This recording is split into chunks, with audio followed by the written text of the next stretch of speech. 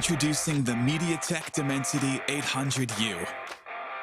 Get ready for incredible experiences from this ultra-connected chip. Featuring dual 5G SIM for 5G connectivity that's always ready to go. High-quality voice and video calls. 5G carrier aggregation that keeps you connected. By keeping the 5G modem in the chip and using Mediatek's 5G ultra-safe power savings technology, we've created the world's most power-efficient smartphone 5G modem, boosting your battery life. With faster peak speeds, the Dimensity 800U accelerates launch time for your favorite games and apps. Use your voice assistant for scheduling and reminders in the language you prefer. With Dimensity 800U, smartphones feature supersized cameras and HDR imaging. Plus, its integrated AI processor helps enhance pictures and 4K videos in day or night. With Mediatek Dimensity, expect incredible.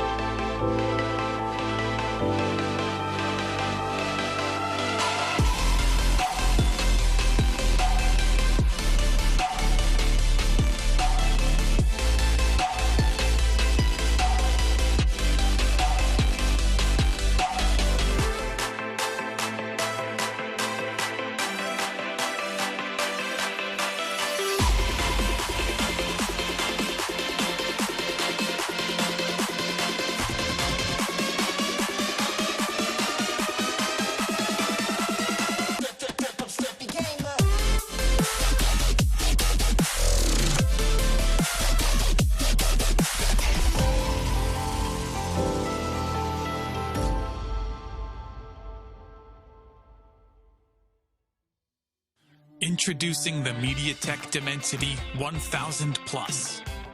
Our flagship 5G integrated chip gives you immense CPU performance, stunning graphics, and incredible AI. You can game flawlessly, load apps faster, and multitask smoother, all on 5G. Pick up your camera and shoot stunning HDR pictures and videos, or go out at night with perfect results every time. Benefit from powerful AI and the latest Mediatek Hyper Engine gaming technology. This predictive networking enhances your smartphone experience and dramatically reduces latency, provides rapid responsiveness that shaves milliseconds off touchscreen input, and enhances power management that lets you game longer. While ultra-fast displays at your fingertips give you the edge, Mediatek Mirror Vision display technology brings cinema-grade visuals into video streaming and playback. Use 5G connectivity that's both fast and power efficient. Mediatek 5G UltraSave is built in to extend your battery life, while dual 5G SIM support gives you 5G that's always ready to go and make voice and video calls with the highest quality. With Mediatek Dimensity, expect incredible.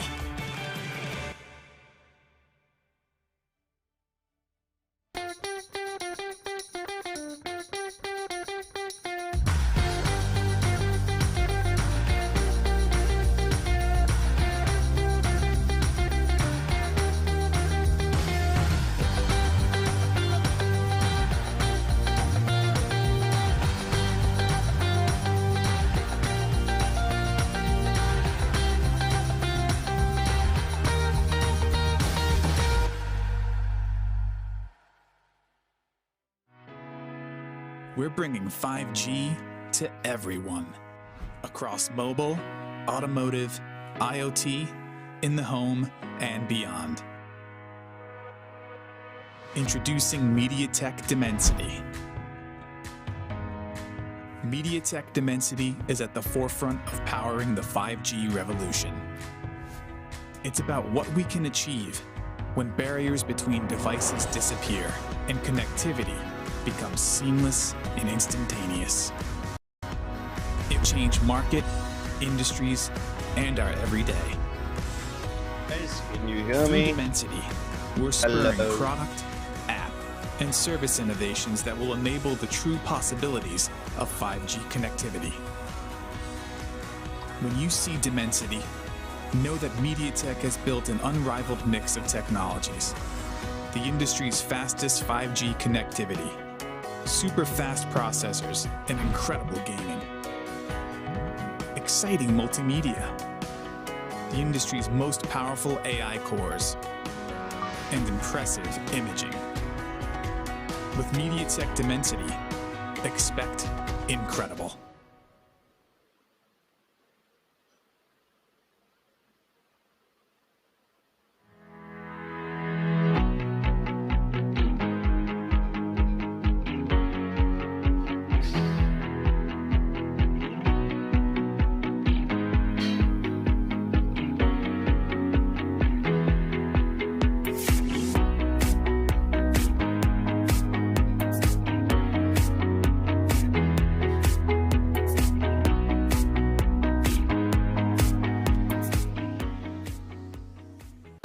G is for gaming.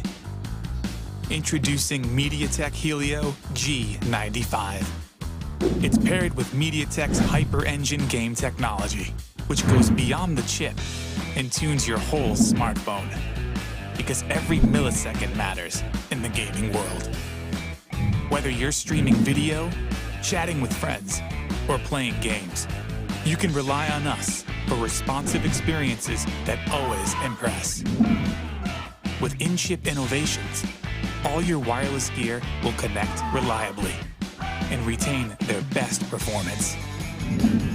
Maximize your everyday mobile experience with advanced 4G connectivity and dual SIM. Improved video playback quality with cinema-grade visuals and support for multiple virtual assistants. Embrace AI super resolution for streaming video and teleconferencing, saving your 4G data and battery life. Capture incredibly detailed photos and superb night shots. Integrated with these advanced technologies, Mediatek Helio G95 does the hard work, ensuring your smartphone always keeps up with you, so that you can focus on the moment.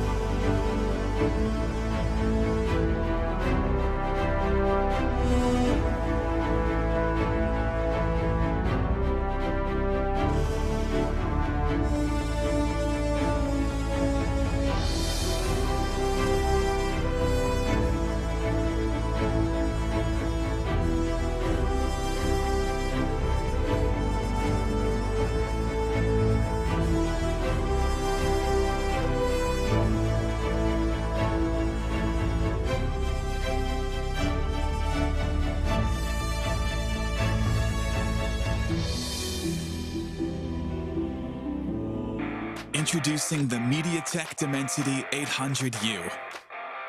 Get ready for incredible experiences from this ultra-connected chip.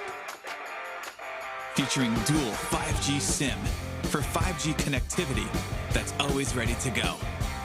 High-quality voice and video calls. 5G carrier aggregation that keeps you connected.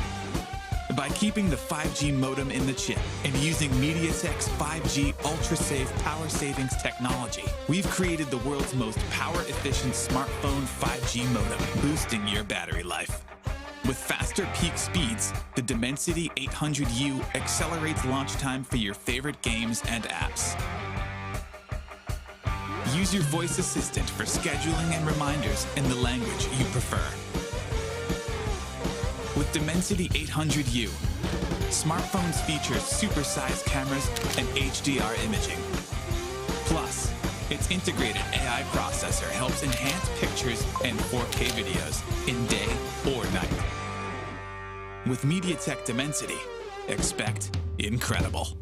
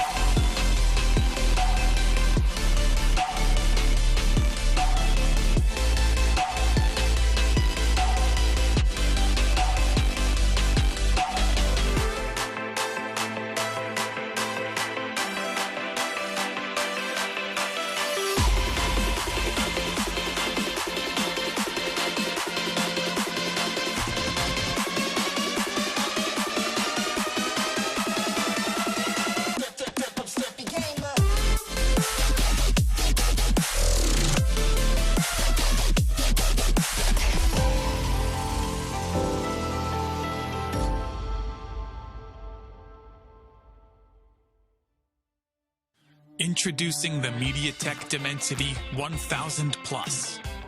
Our flagship 5G integrated chip gives you immense CPU performance, stunning graphics, and incredible AI. You can game flawlessly, load apps faster, and multitask smoother, all on 5G. Pick up your camera and shoot stunning HDR pictures and videos, or go out at night with perfect results every time. Benefit from powerful AI and the latest Mediatek Hyper Engine gaming technology. This predictive networking enhances your smartphone experience and dramatically reduces latency, provides rapid responsiveness that shaves milliseconds off touchscreen input, and enhances power management that lets you game longer. While ultra-fast displays at your fingertips give you the edge, Mediatek Mirror Vision display technology brings cinema-grade visuals into video streaming and playback. Use 5G connectivity that's both fast and power efficient. Mediatek 5G Ultra Save is built in to extend your battery life, while dual 5G SIM support gives you 5G that's always ready to go and make voice and video calls with the highest quality. With Mediatek Dimensity, expect incredible.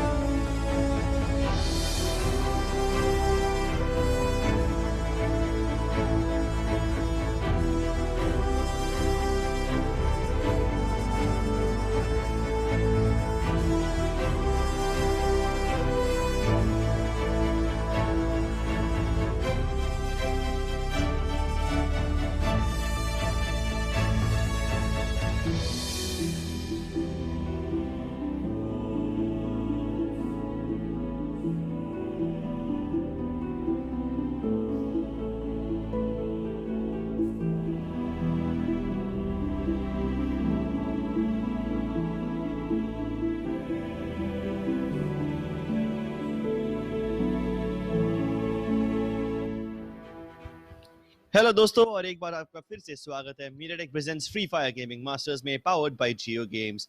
आज हम वो teams को देखने वाले हैं जो कल के क्वालिफायर से आगे बढ़ी हैं। क्वालिफायर फिनाले एक बार फिर से हमारे साथ रहेंगे 3 बेस्ट ऑफ 3s, यानी कि 3 अलग अलग सेट ऑफ टीम्स को 3 मौके मिलेंगे अपने आप को प्रूव करने के लिए और जितने हो सके उतने पॉइंट्स इकट्ठा करने के लिए।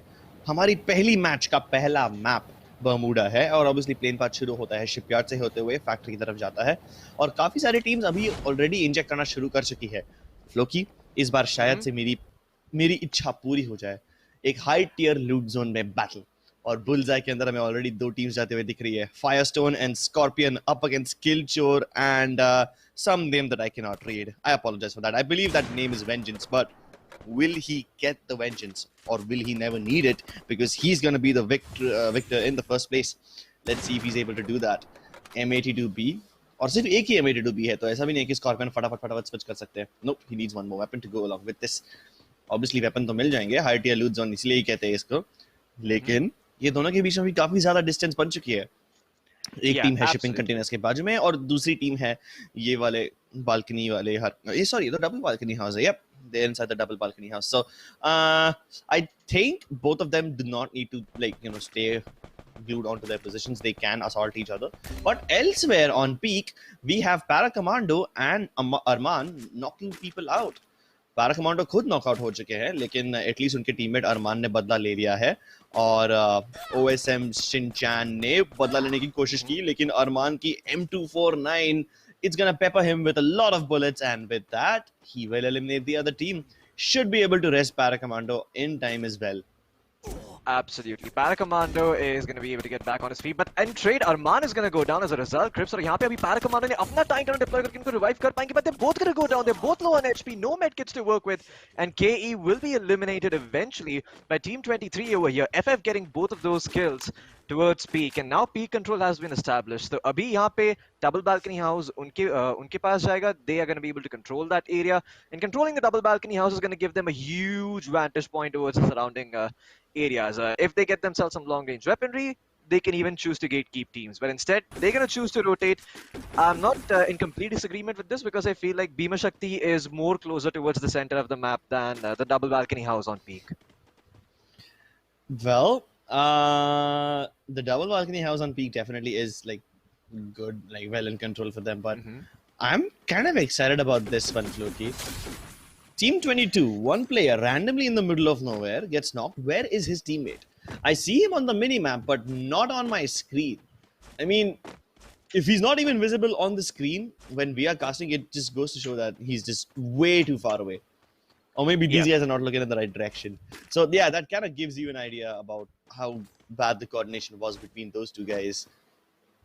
Yeah, exactly. And in a mode like duos, you need to be able to coordinate with each other, because if you're not going to count on the other guy, who else are you going to rely on? Right? That's the question. Yeah. You can't rely on the zone. You can't rely on where you're dropping in, because many times you end up being contested. So your only real option is to develop synergy with your teammate and have abilities that complement each other. Instead of, both people picking the same thing or doing the same thing, have designated roles for your team. Maybe one guy decides to be the assaulter. Maybe one guy decides to be the sniper. Maybe both of you want to take a very defensive approach. Get yourself something like Laketa along with Time Turner. Get inside, get in towards Bhima Shakti strip peak, take those early engagements. Develop a high HP pool, and be able to hold off other teammates. It's very important to kind of have that strategy part set in stone as well at the start of the game, which I feel like many contestants tend to take for granted in duos. I hope they don't continue taking it for granted, because that's a very easy way to lose. You just cannot afford to do those mistakes. Team A over here inside Remnam Village. They're trying to close in the distance between them and Team 17. अब उन्हें ये नहीं मालूम है कि पीछे खड़े होकर टीम नंबर 11 ये पूरी बैटल को आराम से बैठ के देख रही है पॉपकॉर्न के साथ, और जब उनको लगता है मूवी का टाइम खत्म हो जाएगा तब वो पॉपकॉर्न की बाल्टी साथ में बाजू में रख देंगे और अपने हाथ में बंदूक उठा लेंगे इन्हें मारने के लिए। चेतन और नोबिता फिलहाल के लिए तो बहुत ही चुपचाप बैठे हैं, and even these 4 people on our screen right now, even they are being extremely quiet. Like, of course they know they are in the vicinity of each other, उनके footsteps तो सुन लिए रहेंगे, लेकिन फिर भी कोई एक्शन नहीं ले रहे। They're just using the third person perspective and hoping कि उन्हें एक एडवांटेज मिल जाए, एक प्री फायर करने का मौका मिल जाए, लेकिन ना फिलहाल तो ऐसा कुछ नहीं हो रहा। Yeah. Ooh, binder he finally makes the first move. एक glue wall लगा के he's gonna go up ahead, and now he realizes ये लोग इधर है नहीं. कहाँ गए ये लोग? I hope he realizes कि ये घर के नीचे भी एक area है जहाँ पे लोग छुप सकते हैं. It's a bad idea to hide over there because I mean if you get caught out there on the sand, you just can't escape. You cannot escape, and going in the water is even deadlier. तो team number 17 ने जानबूझ के गंदे position में खुद को रखा है, and somehow it works in their favor. Like Team 7 is running out of patience and they don't know where they are. They disengage because they couldn't find Team 17. Yeah, I mean, Team 17, surprisingly, it's one of those things where you make a play so bad that it's good. The enemy team doesn't expect you to do that, and then you end up doing it, and the enemy team is like, wait, that play just is, they're not even thinking about that. They're not even thinking or considering that as a possibility. So it's one of those situations, and I don't really blame the other team. Team 17, this is some 4D chess moves right there. But back towards Shipyard, Chris. There's no 4D chess being played over here. Firestone and Scorpion, दोनों के हाथ में sniper rifles है. Firestone के पास woodpecker है, तो obviously he's gonna be the guy who's gonna keep player 10 pinned down. But at the same time, I feel like this fight in Shipyard is gonna be a bit difficult for the squad number 10 to take, क्योंकि उनके दोनों players ऐसे फंसे हुए हैं S4 Firestone की side line में कि अगर वो कहीं भी रोटेट करने जाए तो उनको ग्लू वॉल्स डिप्लॉय करने पड़ेंगे. Their only option. Oh wait, what? Okay, that is also an option, I guess. Take the jump pad and get the hell out of there if they can't really land your shots. Oh, is the other player also going to make it out? I think he did. I think he did, Crips. He is still alive. Wow. I mean, that is the most ridiculous and bizarre thing I've seen in my life, but somehow it works. Team 10 make it out of there, and all of a sudden now they're the ones who can gatekeep the other team in Shipyard. Yeah, and you know what? This fight has been going on for so long. It started in Bullseye, the high tier loot zone. They exchanged a couple of shots, and then both the teams moved on to Shipyard to continue the battle. And now one of the teams has just yeeted out of there and probably gone towards Plantation or something, or somewhere in between Shipyard and Plantation. So yeah, this fight just keeps on continuing, and there's no decisive outcome. But over here, we might have a decisive outcome, and that will result in Daredevil's death. His teammate Legend is trying to cover him, but Legend is just too busy dealing with Joker. And even though he will manage to get the knock onto Joker, he won't be able to save his teammate. Well, the 2v2 just became a 1v1. Deadeye and Legend, both of them trying to exact revenge. And Legend, he realizes that Deadeye took up a spot that he was in just a couple of seconds ago. Survives with the skin of his teeth. 10 HP left. And he's still trying to run. He's still trying to leg it out. But no, Aryan picks him off. Aryan just came into third party on this fight. Now Deadeye realizes, hold on. Where is the guy I was shooting at? I'm getting shot by someone else. And before he realizes that, it's a bit too late. Team Joker and Team Thopu both have been eliminated. Absolutely. I mean, Legend there was caught between a rock and a hard place. Quite literally, on one hand, you have Team 10 closing in, on the other, you're getting fired upon by the team near the L-shaped compound. So he really had no choice there. I mean, the only thing that could have maybe worked was isolating himself from the back and going forward, just pressing W. But he didn't even know that there was a team closing in from behind. So you can't really blame him. But yeah, the circle is about as Bermuda as it gets. Peak in their plantation in their Bhima Shakti strip, a bit of Riverside, a bit of Mill and Factory and Pochanok towards the south. So no big surprises there. But this does mean that your favorite compound in Bhima Shakti strip is going to be quite pivotal, Crips. Oh, it will be pivotal. It will be absolutely legendary. I mean, that was a dig on the previous team's name, but okay. NH over here, National Highway, trying to speed their way into Chetan's body using a bunch of bullets. But hold on, wasn't Chetan in Rimnam village all this time? I remember seeing this guy in Rimnam village waiting the third party, but now he's close to Observatory. How did he come all the way from Rimnam to this place? And more importantly, why did he come here? That is a great question. Okay, I definitely remember Nobita and Chetan being in Rimnam village. What are these guys doing here? Okay.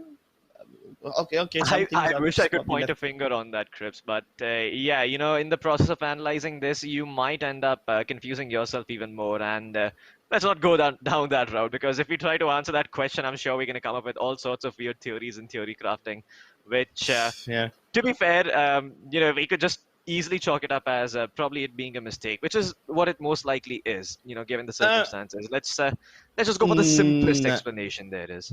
No, I mean, see, I kind of recognize now that it's not just them. Literally every team from Rimnam Village moved on to Hangar. It's just that team number 11 was trying to move even further up north, but now they're just stuck over here. But over here, 17 Ayush, he does get knocked out, and I don't see his teammate anywhere next to him. Chetan is going to be like, thank you, sirs, thank you so much. I'm going to steal that kill away from you. And even though he did not get that knock, he will be able to secure that kill. No, wait! Ladle, he manages to secure that kill once again. He does not let his skill get stolen. In fact, he goes for something even more. Mr. Binder and Ladle, they both manage to eliminate Nobita's team. And that's what I call a 1+1 free offer. Absolutely, Crips. I mean, that was I have to say, it's not the best thing in the world, but hey, it is the best thing in the world for Binder and Luddy because they get themselves 2 quick kills. The only downside to this is that because there isn't a lot of emphasis placed on kill points, I don't see how this really translates that well unless they get themselves first place. So here's to hoping they're able to get themselves that coveted first place spot. But in the meantime, Team 23 are going to take a fight against S4, and both of the players are going to go down, both winning their separate 1v1s. Great stuff by Team 23. Smash being eliminated here in 14th place. And yeah, Crips, ऐसा लग रहा है कि जैसे जैसे circle close in हो रहा है वैसे वैसे हमें और फाइट्स देखने को मिल रही हैं. This is what is fantastic about the duos mode क्योंकि there are so many teams going in, especially in a full server. There's always going to be action. There's always going to be room for some high tier messy chaotic fights that keep us on the edge of our seats. Oh, this one, it keeps his head off of his shoulders. Good shot by Vengeance over there to secure the first kill for himself. Killchore and Vengeance, they have been fighting. They have been fighting, let me tell you that. But now they have managed to get outside of their area in Shipyard where they were fighting another team, but they did not really finish that fight. And that's why now as they're coming into the zone, this is probably one of their first kills. But instead of coming in from Plantation like I expected them to, they went all the way around Katulisitwa and are now coming in from the side of Hangar, which is the pathway that most of the teams in Rimnam Village also ended up taking. So yeah, that whole confusing conversation we had about why are they going over there, yeah, that was because the teams in Rimnam Village went to Hangar, which is expected, but then from Hangar they were trying to go towards Graveyard and Observatory, and I'm like, why would you do that? But they didn't ended up doing that because they got shot, and yeah, now we are back to square one. Everything is as normal as one would expect it to be. The only abnormal thing that could happen is a hard shit with the circle, and the third circle, let's see where it is. For now, we have Vengeance being gate-kept by team number 7, but they themselves are also out of the zone, so they can, get away from this area. Vengeance, he's getting shot, somehow doesn't get tagged at all, and he's still surviving, so good for him. Even the DJ Alok ability drops, and he's able to heal himself a little bit from that thing as well. But where is the next circle? I believe it has hard shifted towards the south. And if you could see the entire map, maza aa jayega abhi. No, I think this is shifted. You're right, Chris. This has shifted towards the southwest part of the previous circle, if I'm trying to be as precise as possible, because it's near Clock Tower and Factory. That comes towards the southwest of the previous circle. Though, yeah, that hard shift basically means that any team that was perched up in Bhima Shakti now has to battle it out and start making their way towards that factory area. And this is where things get really interesting because Bhima Shakti can be a very open area, especially near the silo. How you navigate is can be a little bit tricky. You have a decent room for cover alongside these tents, but the problem is that you can't really move out right now if you're Team 2. You have to take this fight against Team 10. The only thing you can do is, maybe do a full 180 wraparound instead, but in that case, you're just going to run into even more teams. So yeah, this fight needs to be finished by Team 2. And looks like they are not going to be able to do that, and they'll have to, unfortunately, be gate-kept by Team 10. I don't like this by either of these teams. They both need to travel a very long distance. The circle is very far away from them both. And guess what? Killchore is getting shot by some other team entirely. So that means Vengeance is also in trouble, and so is Team 2. Third circle, ये कोई मजाक नहीं है यार. Third circle बहुत ज़्यादा damage करता है, and इसी के साथ-साथ Vengeance भी यहाँ पे eliminate हो गया, and Homelander team is out. Well, looks like the boys win. This time, Team 23 being the kill leaders can easily gatekeep Team 2. And if they manage to race Team 13 and 1 into the zone, they might be able to gatekeep them as well. लेकिन फिलहाल terrain के कारण I think वो लोग पहले Team 13 को ही मारेंगे. No, wait, Team 13 इतना fast अंदर चल रही है? Okay, I believe Team 13 was in a car or something. Team 1 is actually with them, and the circle continues to hard shift towards the south. मतलब ये पूरे के पूरे team को मस्त एकदम joyride पे लेके जाएगा. Wow. Dream Boy, Brood Boy, all of them getting eliminated by the zone. That's what happens when you don't take the circle seriously. And fourth circle का damage बहुत ही ज़्यादा देता है. You cannot afford to tank it. Absolutely. I mean, in this situation as well, all the teams in the north have been completely screwed over because you think about it, Team 1, Team 9, Team 6, Team 19, Team 6, all of these teams, they were all posed up in Bhima Shakti strip, sent up out of the map thinking, okay, circle's probably going to shift here. But no, it hard shifts towards the south. And then it hard shifts once again towards the south. So basically all these teams in the north are completely screwed. And now Team 23 is doing the weirdest of all moves, which is going outside the zone to take these fights. They're saying they're not afraid of taking firefights. They're saying they're confident in their aim. Let's see if that is actually the case. Yeah, and they have a very good crossfire as well. We have Score trying to shoot him from the ground below, and then Ganesh from top covering him. But abhi jaake unko ye fight lene nahi chahiye. In fact, it's time for them to move in, and they should be able to move in. The entire, upper part of the circle is still pretty much uncontested. जो भी teams है वो सब factory के अंदर है, and factory वाली teams एक दूसरे को मारने में बहुत ही ज्यादा उतावली रहेंगी बिकॉज वहां पे ज्यादा छुपने की जगह नहीं बची रहेंगी. Nice arm shot and that will be the end of team unleash. इसी के साथ साथ अब यहाँ पे टीम 6 भी जोन के अंदर आने की कोशिश कर रही है. They will go up against team 2. But no, that's not happening. Team 23 over here is doing so much more. Score and Ganesh, they're trying to kill the level 70 bot, and Nadia Hunters will be knocked out because of it. That's it. So many teams, they were trying to enter the circle from the north, but almost all of them are dead now. And up circle एक बार फिर से south की तरफ hard shift करते हुए factory के ऊपर चला गया है डायरेक्टली. अब देखते हैं फैक्ट्री के अंदर वाली बैटल्स कैसे जाती है. Wow. Crips, this is, I have to say, T23, that they really made a 4D chess move once again over there, going outside the zone because they knew that the inside is going to get very, very populated soon enough. South side में भी हमने काफी सारी teams देखी थी, and that's why they actually ended up venturing out north, winning those fights, and now they can delay their rotation and wait for these fights to go out and just get themselves free placement points. So essentially, Team 23, that what seemed like a sort of brain-dead move is actually a 4D chess move that I simply could not understand. And now they're reaping the benefits, it seems. Look at Team Free Fire. They're on the edges. They don't have a lot of glue walls available on this particular player here. I can't really pronounce his name. I'm just going to call him Kor. So Kor ko yahan pe thoda sa sambhal ke rehna padega, getting himself towards hard cover with the hand cannon in his hands. Oh no, he's going to be wrapped around. Where is his teammate? Well, he's going to provide him with some cover fire, so he's not going to go down that easily. But Team 23 need to get inside the zone, and it doesn't look like they have enough HP to do so. This move that they made of going outside the circle just might end up backfiring, and that's exactly what happens. Ganesh has been knocked down. His teammate is not there to revive him, and Team 23 will go down, wins, end up losing out after making a very decent move because they didn't time their rotation right. And as a result, it's going to be a three-way Mexican standoff between Team 7, 9, and 18. Team wins for the time being, have a very decent position. They can wait for this fight for Team 9 and Team 7 to start, but looks like Krishna is not going to wait for that to happen. He's going to toss in his grenade. It's not going to do work. The time turner is going to be popped along with the glue walls as a response. Let's see if they can actually take this fight over here because the zone is going to start closing in, Crips. यहाँ पे Team 9 सबसे ज़्यादा favor में है because they're in the dead center. Team 18 closing in. Jester is trying to gatekeep them with the Max 7, but he's not connecting his shots. Now the MP40 is going to come through, but Team 7 is going to wrap from behind in the meantime. Team 9, though, still going deeper and deeper, still very, very healthy. Everyone missing their shots here. It's now going to be a fight between Team 9 and Team 18. And Rohan, outside the blue zone, taking so much damage. Rocky is going to stay in it. Roshan, can he get the kill? No, he can't. Rocky gets it with the MP40. Man, that was so close there by Team Dark Jungle. It almost seemed that they're going to be eliminated towards the end, but that final shot being connected there by Rocky secures them the win. Too close for comfort. Yeah, that was really, really close. To be honest, I could have never figured out who would have won that battle right up until it ended. And like some wise person said, it's not over until the fat lady sings.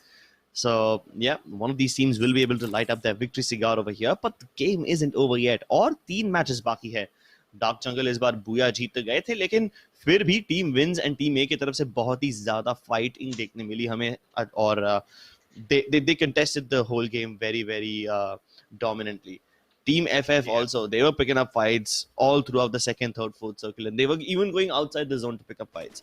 तो ये पूरी की पूरी game ही ऐसी थी कि circle hard shift, it just kept on hard shifting towards the south, and literally every team was on the move. None of them really got to rest their feet, and they were always moving. Only the teams who managed to get into factory early were the teams who did not need to move at all. Otherwise, everyone else was just constantly on the move, and the circle ended up taking out so many teams over here. Yeah, this is the weirdest move I saw Team 23 make. In hindsight, I feel like this move almost seemed brain dead at first, but then I actually started to understand why they're doing it. क्योंकि अगर उनको पता है कि south side में काफी सारी fights होने वाली previous circle में, they're better off going outside and then timing the rotation inside the circle in such a way that they are the last team to come through and they're able to get some easy shots in and then time the rotation in. But the problem with that kind of a play, Crips, is that you really have to be able to connect your shots and you have to play in a very disciplined manner. You can't wait for the circle to start closing in to get close to the next zone, which is exactly what they did. They split up, right? Ganesh पीछे खेल रहे थे, उनके teammate आगे खेल रहे थे, and as a result, I mean, as a result of the split, जैसे कि आपने अभी just देखा, these players end up getting caught one after the other. Ganesh goes down, Core is not anywhere near to revive him, and then he goes down as well to Krishna FF. I mean, I like the idea there, but the execution was a bit off. Yeah, I mean, it's not like they had enough time to execute everything. Look at them just scurrying away into the zone and also trying to fight each other at the same time. Literally nobody on the opposite side. Everyone's just on the same side of the zone, and it's a race. It's a race to the death. And yeah, the zone is the one who ends up basically killing most of them. They do slaughter each other as well, but it was such a messy battle, and really nobody can employ strategies over here. Nobody can, think on their feet and shoot at the same time and strategize. No, there was just literally no time to strategize. There was no time to think. You just had to keep shooting and running. It's a run and gun simulator. Let's hope the next game is a little more, what do I say, forgiving for the players, because it gives them a little more chances.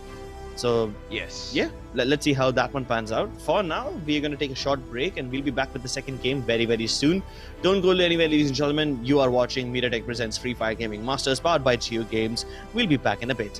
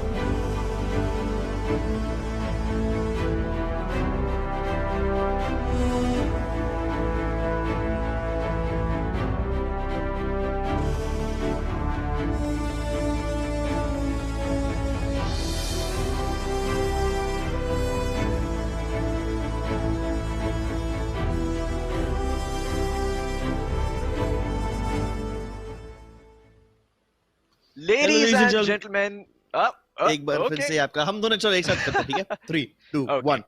Ladies and gentlemen, एक बार फिर से आपका स्वागत है Mediatek presents the Free Fire Gaming Masters Quest. Okay, I'll What a take mess, it. dude. Yeah, What what a a mess, mess. dude. What a mess. We tried syncing it. We tried syncing it. You know what? We're gonna do this होता when है. we're in person, Clips. We're gonna do Yeah, this तब मजा properly आएगा. when we're तब in मजा आएगा. person. तब मजा आएगा. Yeah. Exactly. Well, I'm gonna do the intro once again, Crips. After that, you can take the intro for the next game. Welcome back to Mediatek presents Free Fire Gaming Masters Quest for the West 2021 powered by JioGames. मेरा नाम है फ्लूकी, मेरे साथ है Crips और हम हमारे Best of 3 के second game पे आ चुके हैं यहाँ पे कालाहारी पर. Now, command post is gonna be completely unoccupied despite being the high tier loot zone, and even though the playing path was dividing the map pretty much in half, I don't see any teams in confinement. I don't see any teams in Bayfront. No one in Santa Katrina.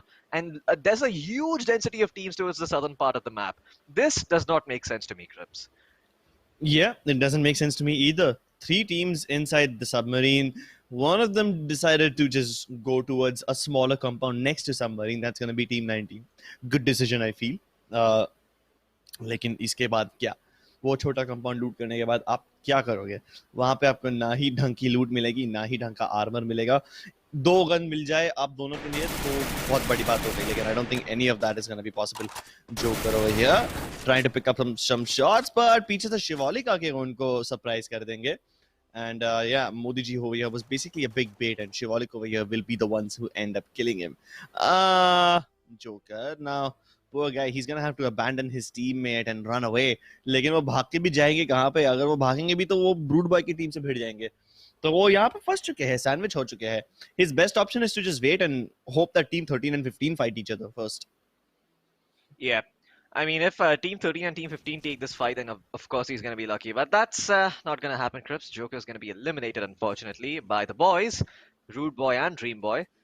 Last time around, they were eliminated by the zone. This time around, they might be eliminated by Team 13. But given their weird split, I think there's actually an opportunity here.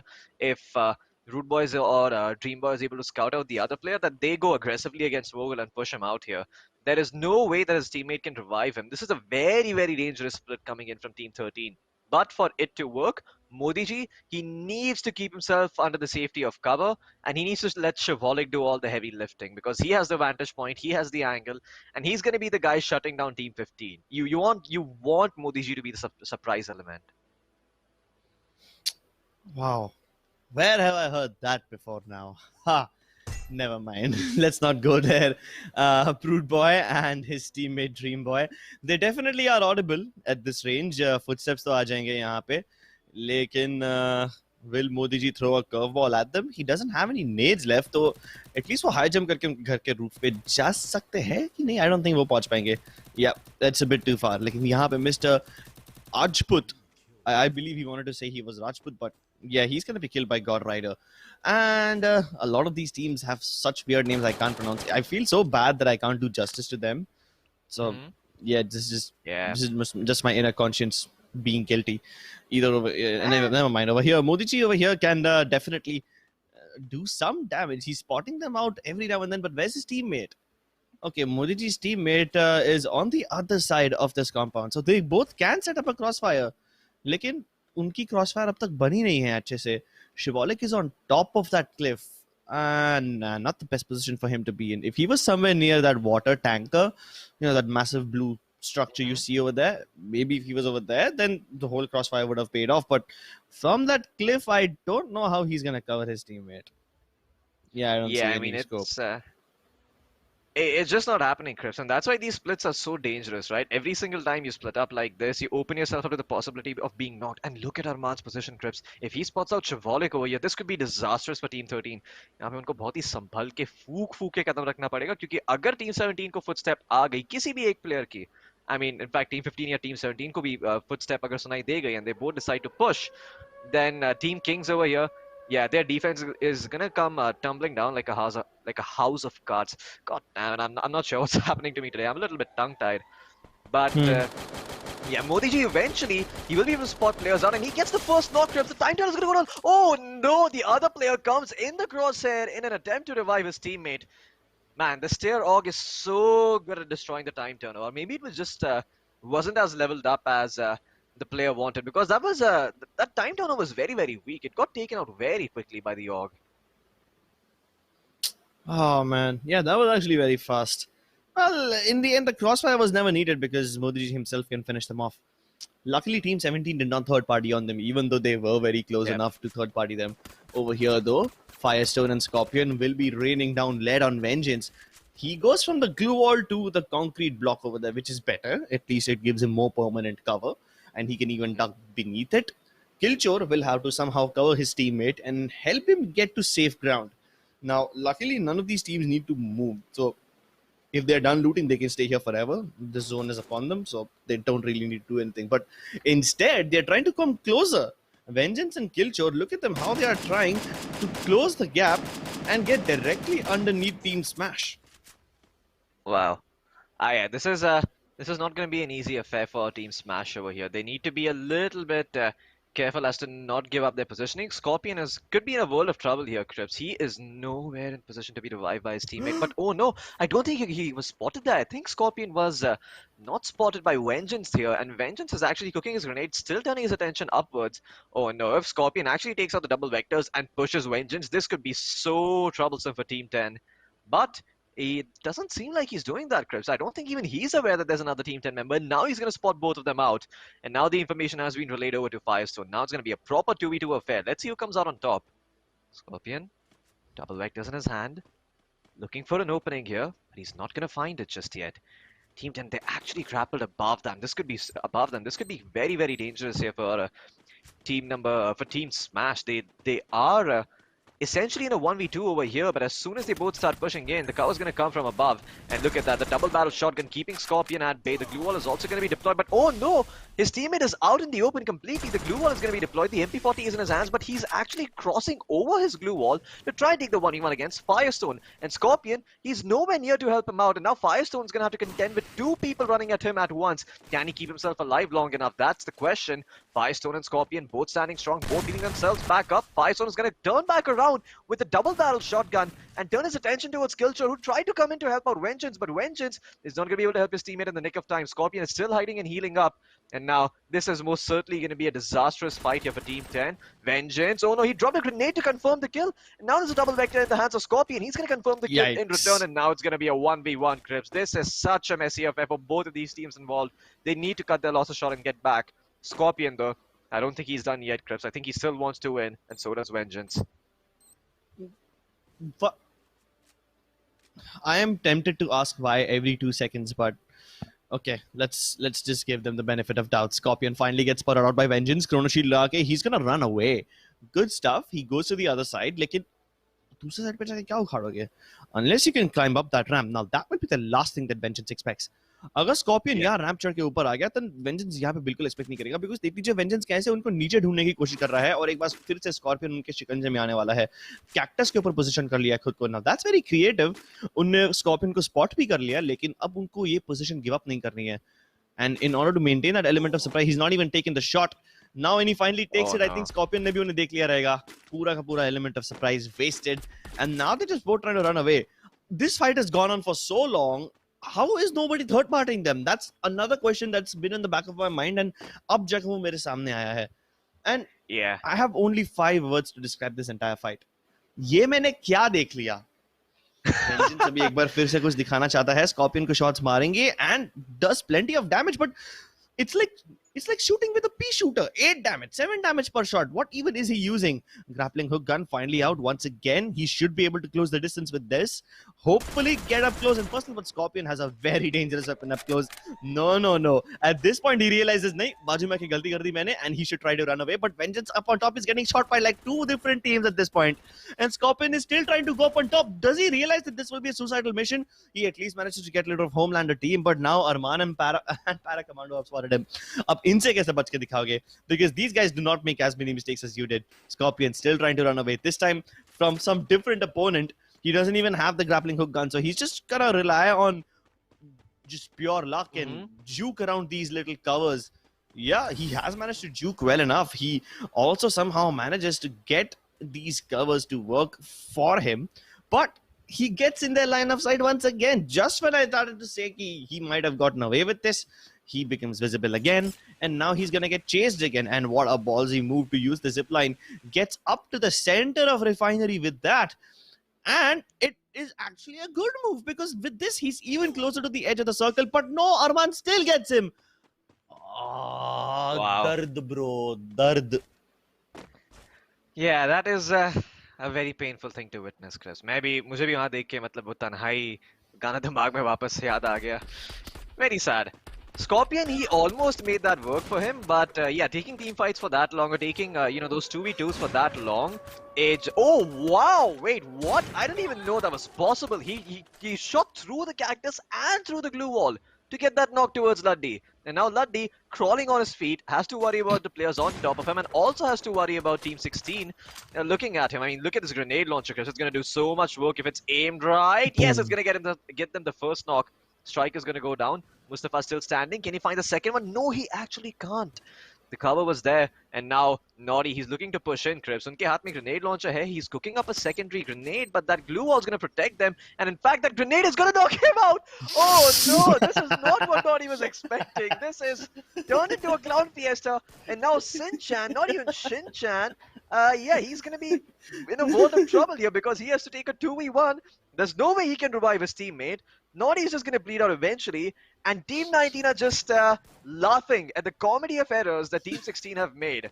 They're also going to be quite happy about the fact that they get themselves replacement points, but look at Mustafa. He's actually dropped down a bit late on the reflexes there with a double barrel shotgun. The Time Turner is going to come out in the nick of time, but Naughty will go down again. Oh, and awesome! I stole those kills. They get third party. Clown fiesta, Crips. Joker emoji. That's what this fight was. यहाँ पे Danab over here, he's just trying to hit so many shots with the arm, and he missed like 4 or 5 of them, but finally he got those kills. And he's like, okay, finally jaake in log ka battle khatam hua, and he gets one more. OP Strike is knocked out. Can he finish off the last member of that team? He's using a grappling hook to get in there. He just needs to connect one more shot to win 4 free kills. He's already picked up 5 kills. And now he might be looking to put up his 8th kill on board. I'm not sure if he will be able to do that, but to be honest, he already got much more than he needed. So yeah, that's fine. His teammate God Rider also picked up one more kill. They don't realize there's CS Nobita behind them, but I don't think Nobita can cause them any harm at this point. Nobita is himself on such low HP. He's probably gonna choke out in the zone, and yeah, that's exactly what happens. Man, that blue damage, 4th zone, you've always spoken about it. Really helps to have a high HP in those kind of situations, right? I mean, I guess if you have something like Laketa and Ford, you can think about it, because you have high HP and you reduce blue zone damage. Maybe then you can tank the 4th blue zone damage. But yeah, this it's probably not the best strat in the world for the later stages in the circle, because you need to take those close range engagements. So for that, you would much rather have something like Laura, or the ability that helps you reduce your recoil with the SMG. To be honest, I'm not sure how relevant Laura would be in a zone where most of the people die to the blue. Like, even Ford's ability cannot protect you from the 4th circle. So I don't know. What good is your ability, and what good are those things if you can't even use them properly? Over here, Krishna FF, poor guy, trying to run from the zone, doesn't realize that the team outside has no problems whatsoever trying to stay outside and still kill them. 75 level bot got eliminated to the zone, and क्या देख रहा हूँ मैं, क्या देख रहा हूँ, लोग ऐसे कैसे मर देते हैं सारे zone से? Like, they deliberately tanked the damage and they tried to kill team wins, and they managed to get a kill also, but then they both died outside the zone. Like, that was a calculated risk, but man, they are bad at math. Yeah, I mean, the bad part about tanking so much blue zone damage is that you end up being really weak when you're inside the circle, and any team who's already in there, who already has something like an assault rifle, a sniper rifle, or even at that long range, even if you have an SMG, if you're on 30 HP, you just land a few bullets, you're gonna get the kill. So it really does not make sense for teams to try and tank blue zone damage too much. I get how it appeals to them. It's the opposite of common sense. So it works in your regular classic matches, but it's not going to work in a comp game, because teams are going to prioritize rotating early over tanking blue zone damage, and they will make use of the fact that you tanked, like, I don't know, 150 160 blue zone damage just to make sure you could get in there safely. They will push you. They're not going to let you heal up and give you the time to get back on your feet for the time being, though. This final circle is going to be interesting, Cribs, because Krishna FF is all by himself. But in the meantime, Team 9 and Team 6 are taking a fight and making this easier for him. Team God ke Danab, unke haath mein Om hai. He connects the first shot with it, but he needs to connect the second one to get the knock. The problem with the Om is that it's bolt action, and after every single shot, you have to pull back. So, yeah, that's what's going to be really keeping him from converting those knocks into kills. Jester's already back at full HP. And now Danav is probably wishing he had something like an MED2B or an SVD. But now Krishna FF completely caught out in the open. No glue wall to work with. वो भी यहाँ से eliminate हो जाएंगे. And Danav अभी सिर्फ वो खड़े हैं यहाँ पे एक पेड़ का सहारा लेके. देखते हैं कि वो यहाँ पे अपने आप को जिंदा रह पाएंगे, जिंदा रख पाएंगे या नहीं. I like the Orm Crips, but I feel like it's too weak for a bolt action sniper rifle. And that's why I don't think Danav is actually going to be able to clutch this out. Yeah, and he's not even quick switching, so yeah, it's not like he can get his fire rate up. The nade will force him out. I don't think he has any glue walls to protect himself, and that's it. Just picks up that kill for free. Team Dark Jungle, यहाँ पे उनके लिए ये win बहुत ज़्यादा easy हो गया था because so many teams just ended up sabotaging themselves. I mean fight लेने के चक्कर में और zone में अंदर आने के चक्कर में बहुत सारी teams ऐसे situation में फंस चुकी थी कि वहाँ पे उन्हें बहुत tough decisions लेने पड़े. कोई टीम्स के लिए वो डिसीजंस एक्चुअली टफ थे बिकॉज़ उनकी सिचुएशन बहुत खराब थी. For the others it was just a comedy of errors. Yeah, I mean, the biggest problem I saw in this game was the fact that all of these other teams just not prioritizing rotations. Team Dark Jungle, on the other hand, they understand the meta very well, Chris. मैंने कभी भी उनको ऐसी game में देखा नहीं है that they're taking unnecessary early fights, or they're trying to, take an engagement when they don't need to. They're playing the meta, they're playing for placements, and it's paid off. 2 booyahs in a row. What else could you ask for? At this point, they've pretty much guaranteed themselves a slot in the finals, a slot in the playoffs, as long as they make sure that their next game doesn't go south a bit too early. You just want to be eliminated somewhere around 5th or 6th place. You're gonna be happy about that. You're gonna be happy about the huge lead of points you've established. And yeah, I mean, Team Dark Jungle. I mean, what else can I say? It's all about adapting to the meta, and that they're doing that perfectly. It's not as much about adapting to the meta as much as it is to recognize when the zone shifts. That's not meta, that's common sense. That's true. Sorry, that was unnecessary rage on my part. That was unnecessary rage on my part. It's just so comical to see this happen again and again for 3 games straight. And all 3 games had this problem. It's not like only the second and the third game had it. Chalo, first game में समझ में आता है zone इतना hard shift करेगा, people will die to the zone. That's understandable, none of their fault. But what is this? What was this? That self-play, followed by a bunch of missed shots by Danab over there.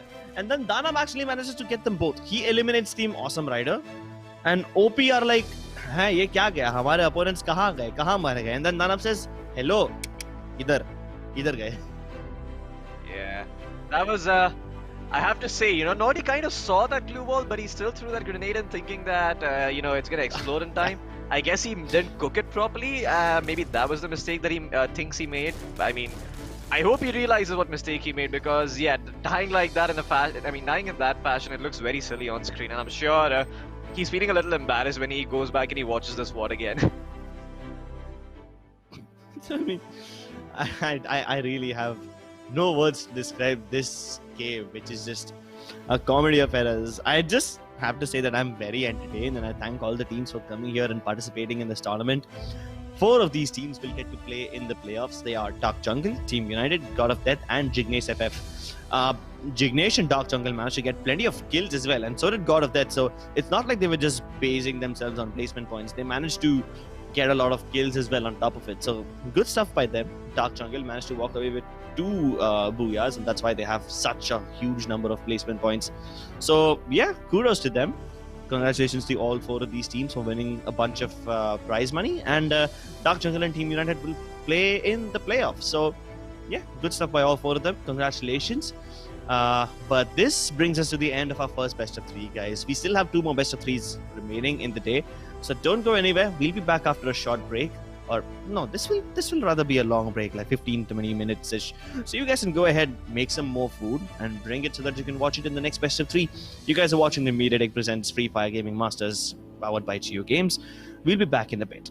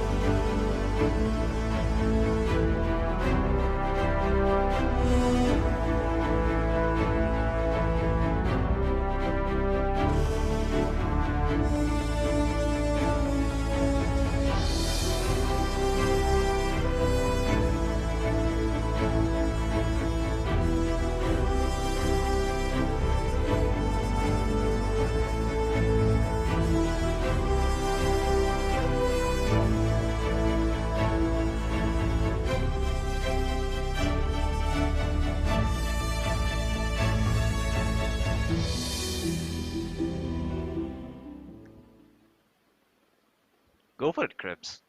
Do the intro. You want me to? Really? Yep. Wow! Well, ladies and gentlemen, thank you so much for tuning back into Mediatek Presents Free Fire Gaming Masters, powered by JioGames, and thank you so much for Floki for letting me have it. Well, You're now welcome. that I've stolen the honors away from you, will you be kind enough to take us through the plane path and examine where the teams would be landing? Absolutely. Well, my guess is that Crossroads is going to be completely abandoned because no team ever considers Crossroads to be a good drop location. Even though this is the high tier loot zone this time around, you've mentioned a couple of times that the loot can be spread out, so it wouldn't surprise me too much to not see any team make their way there. Field should be contested, Quarry should be contested, Mount Villa should be contested, Central should be contested, and Brasilia should just continue being Brasilia like it's always been. Just tons of teams dropping in there, but Ski Lodge being occupied by Team 2 on opposite ends. Really happy to see that. They're going to find a bunch of loot in that area, and no one is going to contest them. Moat House is going to be taken up by Team 1. For now, though, we're going to turn our attention towards Brasilia, where the action never seems to stop. Team 16, they are going to take this fight against Team 12. Team S4 rather, Firestone and Scorpion, दोनों के हाथ में SMGs. They're really good for those close range engagements. And Sincham might be in a world of trouble. OSM actually being eliminated. These were the guys who had the misfortune of eliminating themselves with a grenade last time around. And this time, Team S4 will oblige and do the same in Brasilia. Well, trouble isn't over for them yet. Team S4 is about to go up against 4A. Paracommando and Arman are closing the distance between these two guys. And Paracommando is using the low ground to get up close and personal. It will deny line of sight to Scorpion, but they can still hear each other. So, yeah. Footsteps will be audible, and Scorpion peeks out of the window at the right time. Paracommando takes a bunch of damage, and he avoids the other damage coming from Firestone in the nick of time. But will Arman be able to back him up? Now they both are inside the house, and they're trying to backstab them. Scorpion, he doesn't account for Arman to jump out of that room, and he gets knocked out. His teammate already went upstairs, so there's no way he can get revived over here now. Yeah, that is, I wouldn't say it's a 200 IQ move, but it definitely was a little bit of, bamboozling. There was a little bit of bamboozling involved, and Firestone, he took the bait, he fell for it. Absolutely, and he lost his teammate as a result now. Now, Team 17, they're going to be quite comfortable, but Firestone, he's not. So he's going to have to find a way to isolate these 1v1s because there's no way he's able to hold on to his position in Brasilia for longer than 5 minutes. That's going to be my prediction, Crips. I mean, यहाँ पे, well, लगता है हमको 5 minute का भी wait नहीं करना पड़ेगा क्योंकि Team 17 already Firestone को push कर रही है. एक final glue wall deploy करके अपने आप को heal करने की कोशिश करेंगे. But look at Paracommando, foresight, well, he possesses it. He's going to see him coming and he's ready for the jump out from the window. Brasilia, or at least a part of it, now belongs to Team 17. Back towards Crossroads, Crips. Somehow the high tier loot zone did end up being contested, so I'm quite happy to see that. Dreamboy is going to be able to pick himself up a kill onto Vengeance, and Vengeance ke jo saathi hai, Killchore, well, he's going to get one knock for himself, so good on him, but can he find the second one? That is what's going to make the difference. He can take this time to heal himself back up. That's what he's going to do. The sound of the medkit has been given, but Rude Boy had blocked himself in with the glue wall. So he's not going to be able to punish Killchore in time. And now Killchore is going to peek out with a 10-14 and win the 1v2.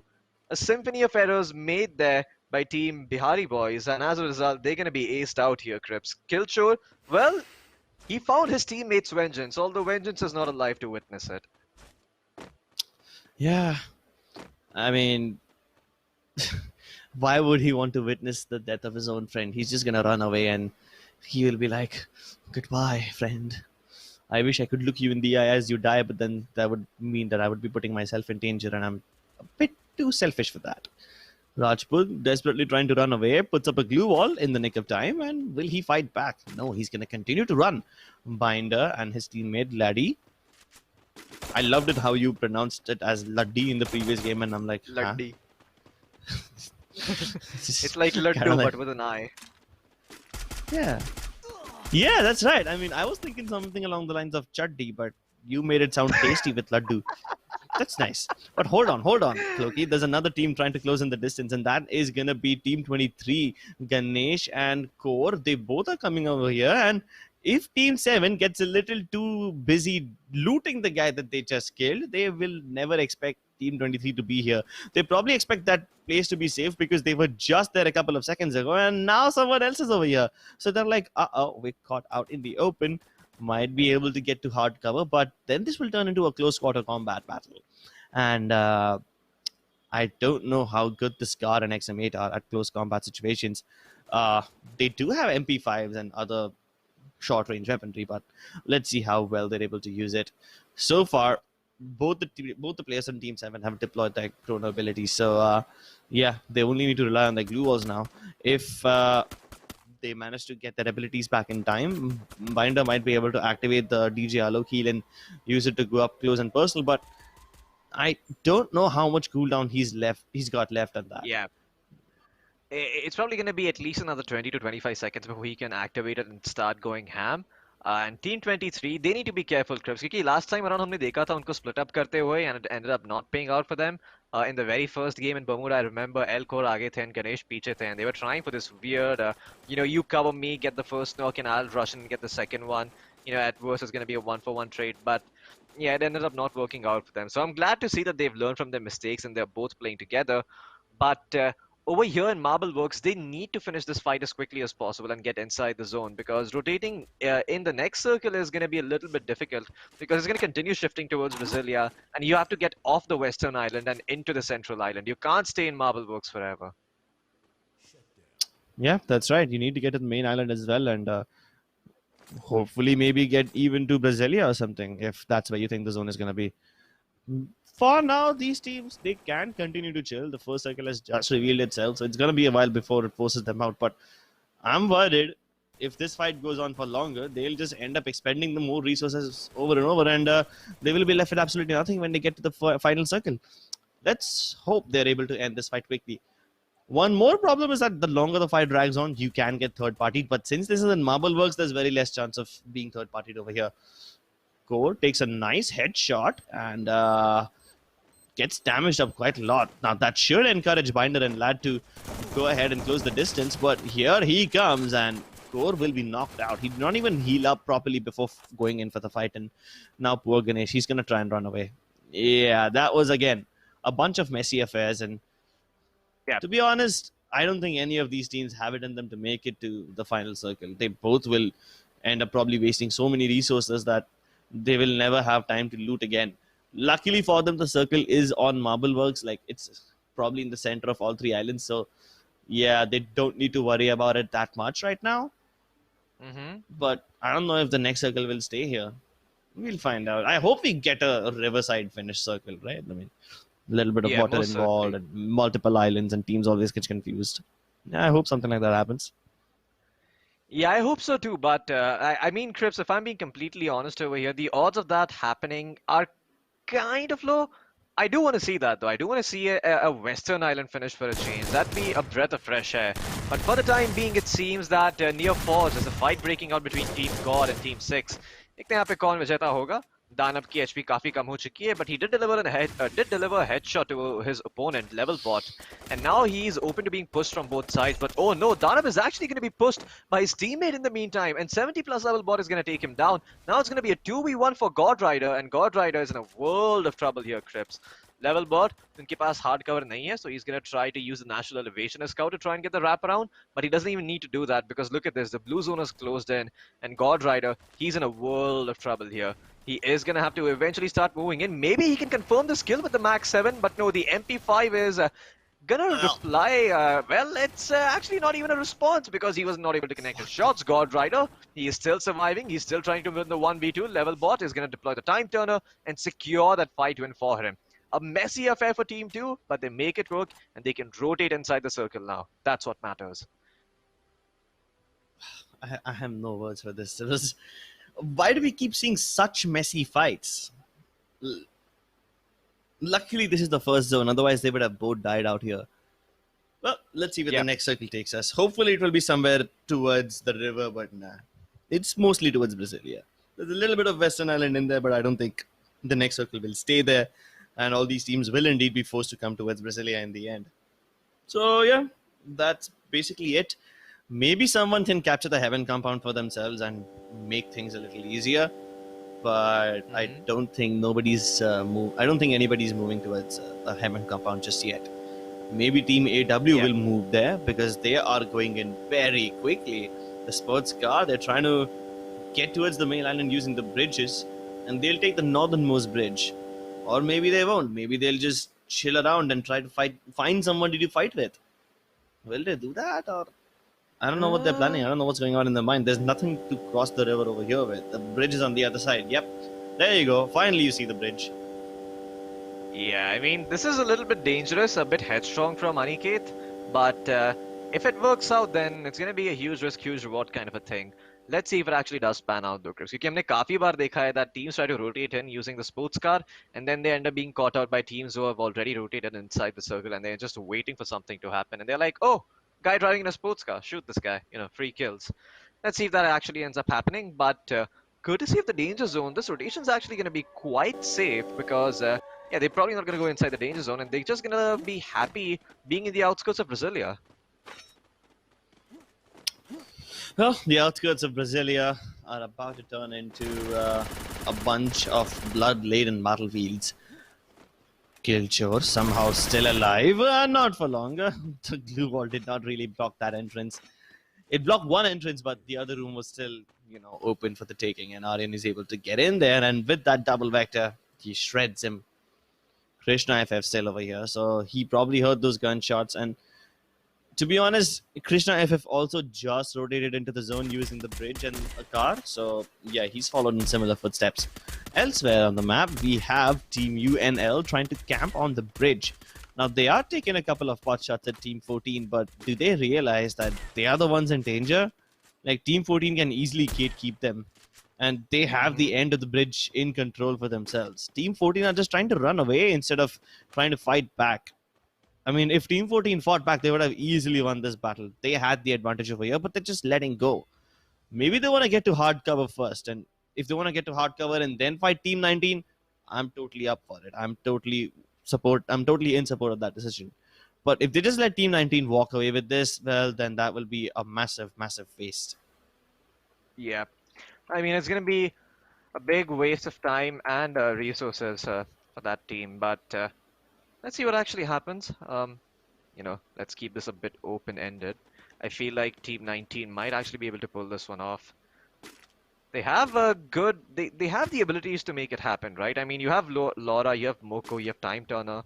All these abilities are considered really good individual standalone abilities. They're really, really good, especially if Mustafa can land his shots, but for the time being, it seems that he's going to miss and just relay that information over back to his teammate.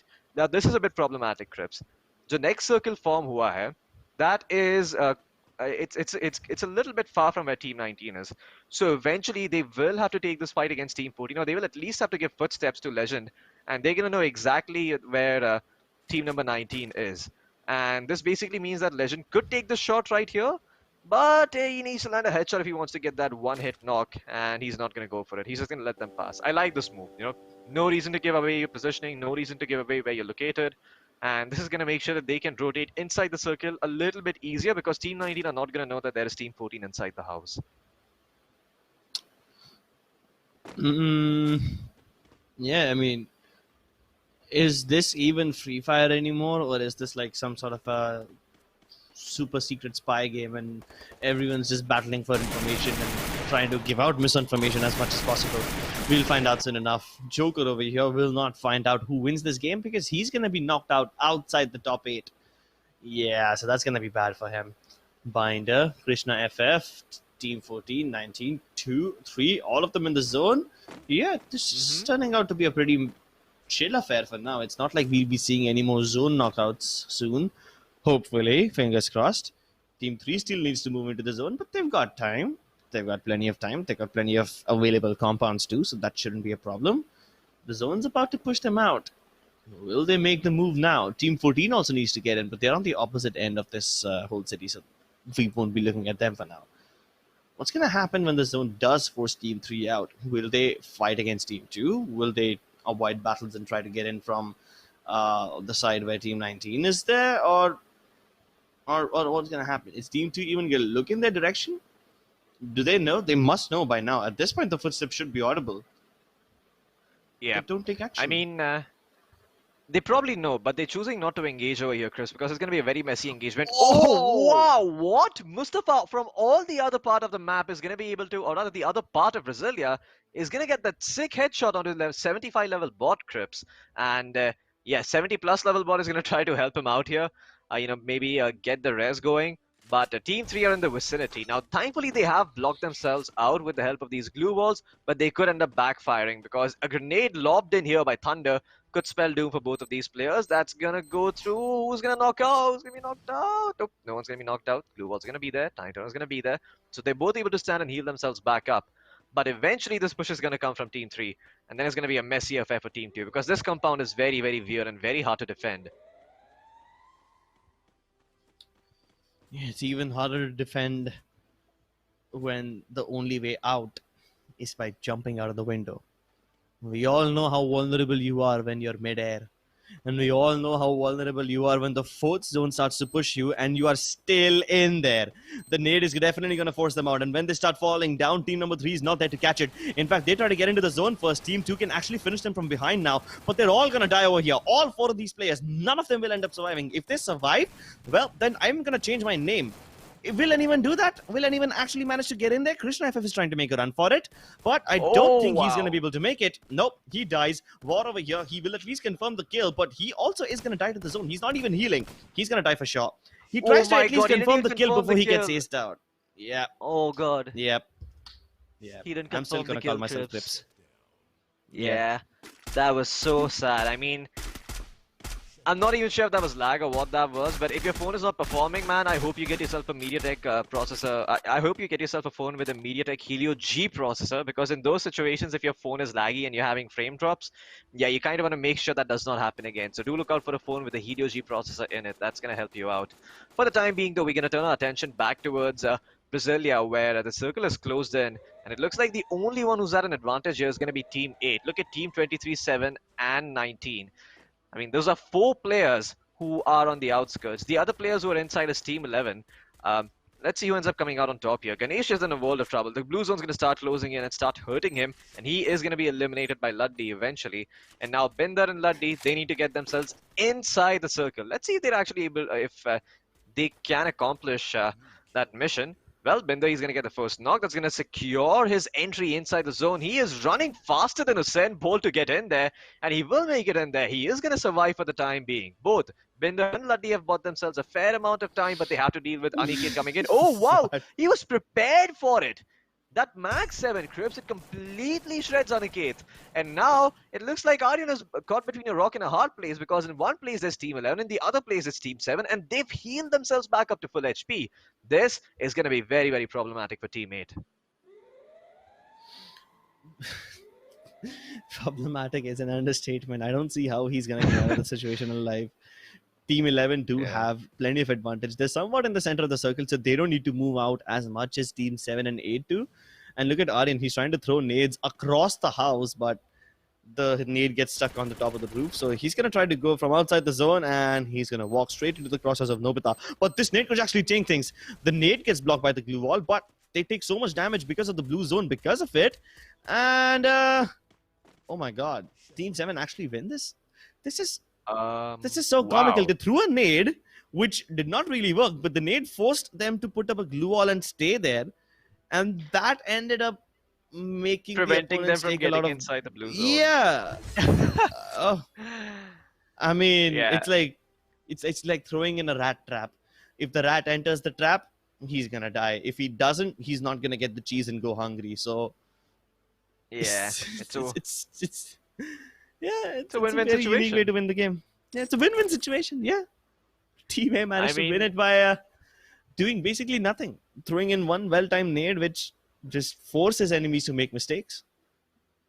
Yeah, you know what I'm concerned about though, Crips? It's the fact that Dark Jungle are nowhere in top 12. And they were the team that was in the first place. So if they didn't get themselves decent positioning or placement points, then it basically means that they are not going to make their way towards the playoffs. And that is going to be very concerning. But before we find out what the scoreboard looks like, we can have a quick look at the highlight clips. I'd like to build that sense of anticipation in our viewers, you know. तो थोड़ा सा ऐसा सोचने दो कि अब क्या होगा टीम डार्क जंगल के साथ, you know, वो ड्रामास में और सास भी कभी बहुती में कैसा वो 10-9 होता है, भी वैसा हो रहा है यहाँ पे. surprise contestant entering, and then Team Dark Jungle will be like, ta-ta-tum, ta-ta-tum, ta-ta-tum. Yeah, and then can they're going to be totally like see those 5 minutes of shots just on their faces where they're surprised and they have that bewildered look on their face. ऐसे कि अरे ये क्या हो रहा है यहाँ पे? Like ये team कैसे आ गई? Oh my god. That was me. That was me all throughout the game. Not कि ये team कैसे आ गई, but that was me like ये क्या हो रहा है यहाँ पे? And that was your general reaction ये क्यों to the हो रहा है यहाँ पे? Yeah, that was my general reaction across all 3 maps. I was so confused लोग कि मैं बता भी नहीं सकता मैं क्या-क्या देख चुका हूँ ना ये वाले game में. I mean, I feel bad I'm criticizing everyone so much, but this is just, yeah, this is less Free Fire and this is more like comedy circus. Yeah. Yeah, it certainly is. I mean, it's quite hilarious to look at. You know, you look at all of these teams, they make an amazing play, an amazing play, an amazing play, and then all of a sudden they do something completely stupid. For me, it was Team Awesome Riders, the way they tossed the nade in front of the glue wall and Naughty knocked himself out. That was just hilarious. In game 1, Team 23, them going outside the circle, and then this, Nobita deploying a glue wall ahead of himself and then running into it. But Team Dark Jungle are still in first place, Crips, with a 60-point advantage. So they will make their way towards the playoffs, thankfully. And this is what I talk about. You get yourself 2 booyahs in a row, you have a very, very comfortable cushion to sit on. The cushion might just turn into a couch, and that's why Team Jungle is able to keep themselves on top. So good for them. Team Anonymous will join them in the playoffs. Even though Team Anonymous have more kill points, they don't have as many placement points as Dark Jungle, so they will still be on the 2nd place, but they both will be going towards the playoffs, so good for them. Team United and Jignesh FF, they also end up winning quite a lot of money. The only thing that's actually changed is that God of Death has somehow slipped out of the top 4. So, yeah, unfortunately for them, they won't be getting anything out of this one. But congratulations to our top 4 team. And that does bring us to the end of our best of 3. This time for real. I accidentally, tried to say that the best of 3 ended in the previous game, but that was just my bad. This time, no worries. We will have the top 4 teams. 2 of them will go to the playoffs, and we will be going on a short break, after which we will be back with our second best of 3, ladies and gentlemen. You can take a quick break as well, go to the washroom, make some food, prepare some popcorn, and then bring it back to watch over here. Well, we will be seeing you on the other side. You've been watching the Mediatek Presents Free Fire Gaming Masters, powered by JioGames, and thank you so much for staying tuned. We'll see you again in a bit. Introducing the Mediatek Dimensity 800U. Get ready for incredible experiences from this ultra-connected chip. Featuring dual 5G SIM for 5G connectivity that's always ready to go. High-quality voice and video calls. 5G carrier aggregation that keeps you connected. By keeping the 5G modem in the chip and using Mediatek's 5G ultra-safe power savings technology, we've created the world's most power-efficient smartphone 5G modem, boosting your battery life. With faster peak speeds, the Dimensity 800U accelerates launch time for your favorite games and apps. Use your voice assistant for scheduling and reminders in the language you prefer. With Dimensity 800U, smartphones feature supersized cameras and HDR imaging. Plus, its integrated AI processor helps enhance pictures and 4K videos in day or night. With Mediatek Dimensity, expect incredible.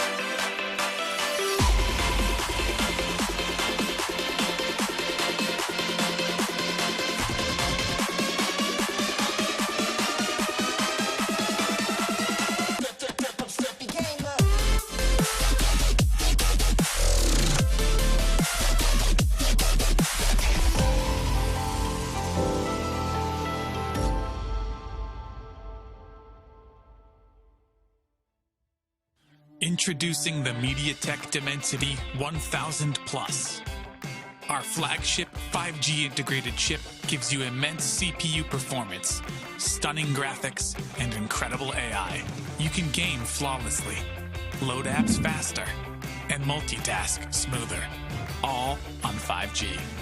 Pick up your camera and shoot stunning HDR pictures and videos, or go out at night with perfect results every time.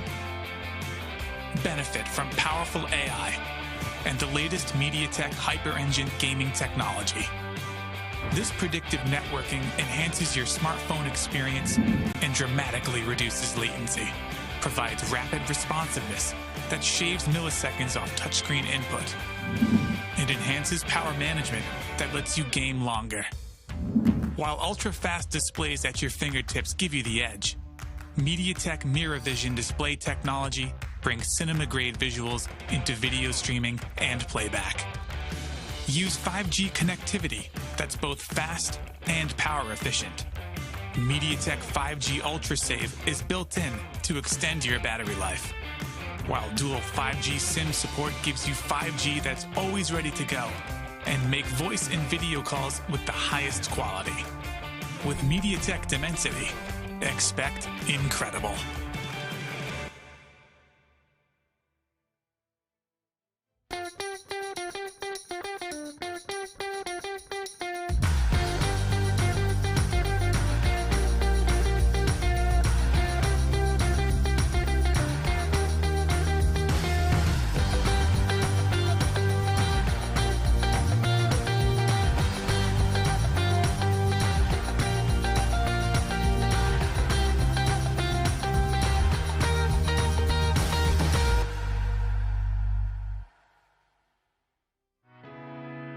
We're bringing 5G to everyone, across mobile, automotive, IoT, in the home, and beyond. Introducing Mediatek Dimensity. Mediatek Dimensity is at the forefront of powering the 5G revolution. It's about what we can achieve when barriers between devices disappear and connectivity becomes seamless and instantaneous. It will change market, industries, and our everyday. Through Dimensity, we're spurring product, app, and service innovations that will enable the true possibilities of 5G connectivity. When you see Dimensity, know that Mediatek has built an unrivaled mix of technologies. The industry's fastest 5G connectivity, super fast processors, and incredible gaming. Exciting multimedia, the industry's most powerful AI cores, and impressive imaging. With Mediatek Dimensity, expect incredible.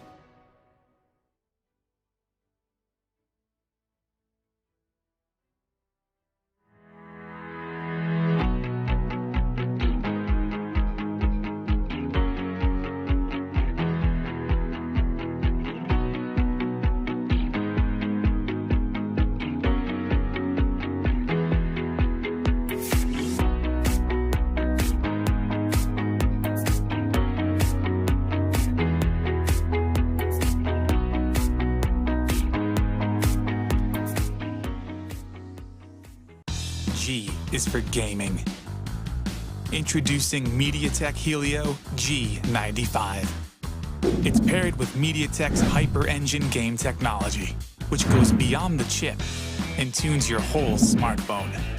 Because every millisecond matters in the gaming world.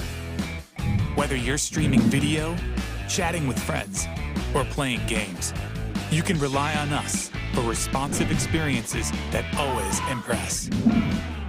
With in-chip innovations, all your wireless gear will connect reliably and retain their best performance. Maximize your everyday mobile experience with advanced 4G connectivity and dual SIM. Improved video playback quality with cinema-grade visuals, and support for multiple virtual assistants. Embrace AI super resolution for streaming video and teleconferencing. saving your 4G data and battery life. Capture incredibly detailed photos and superb night shots. Integrated with these advanced technologies, Mediatek Helio G95 does the hard work, ensuring your smartphone always keeps up with you, so that you can focus on the moment.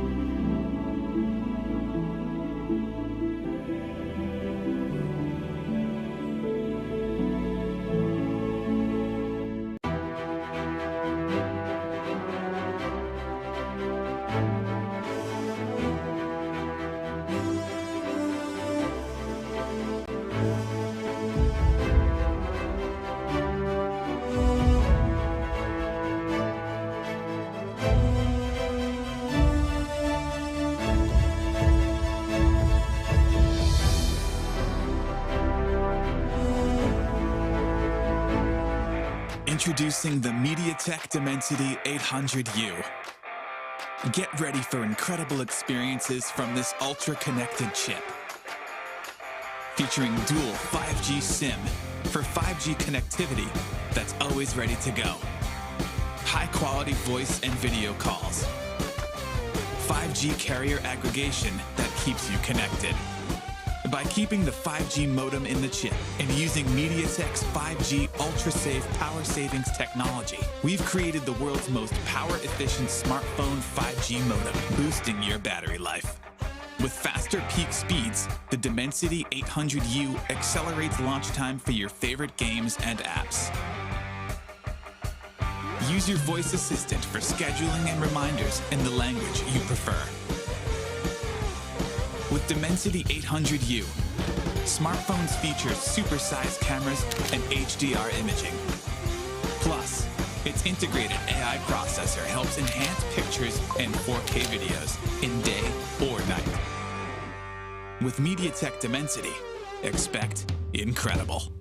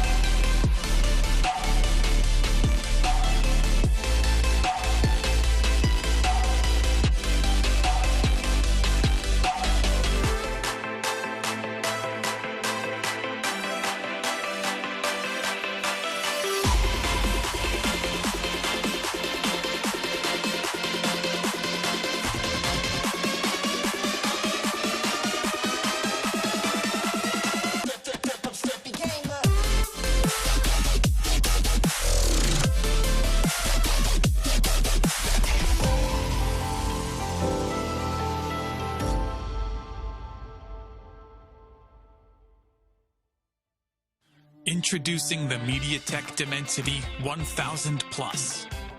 Our flagship 5G integrated chip gives you immense CPU performance, stunning graphics, and incredible AI.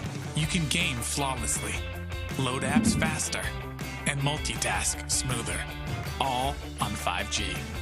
Pick up your camera and shoot stunning HDR pictures and videos, or go out at night with perfect results every time. Benefit from powerful AI and the latest Mediatek Hyper Engine gaming technology. This predictive networking enhances your smartphone experience and dramatically reduces latency, provides rapid responsiveness that shaves milliseconds off touchscreen input, and enhances power management that lets you game longer. While ultra-fast displays at your fingertips give you the edge, Mediatek Mirror Vision display technology brings cinema-grade visuals into video streaming and playback. Use 5G connectivity that's both fast and power efficient. Mediatek 5G Ultra Save is built in to extend your battery life, while dual 5G SIM support gives you 5G that's always ready to go and make voice and video calls with the highest quality. With Mediatek Dimensity, expect incredible.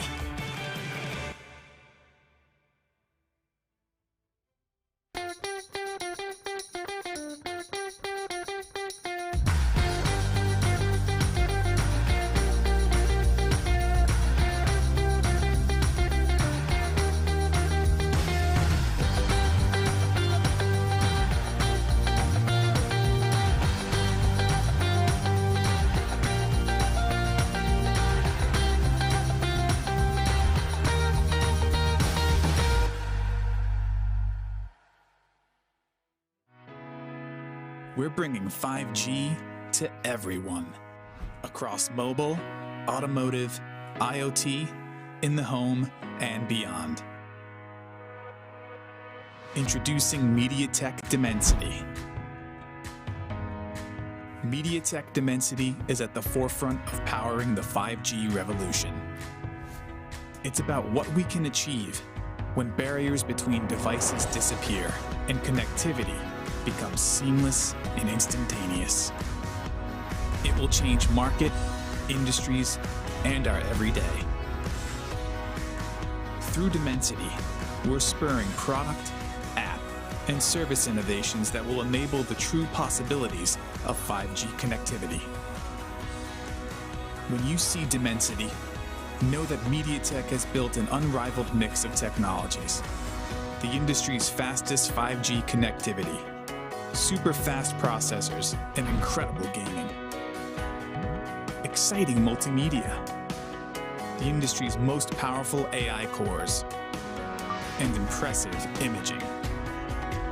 With Mediatek Dimensity, expect incredible.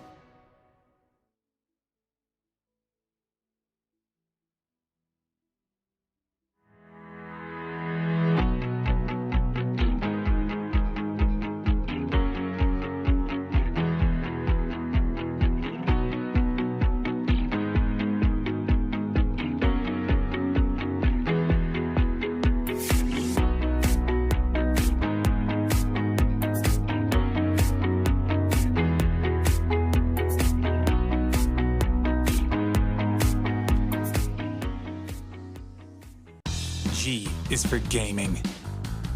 Introducing Mediatek Helio G95. It's paired with Mediatek's Hyper Engine game technology, which goes beyond the chip and tunes your whole smartphone. Because every millisecond matters in the gaming world. Whether you're streaming video, chatting with friends, or playing games, you can rely on us for responsive experiences that always impress. With in-chip innovations, all your wireless gear will connect reliably and retain their best performance. Maximize your everyday mobile experience with advanced 4G connectivity and dual SIM. Improved video playback quality with cinema-grade visuals and support for multiple virtual assistants. Embrace AI super resolution for streaming video and teleconferencing. saving your 4G data and battery life.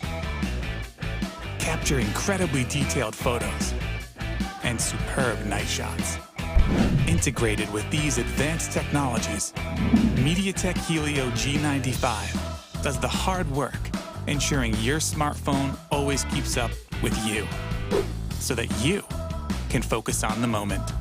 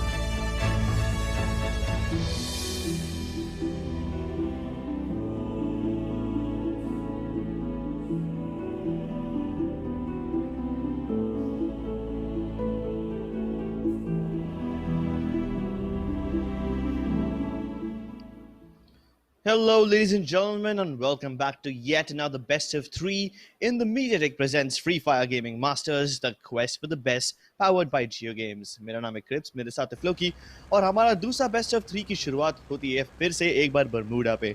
कैरेडन से लेके hanger तक जाएगा हमारा plane, और plane का जो end of the plane path पे है हैंगर, वहाँ पे हाई टियर लूट जोन भी है। So let's see if any of these teams decide to stick around till the end of the ride and then eject directly into the high tier loot zone. But काफी सारी teams already jump कर चुकी है. Yeah, the high tier loot zone this time around is cutting through. The flight path is cutting through the high tier loot zone, so I'm hoping that teams actually drop in there. It's probably going to take you to drop a little bit earlier than dropping directly over hangar to get in there first. So I'm hoping to see some teams contest hangar, because hangar is one of those places that can be contested very easily, especially if you have the first movers advantage, right? अगर आप सबसे पहले जाके वहाँ पे अपना बस जमा लेते हो, then you have complete control over hangar, आपके हाथ में weapons आ जाते हैं, all of a sudden all of these other teams start scrambling and running around looking for weapons, but that's not what's going to happen. Hangar is going to be relatively empty here. Team 5 के जो दोनों members हैं, the Bunk Boys, let's see कि वो high tier loot में eventually जाएंगे या नहीं. For the time being, we're going to turn our attention towards Rimnam Village Crips, and यहाँ पे Team 11 and Team 12, GZ Lunatic and Aura Raiden, they are trying to take a fight against Old Monk and his partner here, can't quite read his name.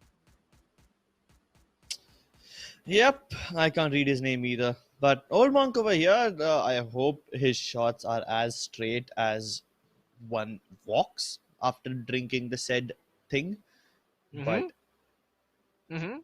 wait, that actually doesn't pan out in his favor, wouldn't it?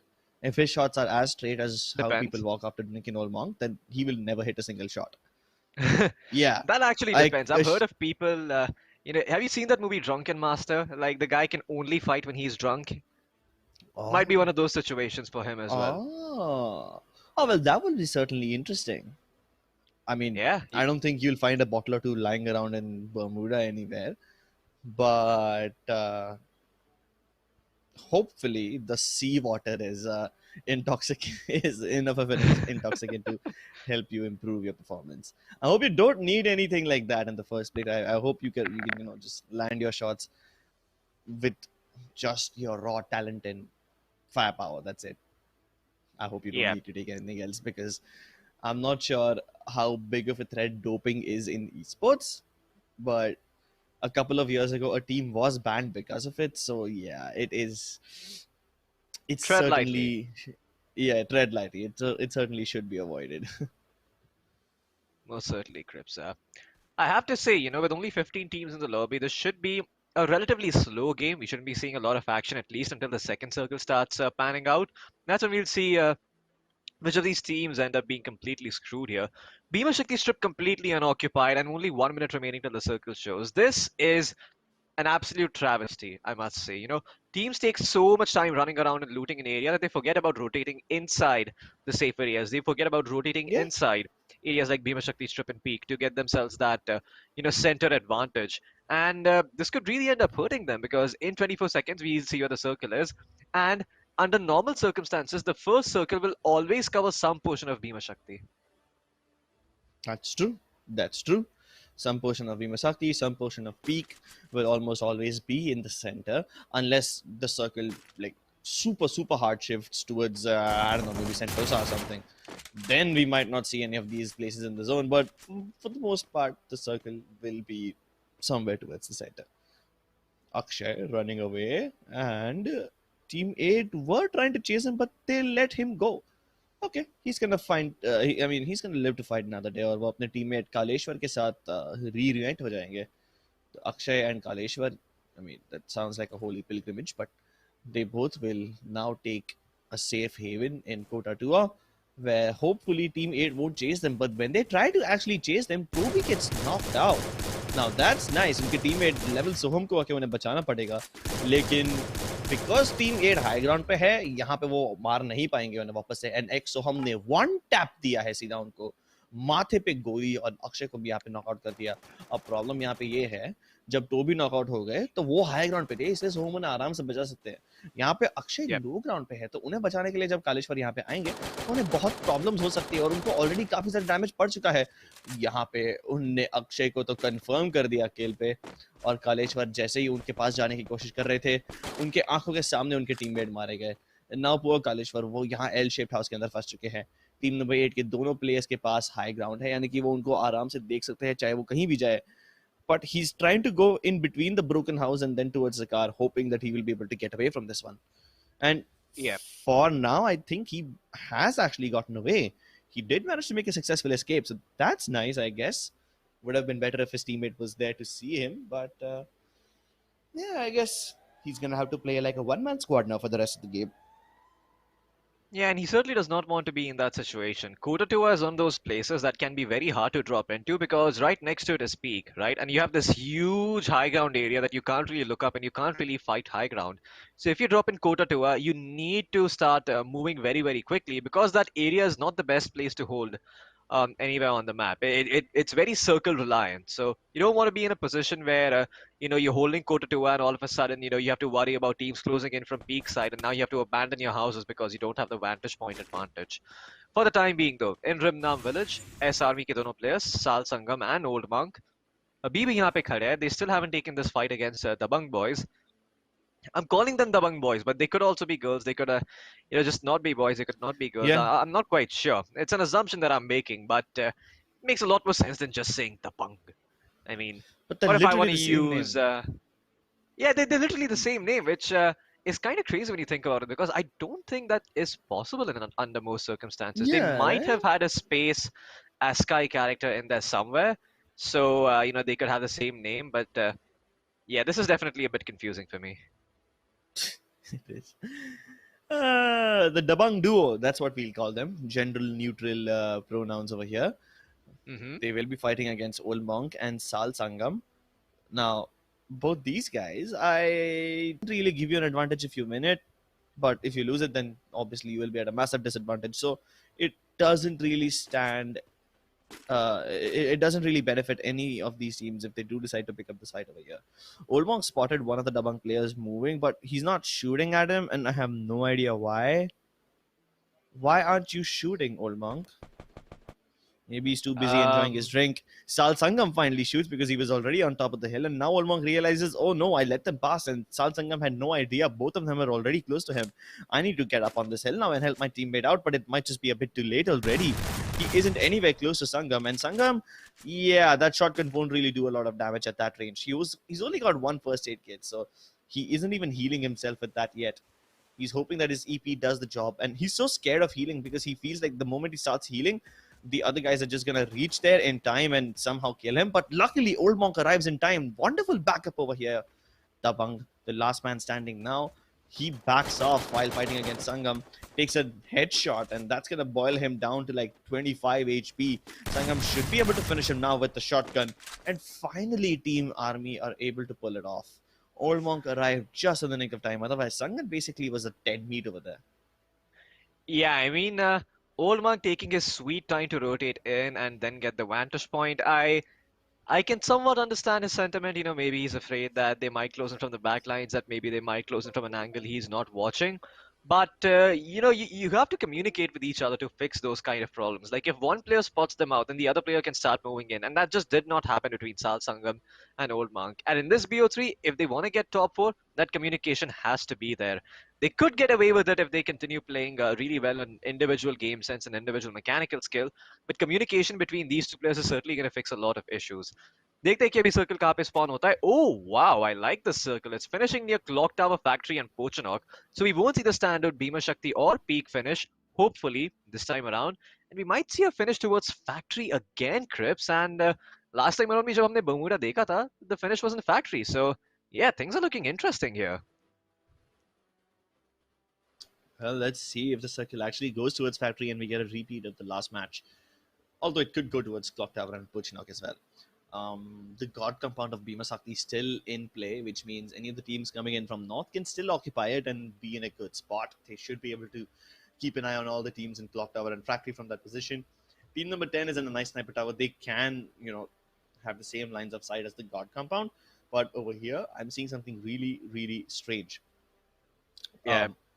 Team 14, they're in the middle of two different teams and they're just so busy attacking Dynamo over here, they forget the fact that there is another team behind them and they could get third party. CG Stranger trying to break that blue wall now. The Woodpecker does have a little bit of armor penetration, but not nearly as much as the M82B. Dynamo now out in the open. Finally, he will be saved. And wait, he's not saved. In fact, he's in even more danger. I thought some other team was attacking the guys who are attacking Gold Monk, but that is not the case at all. Aura, Raiden, and GZ Lunatic, they now start fighting CG Stranger. They've already knocked out Lala, and Dynamo is getting shot by Soham over there. So this is an awkward five-way battle, and I don't think Dynamo is in danger anymore. Somehow Soham is not shooting at him. They will finish off Lala by throwing a nade at him, and Aura Raiden shoots him as well. But CG Stranger, now caught in between a fence and a glue wall, has to get out of the spot. Yeah, this is, well, the Titan is going to give him the movement speed boost. He needs to get the hell out of there, but GZ Lunatic is not going to let him escape so easily. And look at that, Stranger is going to be taken out by Aura Raiden. Great shot with the M82B at that range. And yeah, this awkward 5-way standoff finally comes to an end. Now Alash Dynamo can start thinking about getting deeper inside the circle, maybe getting himself a nice compound to hold and protect himself from all of these teams. But in the meantime, we're going to turn our attention back towards Team SG over here, where Soham and 190, they're not letting Alash Dynamo move. In fact, they have him pinned down, Crips. And this could be very, very problematic for Alash Dynamo because he does not simply have the glue walls to navigate the distance between this compound and the one ahead of him. Yeah, he's going to have to work real hard to dig himself out of this situation. How do you get yourself out of this situation, though? It's not like Team SG are about to move anywhere. Maybe if the circle closes, they'll be forced to move, and hopefully they just forget that Dynamo exists over here. Maybe he stays there long enough that Team SG forget that, there is a player over here exactly, and they just have some short-term memory loss. Yeah, now this makes things even worse. Team 4 are still somewhat inside the zone, but Dynamo isn't. He's going to have to leave that cover, cross the road, and then get to the other house on the other side. Well, I'm not sure if he'll be able to do it, but over here, Team Duos, well, if they are called duos, well, then they are certainly prepared for the duos mode. Hopefully, they should be able to do well over here.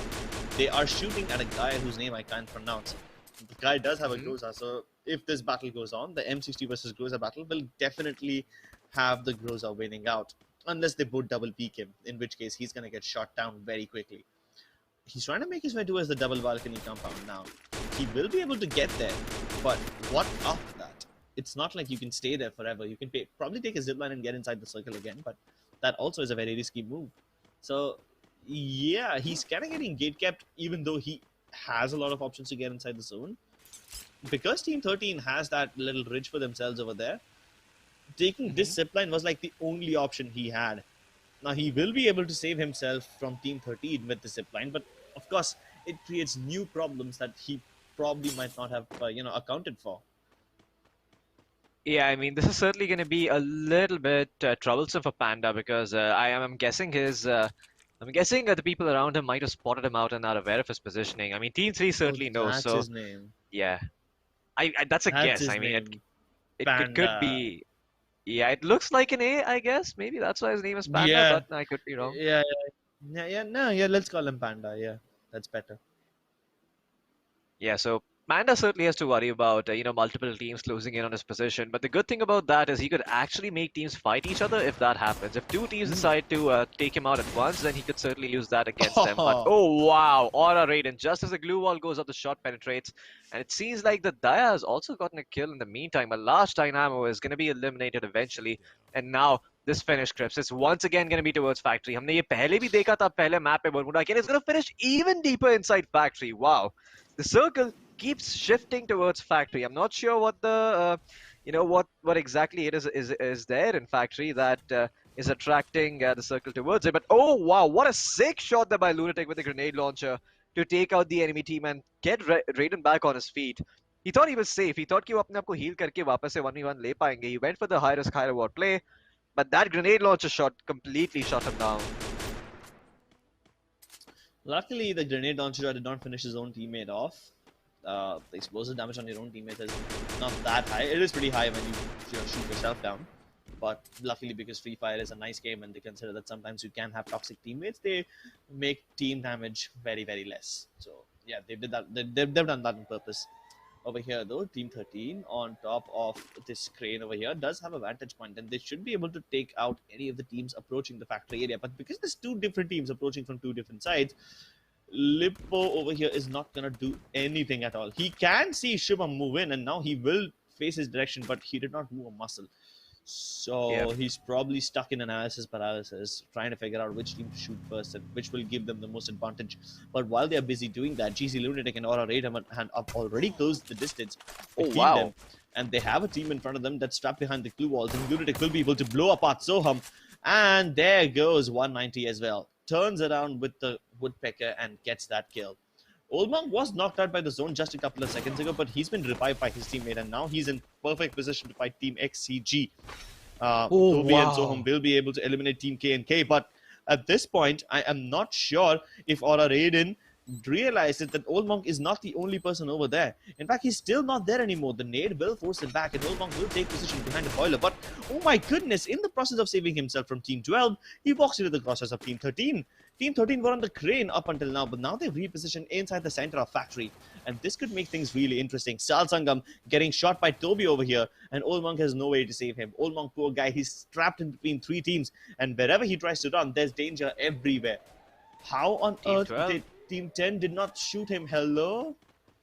Yeah, Team 12 also could have maybe spotted him out, but looks like he's still going to survive for the time being. देखते हो अपने आप को कितनी देर तक यहाँ पे जिंदा रख पाएंगे Crips. But yeah, this is surprising for me as well because I'm pretty sure I saw Team 12 ने भी उनको spot out किया था, and somehow he's still running and he's still keeping himself alive. Old Monk will finally be eliminated to the blue zone. Lippo, in the meantime, वो अपना distance close in करके यहाँ पे Lunatic को eliminate करने की कोशिश कर रहे हैं, but at that distance, the Max 7 can't really do a lot of work. Sandeep with the M60. He's looking to find Raiden. Raiden is perched up behind the glue wall. No reason for him to move just yet. But the zone is going to start moving in 30 seconds, and then Raiden will have a choice to make. And that choice is, can he deploy another glue wall and destroy this one to get himself inside cover? Or what is it that he decides to do here? That grenade might have been a bit overshot. No, it's actually not. Wait, Sandeep. Oh no, oh my goodness, he miscalculated. And Level X Soham from the meantime is going to be able to take him out with the grenade launcher. And he's going to get the second kill as well. He's going to confirm the kill towards Sandeep. And now Lippo's going to be in a world of trouble, Crips. What a perfect third party here by Team Level. And I have to say, yeah, that was very, very good use of their head. I mean, they were waiting it out. They were being so patient, not really showing their cards until the moment arrived. And as soon as the moment arrived, they snatched it. That grenade launcher, man, getting themselves 3 kills towards the end. Great plays by Level Amaterasu. Lots of patience being displayed by them. Yeah, and especially when you use grenade launchers in such close combat situations, that makes things even more easier for you. I loved how Soham shot him with a bullet, and then Raiden's nade was able to finish him off. So Raiden still got that kill, but they were fine with it. They did not care if Raiden managed to steal that kill away from them. They had the grenade launcher and they could just decimate everyone else and steal the booyah, which is a much bigger prize.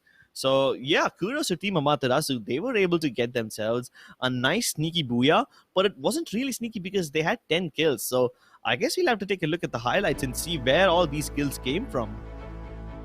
Yeah, I mean, it's a lot of kills for team level. I mean, I wasn't expecting them to have that many. I remember catching some action early on in the game, but it seems that even after that, they were able to get their hands a little bit bloody facing off against some of these teams. But I have to say, you know, the way things were panning out for Team 12, it looked almost beautiful. And then Team 8 showed up. I mean, team level out of nowhere, Soham with a grenade launcher just comes in, you know, in style. Have you know, I reference this a lot, but I like making this reference because it's so appropriate for the situation. You know, Singham ki entry mein, the way Ajay Devgan enters the scene with his car, you know, drifting apart, like it's that kind of an entry. You know, all of a sudden the camera pans out. You look at this guy coming in, he's jumping around, he's throwing his grenade launcher shells at the enemy, he's securing knocks. I guess this is where they were able to pick up the grenade launcher. GZ Lunik and Aura Dayton also had a grenade launcher of their own, but then Toby managed to kill someone else, and that's where he managed to steal that grenade launcher from.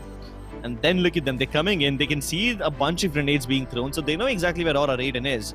And there was a player up on top, that I believe that was Lippo. As soon as he jumped down straight into the crosshairs of Soham and Toby, and they were able to bombard him. Nowhere left to go, nowhere left to hide. Yeah, and the grenades will finish him off. In fact, it's actually Soham's MP5 that finishes him off, so that's even better. It's like they did not even need to rely on the explosives to win the game. They had their guns of their own, and they were able to win it on the basis of aim as well. So pride points along with the booyah points, along with 10 kill points. I'm sorry, 100 kill points, 10 kills in that. So they were just, you know, styling on this entire game and dominating it right from the start. Absolutely. I mean, the only people who can seem to contest them seem to be XCG Esports with 60 kill points of their own. लेकिन अभी भी 2 game बाकी है और कुछ भी हो सकता है. तो अगर आप जानना चाहते हैं कि क्या होगा ये अगले 2 गेम्स में, तो आपको यहाँ पे बने रहना पड़ेगा. मैं और क्रिप्स हम एक छोटा सा ब्रेक लेके वापस आएंगे मैप नंबर 2 के साथ कालाहारी पे. तब तक आप देख रहे हैं Mediatek presents the Free Fire Gaming Masters 2021 powered by JioGames.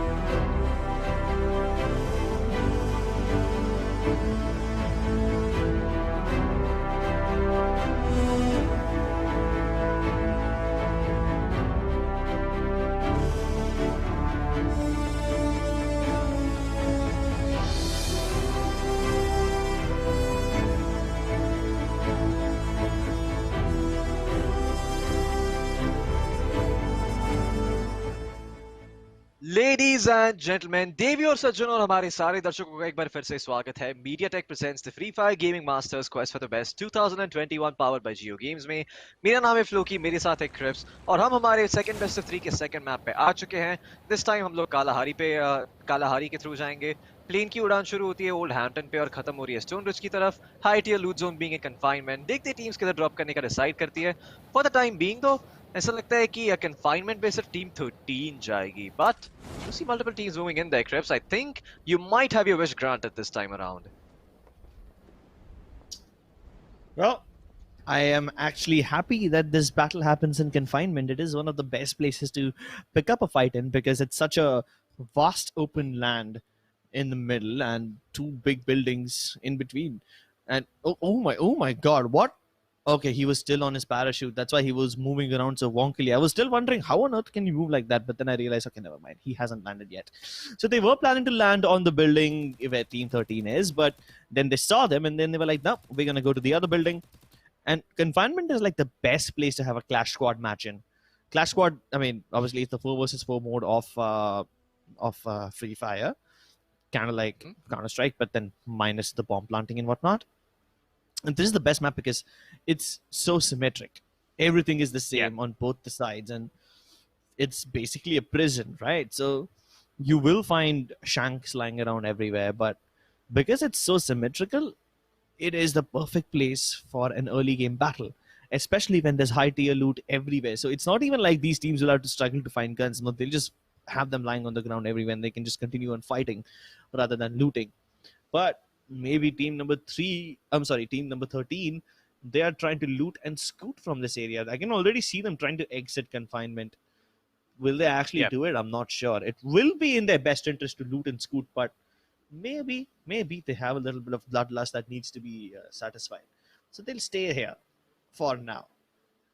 Yeah. Best part about confinement, it's just one thing. Best part about confinement, the symmetry. The worst part is the camping. Yeah, because there's so many different angles in this area, you can use a third-person perspective, and basically you can abuse a third-person perspective like nobody else can, at least in this area. And that's why people will see, you will see so many people being very passive over here. Yeah, exactly. Information is very easy to come by. Lala, though, he eats a shot straight to the chest and is going to get himself back inside cover. But yeah, to your point, Crips, I feel like if they get lucky with the first circle, they probably won't move. But, you know, this being Kalahari, many a times the circle just shifts towards, you know, one part of the map. You know, I mean, it's either very western favored or very eastern favored. It's usually not somewhere in between. I mean, that's the trend we've seen with the first circle in Kalahari over the course of time. And that is what we're going to expect to happen. But the good thing about that circle is that most of the time it basically contains around 80 or 75 to 80% of the habitable zone in the map. So it does end up favoring most teams, which is why Kalahari is one of those maps where you only really know if you're inside the zone by the second circle. You only really know if you're in a good spot by the time the second circle shows itself. Yeah, that's true. And so far, these teams can just continue chilling, not at all killing. Although the killing has begun, April has picked up first blood. So let's take a look at that fight because this fight has a little bit of time before it starts. Team KNK being the new kill leaders. I wonder where that fight is happening. Although, as I say that, team number 13 starts to make the move. They're crossing the gap and they're trying to close in the distance. Team number 2 has spotted them out and now the fight actually begins. This is where things get interesting. This place has so many potential of outplaying and outflanking your enemies that you will never even realize you outflank someone until you actually see them. And there you go, Akash Dynamo gets spotted out, takes a little bit of damage, but Raju King picks up CG Lala. Now CG Stranger, he's going to put up 2 blue walls to block off this entire side. Doesn't really stop Raju because he can still come in from the other side, and Stranger is the one in danger now. Both these players are really low. Team IYD might just die over here, but no! They attack Lala while he was inside his chronosphere and he manages to kill them both. They had that fight going in their favor, but they win it. Oh my god, how on earth did they do this? How on earth did Team CG manage to win that one? They were supposed to lose that fight. They were very low on health, but they somehow make it come. They somehow make a comeback.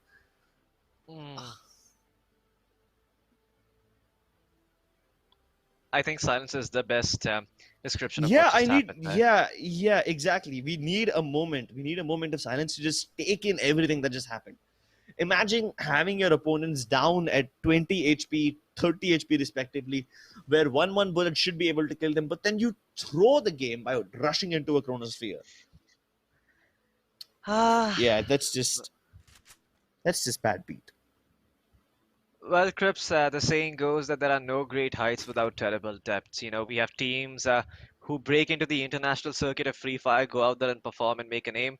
And, of course, watching them, lots of people are inspired and try to do the same. But unfortunately, it takes a lot of skill, a lot of dedication, and a lot of passion to get to that stage. You just don't get it overnight. It takes a lot of relentless practice as well, deliberate practice to iron out and hammer away at your mistakes and make sure that there's no chinks in your armor. But for the time being in Mammoth, देखते हैं कि यहाँ पे fight शुरू होगी या नहीं. Anchan and Apil दोनों यहाँ पे पास में खड़े हैं एक दूसरे के पास, and Soham वो अभी भी अपने स्नाइपर टावर के यहाँ पे पोजीशन होल्ड कर रहा है Cripps, and he's been spotted, so there's no real escape route for him. Anchan though, I think he's worried about getting flanked, इसलिए वो अपनी पोजीशन रिवील नहीं कर रहा इतना जल्दी से. Good theory, but then, Floki, we've seen our theories go down the trash can whenever these teams decide to make an unorthodox move. Apil over here was trying to throw grenades at Soham like a few seconds ago, but now he's run out of grenades. And I'm not sure if Soham has run out of patience. Surely, even if he has a lot of patience and if he can stay in here for a long time, the zone will at least force them to move. So that's a silver lining. Or rather, should I say a blue lining, because that's literally what's headed towards them. But here comes Apil trying to get up on that sniper tower, and he walks into a landmine. Oh my god. Yeah, see? That's all this theory crafting. just down the drain, dude. Yeah, I mean, it's almost as if every single time we say something, the players hear us and they're like, "Nope, that's not gonna happen. I'm not gonna do that. I'm gonna do the entirely opposite thing." Ha! And then they walk into a landmine and die. It's much like the annoying orange. It's like if you know what the annoying orange is, you'll understand what is it that I'm talking about here. But the annoying orange was basically a YouTube channel which only existed to annoy the living crap out of its viewers, and it seems that these players over here, while they're not attempting to do that, in the process of trying to win this game, they end up annoying us because we end up trying to predict so many things that end up not really happening. I guess it just goes to show that Dios is a mode of randomness, and yet navigating that randomness is what differentiates good players from great players. I sometimes wonder about existence, Floki. I wonder sometimes? about... Yeah, sometimes. Like, sometimes when someone makes a good play, I'm like, yes, I'm glad I have this job. But then I see some very questionable plays and I'm like, did I make the wrong prediction or did the player make a wrong move? And then I question all the practice that I've done and all the matches that I've seen, and I question my own experience, and I'm like, am I even a good predictor? Can I even figure out what this game is all about? Because sometimes I feel like I don't. Nice shot by Anchan over there onto Soham, finally putting him down to very low HP. He could have rushed him if his teammate hadn't died to a landmine. And if he, if he was still very scared of Soham, and they are just both going to sit here and heal up. Yeah, that's what this game is all about now. It's about healing off, isn't it? Yeah, it's pretty much about that. Let's see if this ends up paying out for Anchan, because Soham is definitely not keen on moving.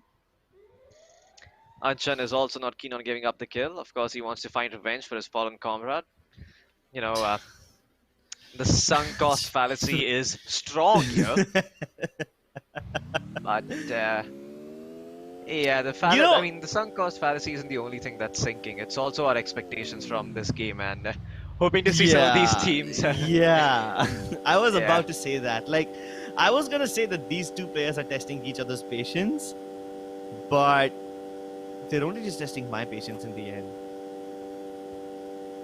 Well, let's turn our attention towards the other part of the map, Chris. Maybe here we'll find a whiff of fresh air. Maybe here we'll get to see some good free fire.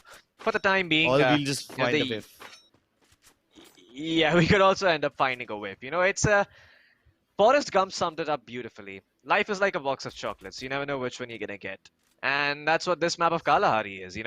On one hand you have Anchan and Soham fighting, but maybe somewhere else, on some other remote corner of the map, there's an epic firefight happening that you're just not watching. And finally, Anchan will give up, and I hear Rocky music playing in the background, because he decided that enough is enough. I need to get back inside the circle.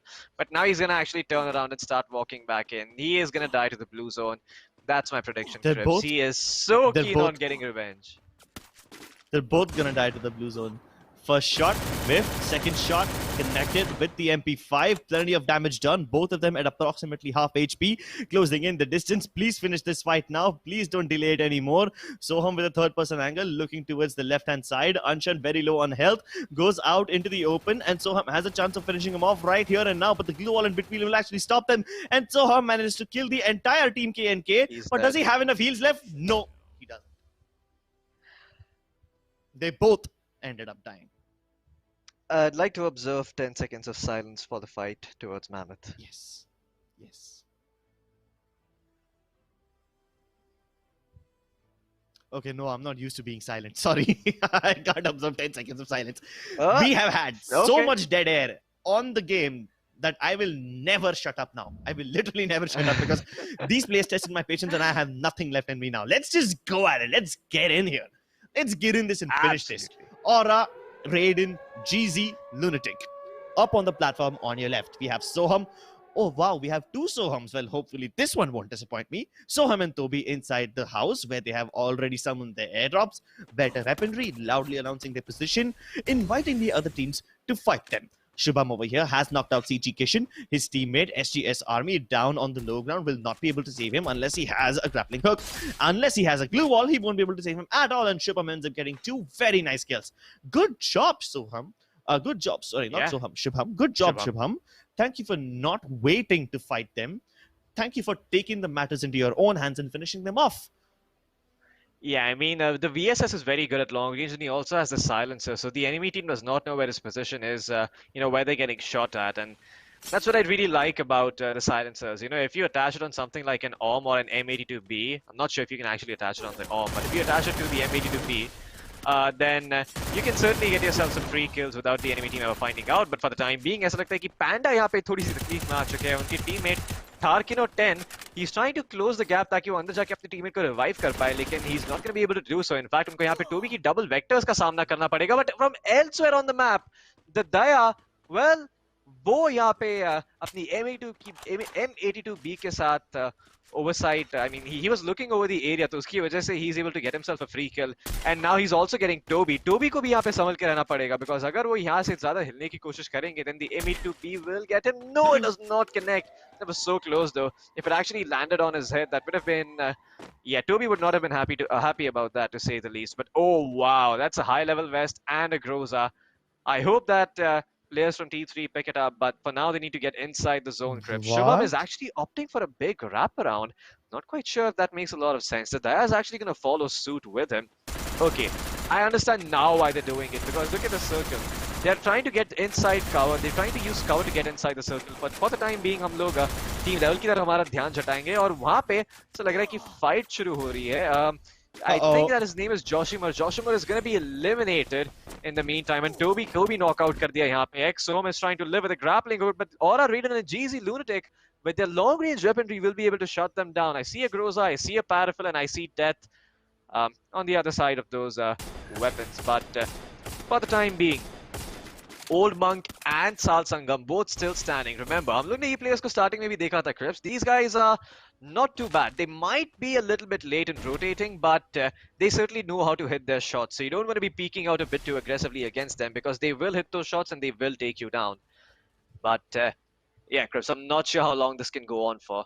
Team 10, Team 11, Team 13 and Team 12 all staring at each other. It's going to be a four-way Mexican standoff if you've ever seen one. But yeah, eventually we should see someone moving in, because there's only 2 seconds remaining and the blue zone's going to start closing in. Nobody has really taken up the positions in center. It's not like there is much position, but there's a bunch of concrete blocks that you can use for cover. Team 12 behind the cliff will finally use their car to get in. I would have actually liked it if they used the car. It can actually act as temporary cover in a zone that's this open. Team 10, though, they are inside a compound which happens to be in the zone, and they should be able to keep themselves safe in there. Even though they've been knocked out, they can get their teammates back up on each other's feet. CG Lala does manage to knock out Aura Raiden, but someone else is trying to steal the kill. It's Sal Sangam that actually managed to steal the kill.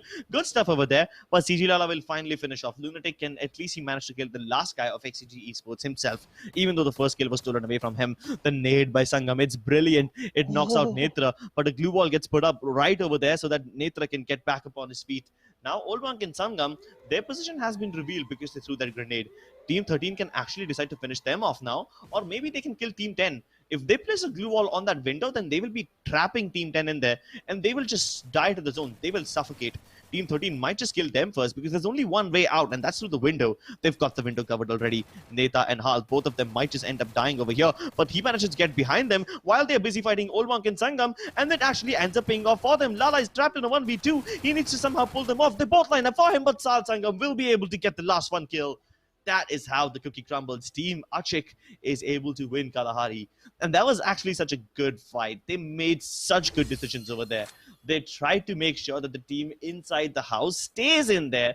So they put up a glue wall, they put up a bunch of grenades in there, sealed off one of the entrances, forcing them to jump out of the window straight into the crosshairs of Lala. And when Lala's already busy fighting another team, they know that they will have the booyah.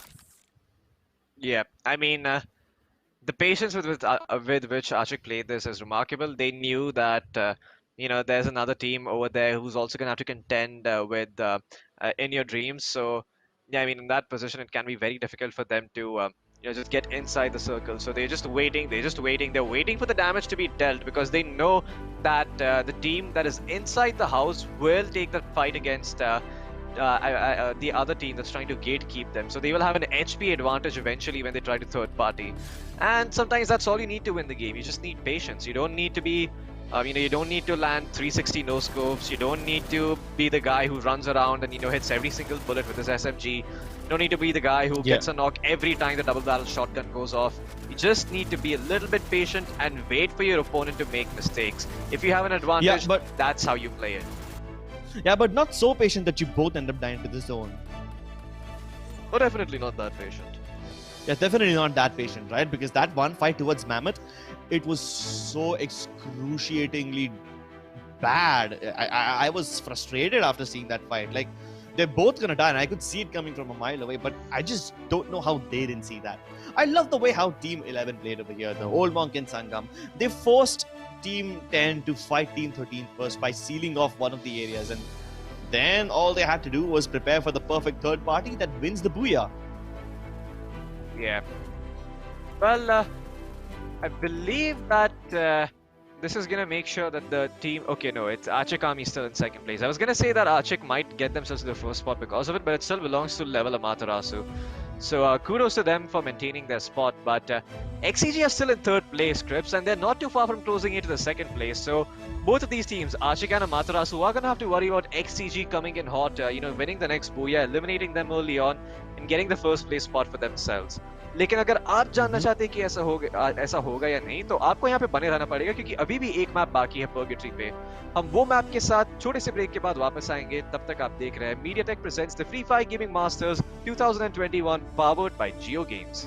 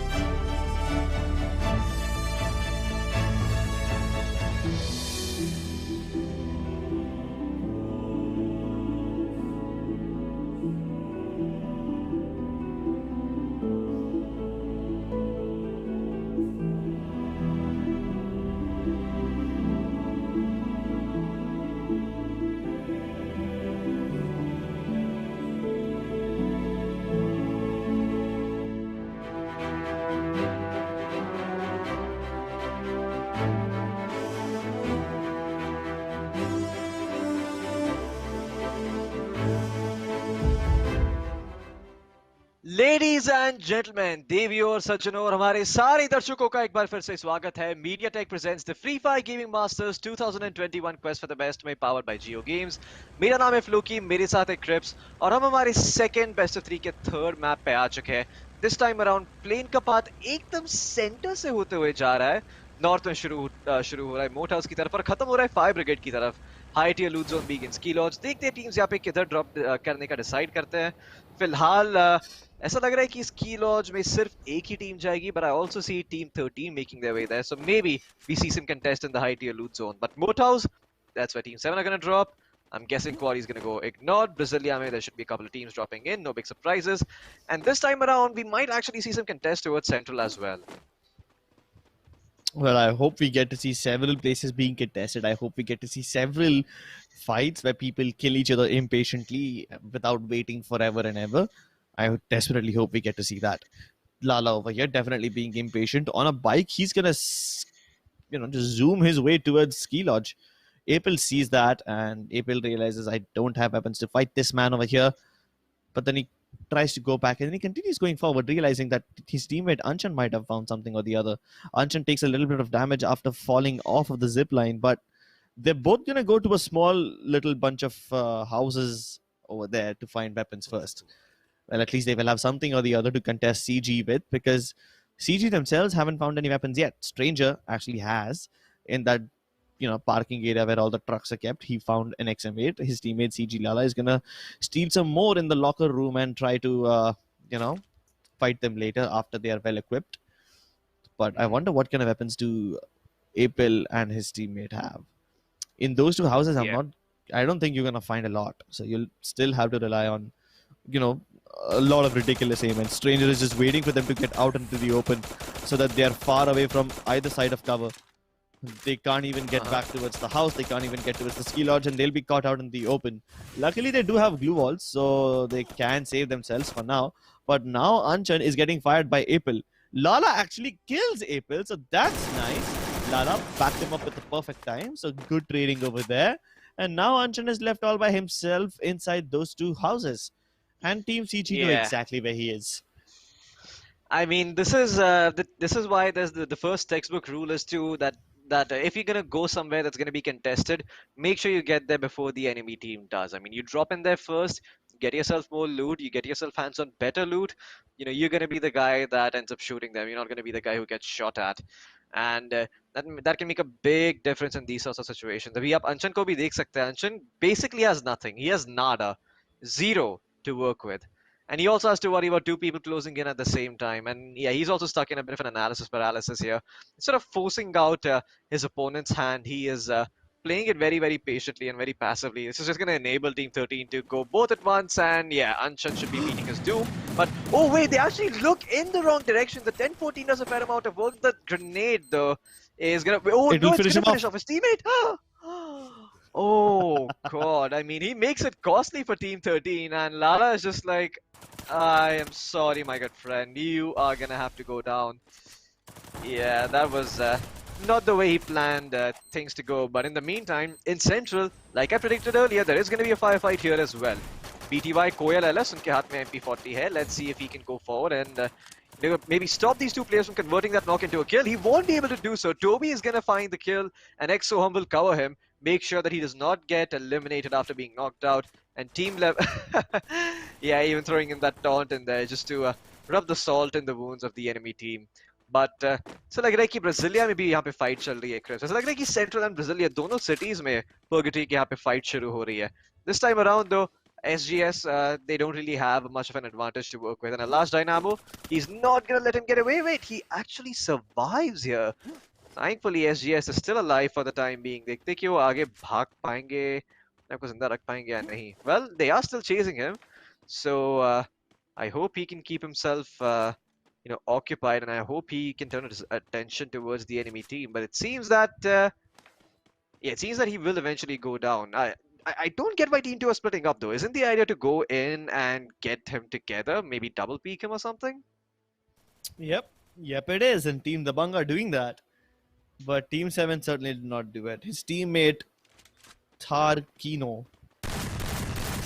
he just Well, walked away.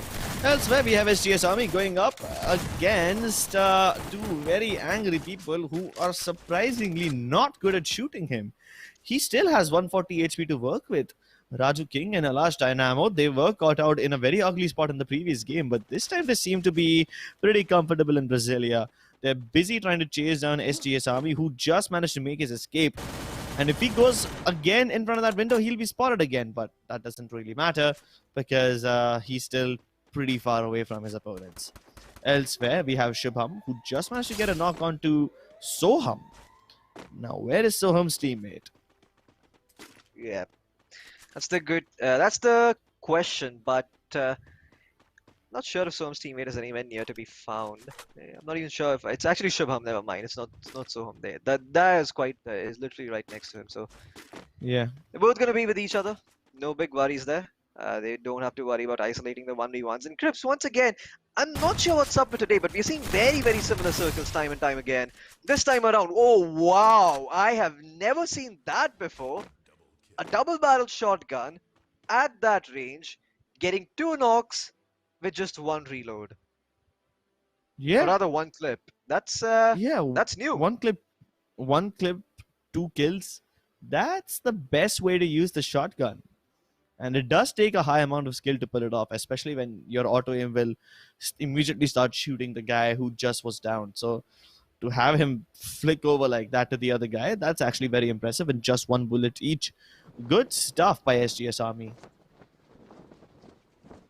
Man, SGS Army most certainly did not. I certainly did not expect him to be able to single-handedly take out both. I thought maybe he can get 1 because double-barrel shotgun, close range, it's a beast. But yeah, this is one of those unfortunate circumstances where you and your mate double peak together, and the spray transfer is just perfect. Except this time around, there was no spray transfer. It was just getting really lucky with the spread of the double-barrel shotgun because almost every single pellet had to connect there for that to happen. Yeah, and every pellet did connect.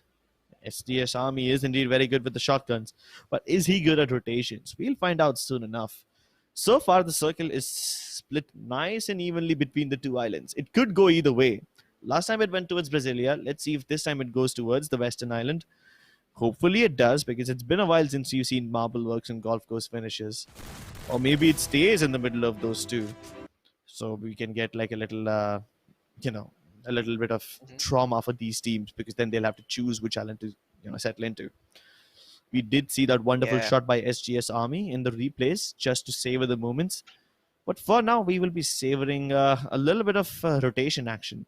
No real fighting action, because all the teams are just trying to hedge their bets.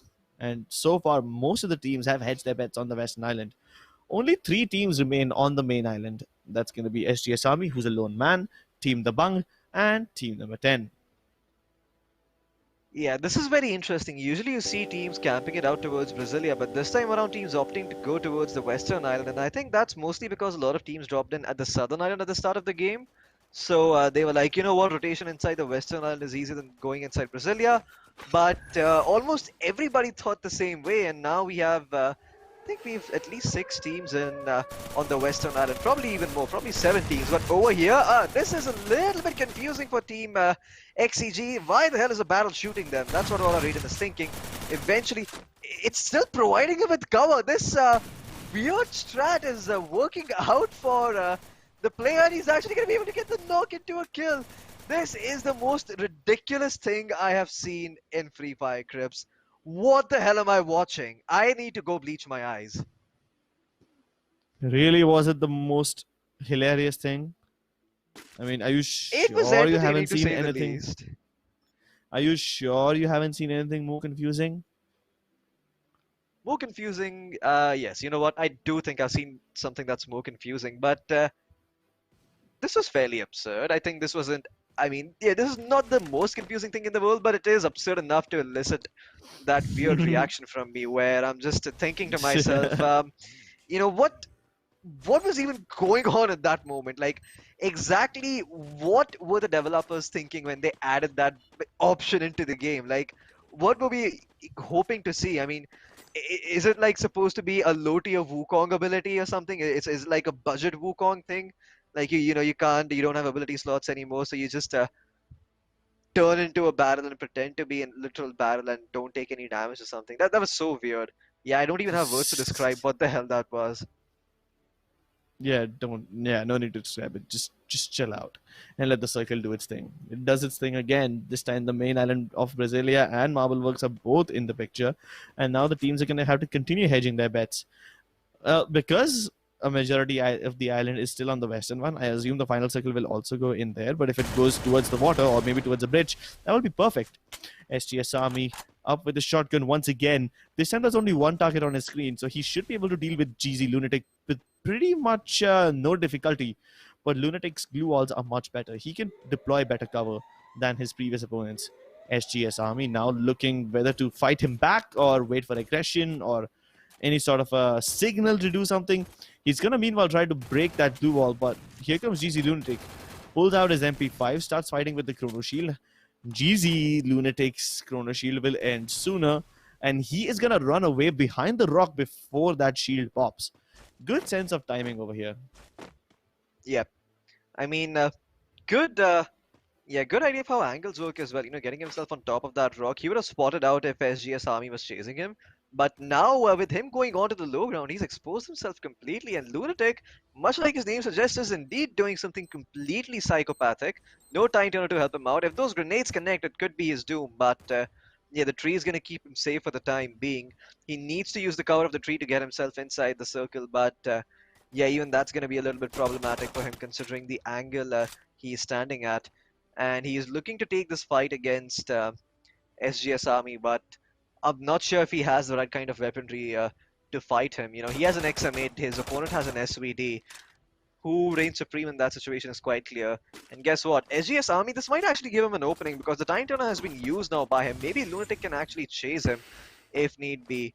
And yeah, Army using that extra movement speed with the time turner, he's going to get himself closer towards Brasilia and maybe occupy this house for the time being. Keep other people out of it, using the attic or the high ground inside the house as an advantage.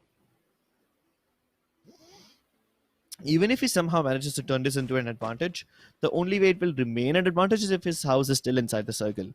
And now that the circle is about to close in, let's just take a look at which one of these teams have been bamboozled.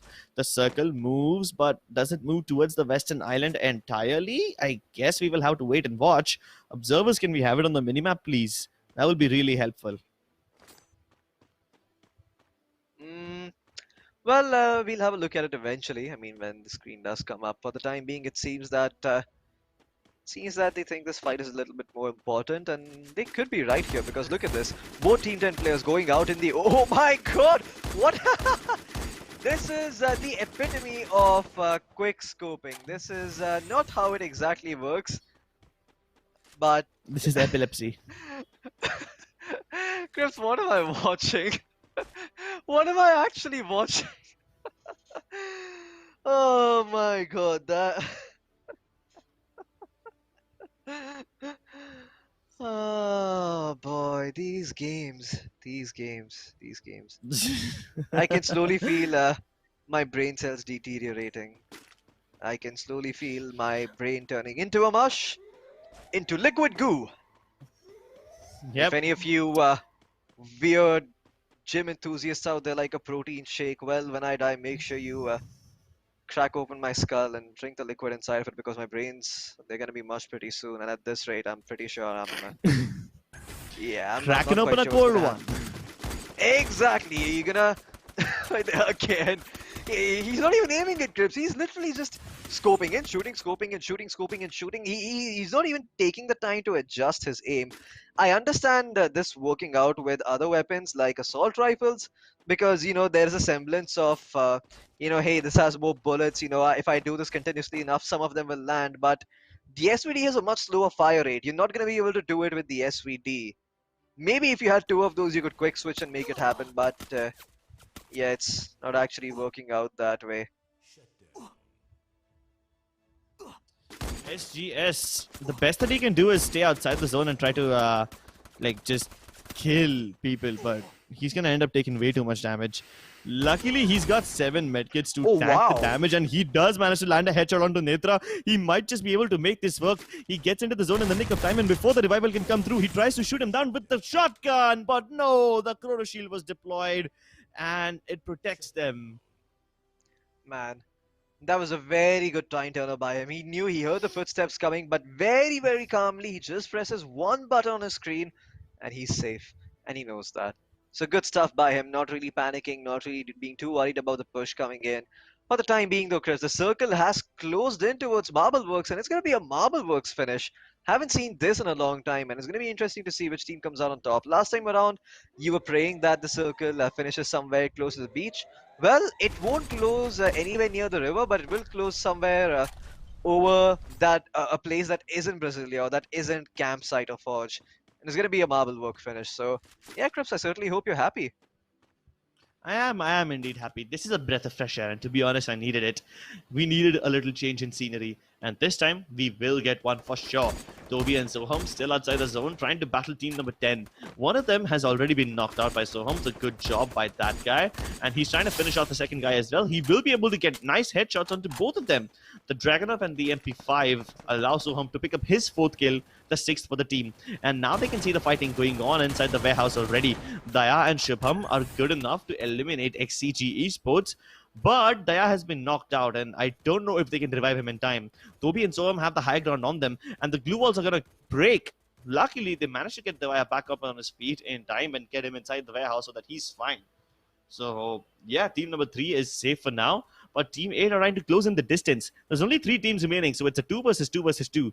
Daya and Shubham are trapped inside the warehouse, with Soham and Toby on one side, Old Monk and his teammate on the other.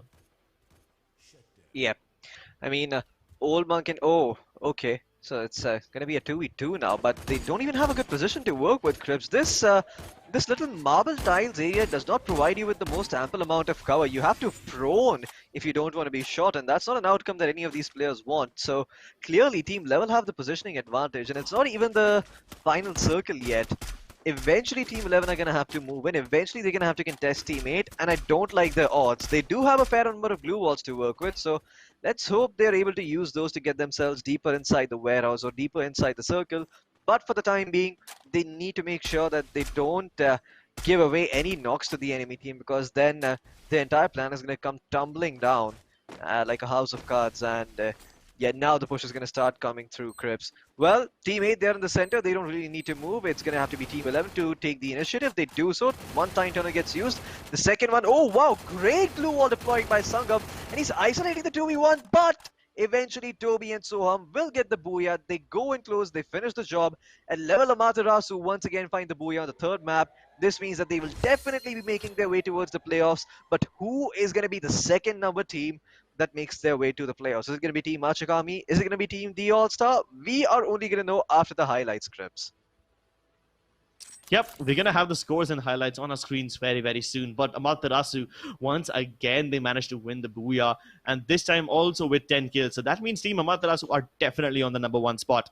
Archik will not be able to climb up on the number 1, 2. But maybe they can stay in the 2nd place. Maybe they can get it to the playoffs if they manage to somehow keep their position intact. A 2nd place finish definitely grants them enough points to stay there. But I love this one particular fight where Anshan was able to catch one off guard. Could have actually had them both if he didn't go for the reload. But this fight was actually surprisingly not full of any bad decisions or bad nades or bad zone screw-ups. Yeah, this was a much more balanced game with everyone being on their feet and on their heads. They were using their brain power for the best purpose possible. And the fights were actually very good and entertaining. Even the circle was fresh one. So I actually enjoyed casting this last game. Yeah. I mean, I have to say, the finish over Marbleworks is a breath of fresh air, like you mentioned. You know, Moathouse finish would have done the same for me, but hey, you know, I got Marbleworks, I got a place that was not Brasilia, I got to witness this weird firefight. I can't really complain, you know, I've seen it all this game. I can happily say that, you know, in my career casting Free Fire, I've seen some weird stuff. And yeah, it's probably gonna haunt me in my nightmares a couple of years from now. I'm gonna see some ban in a battle trying to shoot at me, and I'm gonna try to think, what is the meaning of this? And it's going to turn out that... Go on. I have seen things that you cannot even dream of. Where's this dialogue from? It seems familiar. I don't know, man. I just made it up. I have seen things. Definitely is something that Yoda would say, but the other part is just that's just made up. Oh, I see. But yeah, this fight towards the end, it looked very good for Team 11. The way they were deploying the glue walls was very, very smart. I mean, look at this next glue wall that comes in, right? And then this third glue wall that comes in, but then the one on the front ends up going down, and suddenly the defense comes tumbling down like a house of cards. That I've said many a times, but yeah, in front of our screens, the points are here, Crips. ऐसा लगता है कि team level अमातरासु ने बहुत ही अच्छी performance दिखाई है यहाँ पे. They are at least 240 points ahead of the team in second place, and yeah, they are 240 points ahead of the team in second place. The third and fourth position पे XCG Esports and Majestic Duo, they are going to be walking home with a cash prize. Unfortunately, XCG अपने आप को top 2 में नहीं पहुंचा पाई, so they're just going to have to be happy with the fact that they get themselves 1,000 rupees each. But team level अमातरासु नाचकामी, हम इनको वापस देख पाएंगे प्लेऑफ्स के टाइम पे, क्रिप्स. लेकिन आज के लिए सिर्फ इतना नहीं है, हमारे पास अभी भी एक और बेस्ट ऑफ 3 बाकी है. और अगर आप जानना चाहते हैं कि उनमें से कौन सी टीम्स प्लेऑफ्स की तरफ जाएगी, तो आपको यहाँ पे बने रहना पड़ेगा, क्योंकि तब तक आप देख रहे हैं Mediatek presents the Free Fire Gaming Masters 2021 powered by JioGames. मैं और क्रिप्स एक लंबा सा ब्रेक लेके वापस आएंगे, लेकिन आप कहीं नहीं जाइएगा. Introducing the Mediatek Dimensity 800U. Get ready for incredible experiences from this ultra-connected chip. Featuring dual 5G SIM for 5G connectivity that's always ready to go. High-quality voice and video calls. 5G carrier aggregation that keeps you connected. By keeping the 5G modem in the chip and using Mediatek's 5G ultra-safe power savings technology, we've created the world's most power-efficient smartphone 5G modem, boosting your battery life. With faster peak speeds, the Dimensity 800U accelerates launch time for your favorite games and apps. Use your voice assistant for scheduling and reminders in the language you prefer. With Dimensity 800U, smartphones feature supersized cameras and HDR imaging. Plus, its integrated AI processor helps enhance pictures and 4K videos in day or night. With Mediatek Dimensity, expect incredible.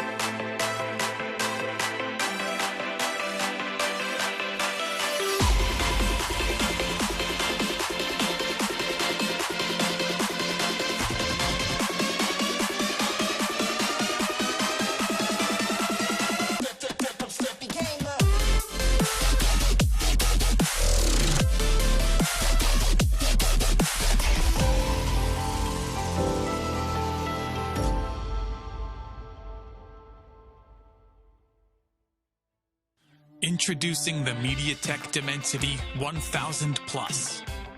Our flagship 5G integrated chip gives you immense CPU performance, stunning graphics, and incredible AI. You can game flawlessly, load apps faster, and multitask smoother, all on 5G. Pick up your camera and shoot stunning HDR pictures and videos, or go out at night with perfect results every time. Benefit from powerful AI and the latest Mediatek Hyper-Engine gaming technology. This predictive networking enhances your smartphone experience and dramatically reduces latency, provides rapid responsiveness that shaves milliseconds off touchscreen input, and enhances power management that lets you game longer. While ultra-fast displays at your fingertips give you the edge, Mediatek Mirror Vision display technology brings cinema-grade visuals into video streaming and playback. Use 5G connectivity that's both fast and power efficient. Mediatek 5G Ultra Save is built in to extend your battery life. while dual 5G SIM support gives you 5G that's always ready to go, and make voice and video calls with the highest quality. With Mediatek Dimensity, expect incredible.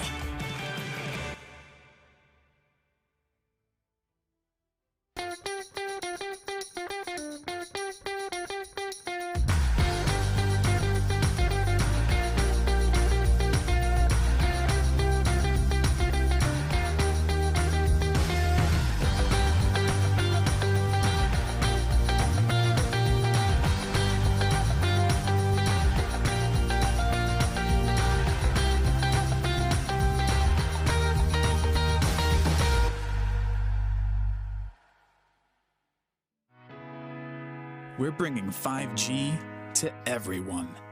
Across mobile, automotive, IoT, in the home, and beyond. Introducing Mediatek Dimensity. Mediatek Dimensity is at the forefront of powering the 5G revolution. It's about what we can achieve when barriers between devices disappear and connectivity becomes seamless and instantaneous. It will change market, industries, and our everyday. Through Dimensity, we're spurring product, app, and service innovations that will enable the true possibilities of 5G connectivity. When you see Dimensity, know that Mediatek has built an unrivaled mix of technologies. The industry's fastest 5G connectivity, super fast processors, and incredible gaming.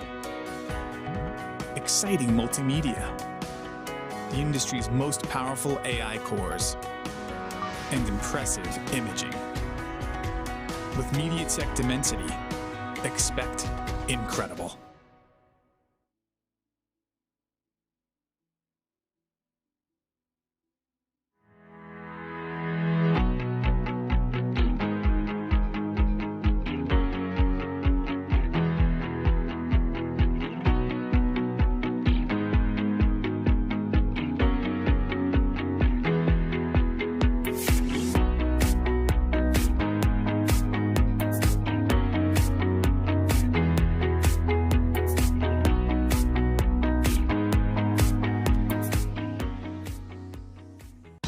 G is for gaming. Introducing Mediatek Helio G95. It's paired with Mediatek's Hyper Engine game technology, which goes beyond the chip and tunes your whole smartphone. Because every millisecond matters in the gaming world. Whether you're streaming video, chatting with friends, or playing games, you can rely on us for responsive experiences that always impress. With in-chip innovations, all your wireless gear will connect reliably and retain their best performance. Maximize your everyday mobile experience with advanced 4G connectivity and dual SIM. Improved video playback quality with cinema-grade visuals and support for multiple virtual assistants. Embrace AI super resolution for streaming video and teleconferencing, saving your 4G data and battery life. Capture incredibly detailed photos and superb night shots. Integrated with these advanced technologies, Mediatek Helio G95 does the hard work, ensuring your smartphone always keeps up with you, so that you can focus on the moment.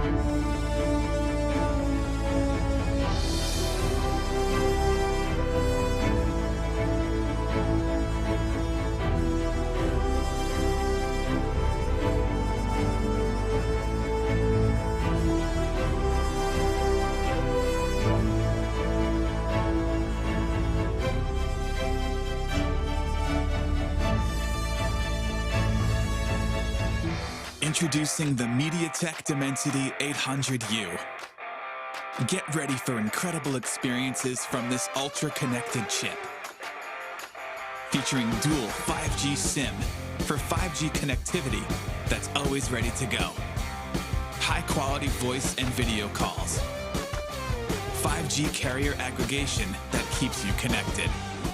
By keeping the 5G modem in the chip and using Mediatek's 5G ultra-safe power savings technology, we've created the world's most power-efficient smartphone 5G modem, boosting your battery life.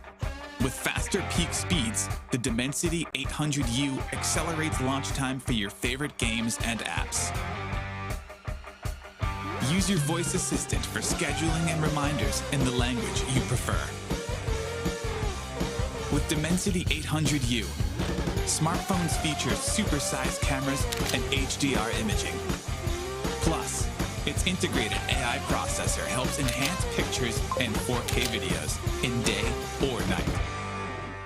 With Mediatek Dimensity, expect incredible.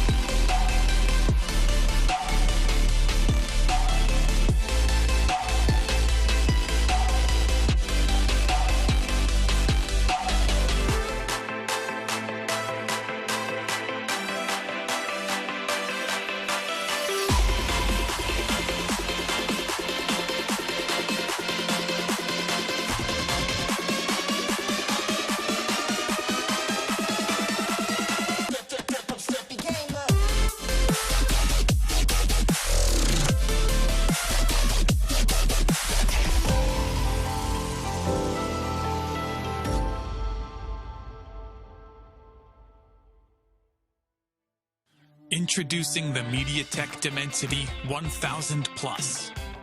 Our flagship 5G integrated chip gives you immense CPU performance, stunning graphics, and incredible AI. You can game flawlessly, load apps faster, and multitask smoother, all on 5G. Pick up your camera and shoot stunning HDR pictures and videos, or go out at night with perfect results every time. Benefit from powerful AI and the latest Mediatek Hyper Engine gaming technology. This predictive networking enhances your smartphone experience and dramatically reduces latency, provides rapid responsiveness that shaves milliseconds off touchscreen input, and enhances power management that lets you game longer. While ultra-fast displays at your fingertips give you the edge, Mediatek Mirror Vision display technology brings cinema-grade visuals into video streaming and playback. Use 5G connectivity that's both fast and power efficient. Mediatek 5G Ultra Save is built in to extend your battery life, while dual 5G SIM support gives you 5G that's always ready to go and make voice and video calls with the highest quality. With Mediatek Dimensity, expect incredible.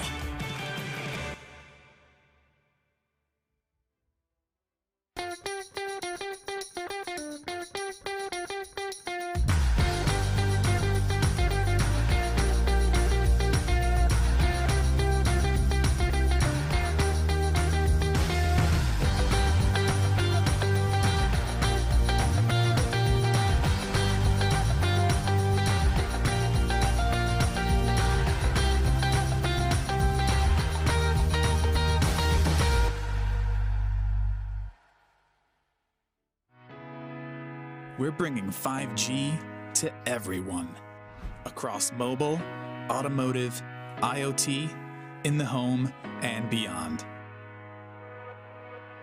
Introducing Mediatek Dimensity.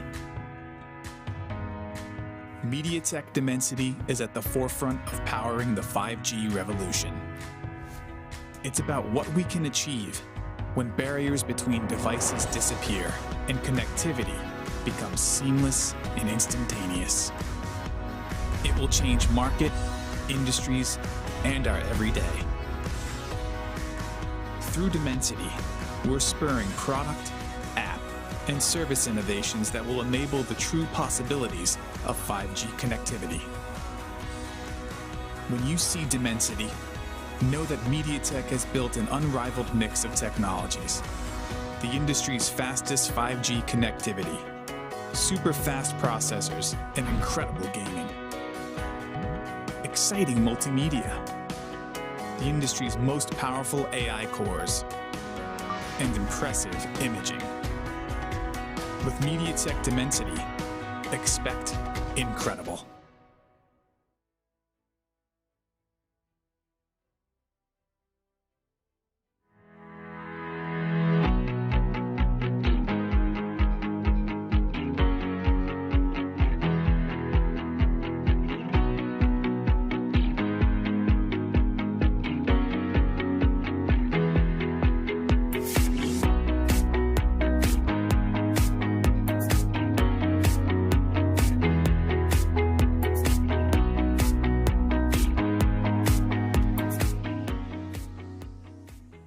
G is for gaming.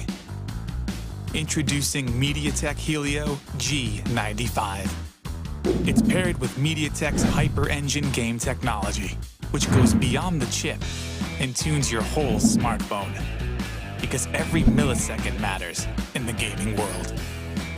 Whether you're streaming video, chatting with friends, or playing games, you can rely on us for responsive experiences that always impress.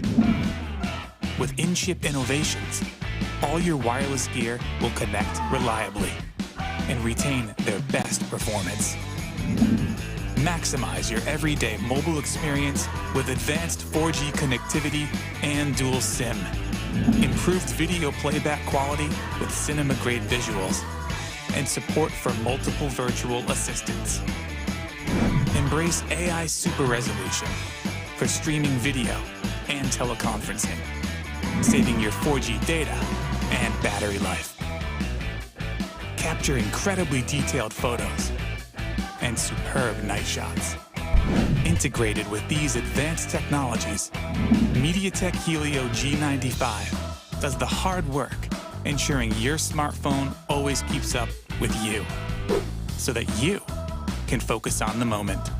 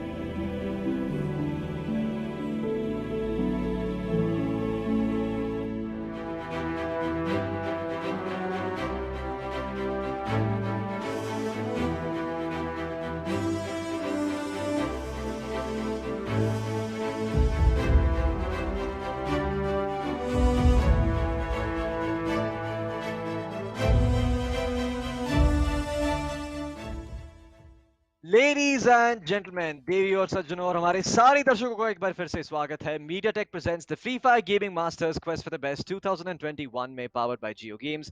मेरा नाम है फ्लूकी, मेरे साथ है Cripps और हम हमारे third best of 3 के पहले मैप पे आ चुके हैं वापस से बर्मुडा पे।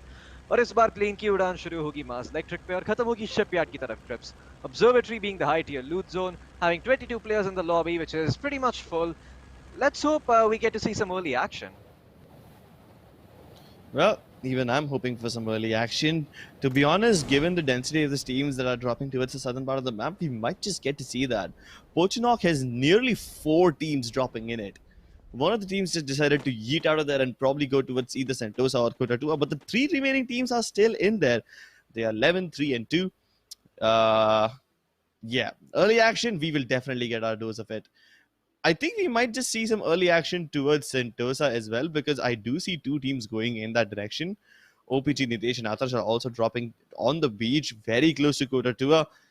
I'm not sure if they'll zipline in there or what, but hold on, there is a team on the zipline. There is a team 14 who's trying to enter Pochinok using the zipline, but I think they're a little late to the party. The party's already begun, and it seems like Pikachu will be the first casualty.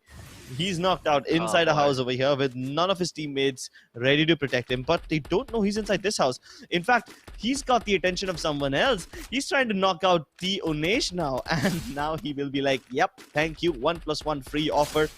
But he had to manually confirm the kills. That means he will now realize, hold on, these 2 players are not from the same team. There's 2 more players still in the area, and now he's gonna find them.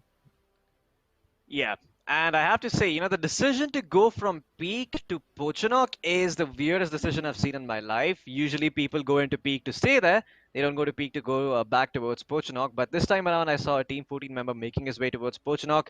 Hey, I guess every day you get to learn something new. But yeah, I'm not quite sure what the justification for that is. Maybe he was being contested at Peak. Maybe that's why he decided to rotate towards Pochinok. I'm not quite sure. We didn't quite catch what was happening on that part of the map.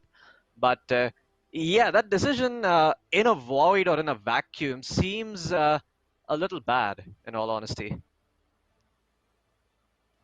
Well, those are certainly some questionable decisions, and that was a questionable engagement over here. Trying to fight when the enemy has the Chrono Shield active. And it's not even like getting inside the Chrono Shield would have helped him. His enemy activated it and then went all the side about it. Yeah. Well, we'll see what ends up happening after this fight. For the time being, though, we're just gonna be satiated with Team 2 and Team 11, aggressively posturing at each other, staring each other down, but not really engaging. They're just at peace, It's like I've always said, those 2 kids in elementary school who keep looking at each other and are just waiting for the other guy to throw the first punch. They're not going to throw the first punch because mom taught them you should never raise your hand first, but you should also not be the guy who gets beat up. So, you want to be the guy who gets the last punch in. But, yeah, over here, Fire Skull is going to be able to get himself a kill, have the last laugh. Not sure what's going to happen in this house near Riverside, though, Crips, because, yeah, this mansion house is a weird one to attack. I mean, it is so open, it is so wide with only one staircase leading up that it can actually be quite difficult. Oh, no, the landmine is going to be triggered there by team number 9, and they're going to lose 1 player right off the bat. I mean, they at least end up eating a lot of damage over here. Godsa is going to start making a run for it. His friend has also left the area. He dropped out of the window to try and get the hell out of here. But yeah, that was the weirdest assault I have seen. They eat a landmine and they do like a full 180 U-turn. They're like, nope, nope, nope, nope, nope. We're not going to take this fight. We are getting out of here. That was a pretty funny thing to watch. I mean, it was pretty action intense, but yeah, certain parts of it were comedy, certain parts of it were questionable. That's been the flavor of the whole game. But this game certainly seems a lot more intense than the ones that we've seen so far. Early Pochinok battles, early Cape Town battles, a lot of urban action we're seeing today. Team NXG on one of the balconies of the double balcony house is trying to get away from the other side.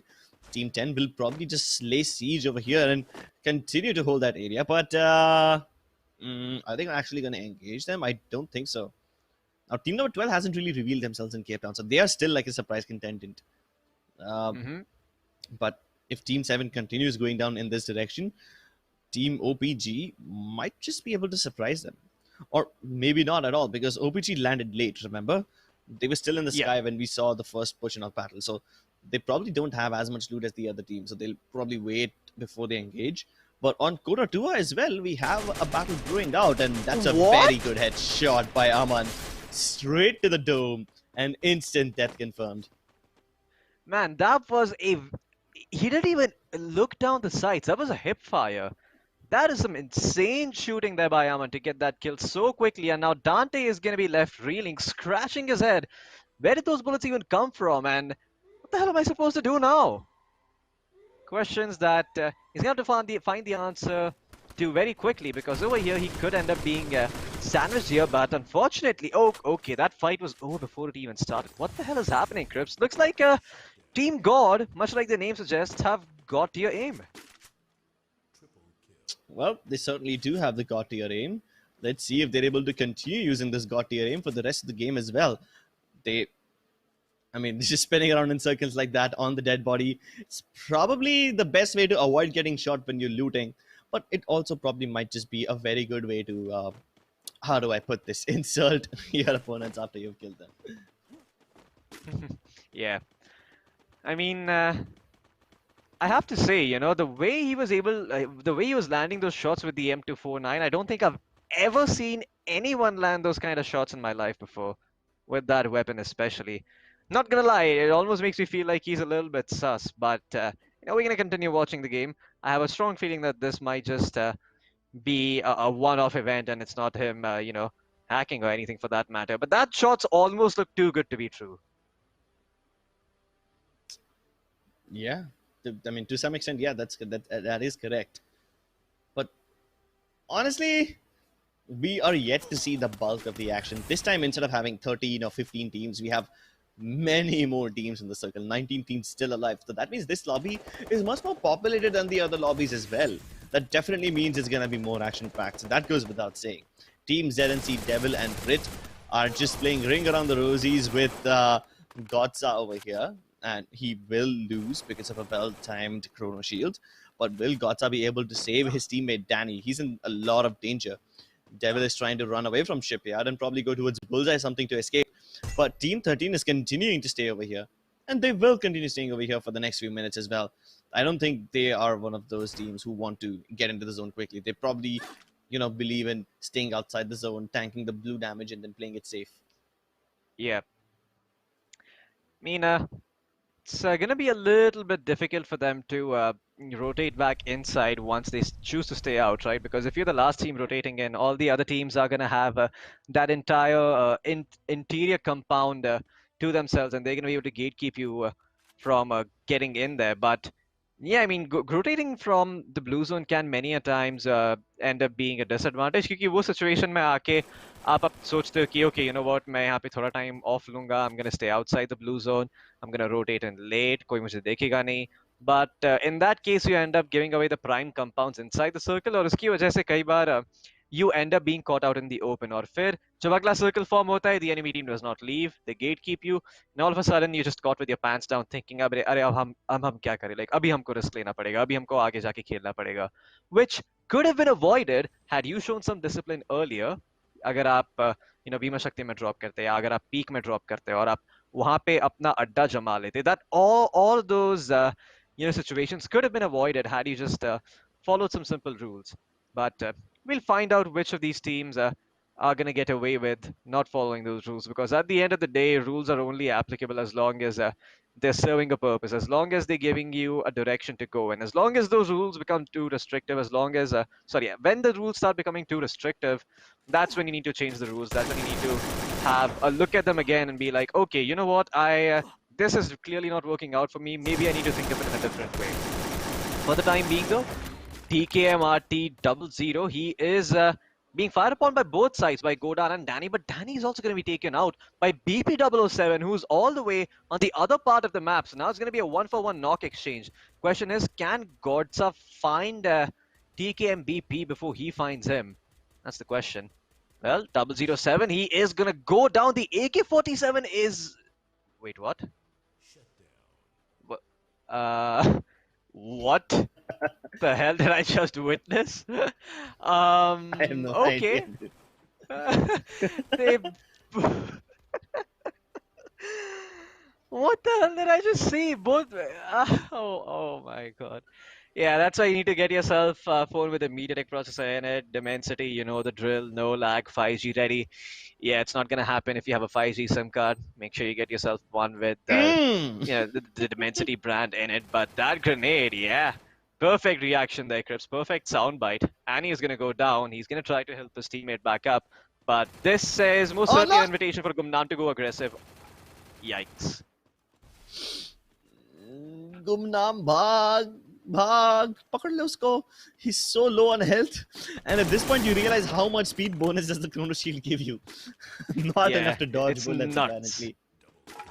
Yeah, I feel like this is actually one of the most nuts ability in the game. Right after it's Hmm. probably one of the most broken actives in the game. Right, 9 seconds of 30% move speed bonus at the max level, and you pair that up with something like Kelly. All of a sudden, you're bhag milka bhag. You can literally outrun the blue zone after activating those abilities. But yeah, that's the thing, right? Even after you activate those abilities, teams tend to take advantage of the fact that you don't have a chrono shield, and then they start pushing you.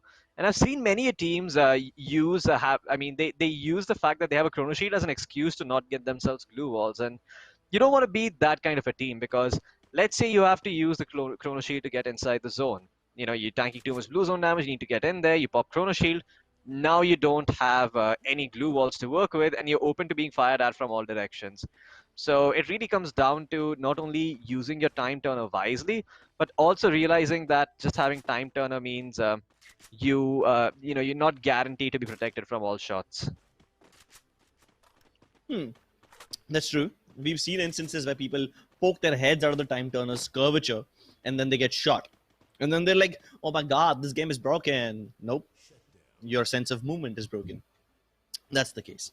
Pochinok still has plenty of teams. I mean, there were 3 teams over here right at the start, and then when the circle started shifting, some more teams came in here, replacing the old teams that had died. And now, up on top is the UAV, or as my dear friend Aura likes to call it, the Shakuni Mama. वो यहाँ पे Hmm. इधर की information उधर उधर की information इधर कर देंगे but as long as the team stay inside it should be fine. Factory के Yeah. अंदर एक मस्त सा एयर ड्रॉप आया है जो किसी ने अब तक उठाया नहीं. मार्स इलेक्ट्रिक पे टीम 18 आ रही है which will actually surprise team 19 or no actually the element of surprise is lost. Team 19 could have Oh stayed wow. outside the zone and then surprised Team 18 by coming from outside because Team 18 definitely wouldn't have expected them, right? But then Team 19 accidentally fired some shots, gave away sound cues, and now Team 18 should be aware. I mean, if they're not, well, Well, then bad for them. But the circle does move towards Pochinok, which means we are about to witness urban battle again, baby! That's my favorite. yeah, I mean that's why you keep the safety on those damn things until you really need to. Don't really fire away any stray shots. Don't give away your position for free. And Team 19, though, I mean, surprisingly, they're still going to be able to make it inside. But I feel Milan might spot them out here. And when he does, Siva Bhai and Milan are going to have a gala time, picking apart Team 19. Now, it's going to be a Pochinok finish, Chris. A Pochinok finish is not something we've seen in a while. So it's going to be interesting to see how teams approach this. लेकिन फिलहाल team 12 team 7 के बीच में यहाँ पे fight होने वाली है. नितेश वो अकेले खड़े हैं यहाँ पे सिग्नल टावर के पास. That grenade is gonna come raining in. It's gonna force him to go towards the. How did that? What? Oh, That grenade was close. outside the door. He still took 40. He still took 46 damage. What? Am I? How does that even work? Maybe splash damage because he was like very close to the door. Could be. But it's still I not enough to guess. kill him, so it's fine. What Yeah. is actually going to kill him is this bunch of bullets that's being thrown towards him, and he actually takes way too much damage from the bullets, but the final take of damage is from the zone, and he dies from the zone. Yeah, so at least he didn't give up his kill to the opponent. So that's like it's like a silver lining on top. Your death doesn't result in the benefit of anyone else. Team Kings still holding on to this compound, taking a look at Team 7. Now, they still expect them to come up from the hill, but little do they know they've already gone around the edges and towards some completely different part of Pochinok. So Team Kings also start moving now, soon to be faced by Team 16. 1, 2, 3, 4, 5, 6 teams inside Pochinok right now, and now the circle shifts away. It moves towards the central parts of Pochinok, very close to the mansion house, and I don't think any part of factory is inside the zone anymore. So the teams in Factory will also have to leave this area. But there's 4 teams who have been currently displaced by the circle, and they're going to need to find their way inside the zone. 5, I'm going to correct myself. And at this point, Team 2 and Team 16 have found each other, but Team 3, Fire Skull, he's coming in from behind and trying to flank them. Luckily, he has the fence for cover, but there's very little room in between the fence and the zone. And in 20 seconds, he's going to be forced to come out of this area. Saqib is still looking in his direction. Shaitan also now distracted. And while all of this is happening, Aman goes out of his way to enter the L-shaped house and try to fight them. That was, I feel, an unnecessary move. But because these 3 teams, or sorry, rather should I say these 3 players are over here, Aman will be in prime position to gatekeep them, get their skills, and then still fall back into the safe zone without any problems whatsoever. Yep. I mean, for the time being, it seems that Team Vibe, or rather Team God, is okay. I mean, there's no fear in these people either. It's just like one guy casually closing in. Yeah, let me just switch over to my Max and finish him off. Long range, yeah, let me use my M249. These guys are not afraid ever since the start of the game. But for the time being, Chris, ऐसा लग रहा है कि यहाँ पे बहुत धमाल मचने वाली है, because there are 7 teams still remaining alive, and it's the 5th circle, the circle of death, the Thanos circle as you like to call it. Let's see which 50% of these players get wiped out of existence and which 50% stay alive. For the time being, ऐसा लग रहा है Aman is just having a gala time, you know, firing down range and just picking these players off left, right, and center as they try to make their way inside the zone. But the next zone is going to betray everyone except Team 5. I mean, they are right behind it, but Team 16 will be eventually getting a wraparound in and try to get to the coveted compound inside that zone, which is where you want to be if you're any of these teams. Only 20 seconds left to do so, Krebs. Still 10 players are alive. I'm not sure how this one goes down, but given the look of things, I think Team God are in a really good position to do so. The mansion house now becomes the center of the circle, and none of the teams are in there, which means they need to cross a massive gap where there's no cover whatsoever and then somehow get inside the zone. Dante deploys a glue wall to protect himself from Hitman, but the window is not covered and he's still very vulnerable. They try to get inside and finish him off. They only damage him, but somehow Dante is still alive, puts up one more glue wall, and now he's been sealed shut. The zone is going to come in soon, and it probably will kill Dante before Team God can do so. But Hitman will pump his guts full of lead in the end. Team Existence is out. Down to the last 5 teams, actually. YB, Aman, and Hitman both trying to use the glue walls and get towards the mansion house, where they can clearly see Team 8 and 5 also try to do so. Gumnam, now in a very awkward situation, has somehow managed to put up one more glue wall, which actually traps Alone right there. And he might just be able to exact revenge, but Alone somehow finds a way out, and Rohit is able to eliminate the entirety of Team Macho. What a wonderful performance over here by this young lad over here. He will still be alive, and there's so many glue walls covering him that nobody can actually fight him right now. He can just stay here, heal up, and then continue moving into the zone nice and safely. And while all of this is happening, ZNC Devil is inside the mansion house towards the center. Capital, he's trying to fight Team 16, but up in a 1v2, I'm not sure how much he can accomplish over here. Team God now have 10 kills, and they probably realize that fighting Captain over here is not worth it. They divert their attention towards ZNC Devil, but it's gonna be actually Alone Rohit who manages to finish him off. And now Alone Rohit out, so he's trying to get outside the mansion house, trying to get towards the center of the zone as much as possible to deploy the glue walls to protect himself, but it actually ends up harming them more. And somehow Captain is still alive. What? He outlives all of them. How on earth did he even do that? I thought he would be the first guy to die, but he did not participate in fights. All he did was run away from the bullets and somehow tank the blue zone damage to let everyone else die first. This has to be the weirdest thing I've seen in a long time. Captain just running around like a headless chicken, securing the booyah for himself compared to teams like 6th DDO and God of Destruction. I mean, this is ridiculous to say the least. You know, getting the 1v2 was ridiculous enough. Deploying those array of glue walls to heal himself back off, to heal himself back up was even more ridiculous. And then just running around outside the blue zone to get the booyah. Yeah, like I don't think I have the right words in my vocabulary to describe what I just saw. It was brain dead, to say the least. Because that's what my brain is after this. Listen. If it's stupid, but it works, then it ain't stupid. Exactly. I mean, that's why I'm not really saying anything, because I'm so confused as to what just happened. Well, he managed to keep himself alive by just avoiding all the bullets and avoiding all the fighting. Well, I wish I hope it worked for some other teams as well, especially teams like Hitman and I don't remember his team name, but they had 10 kills by the end of the last circle, and that was actually pretty impressive to pick up 10 kills in a game like this. Now, even though it's a tournament which supports placement points more, if you keep getting like 10 kills in every game, then you will have built up a really good buffer, and over the course of the best of 3, those kill points might actually propel you forward. So yeah, I feel like those guys did really well, and especially in an urban zone like this where battles are aplenty, why wouldn't you pick up kills if you have the capability to do so? Yeah, I mean, that definitely is the question to ask, but I have to say, Crips, in this tournament, getting kills is not what's gonna separate you from all these other teams. Like, sure, like getting kills is amazing, but you have to supplement it with placement points. You have to play for placement first and kills second.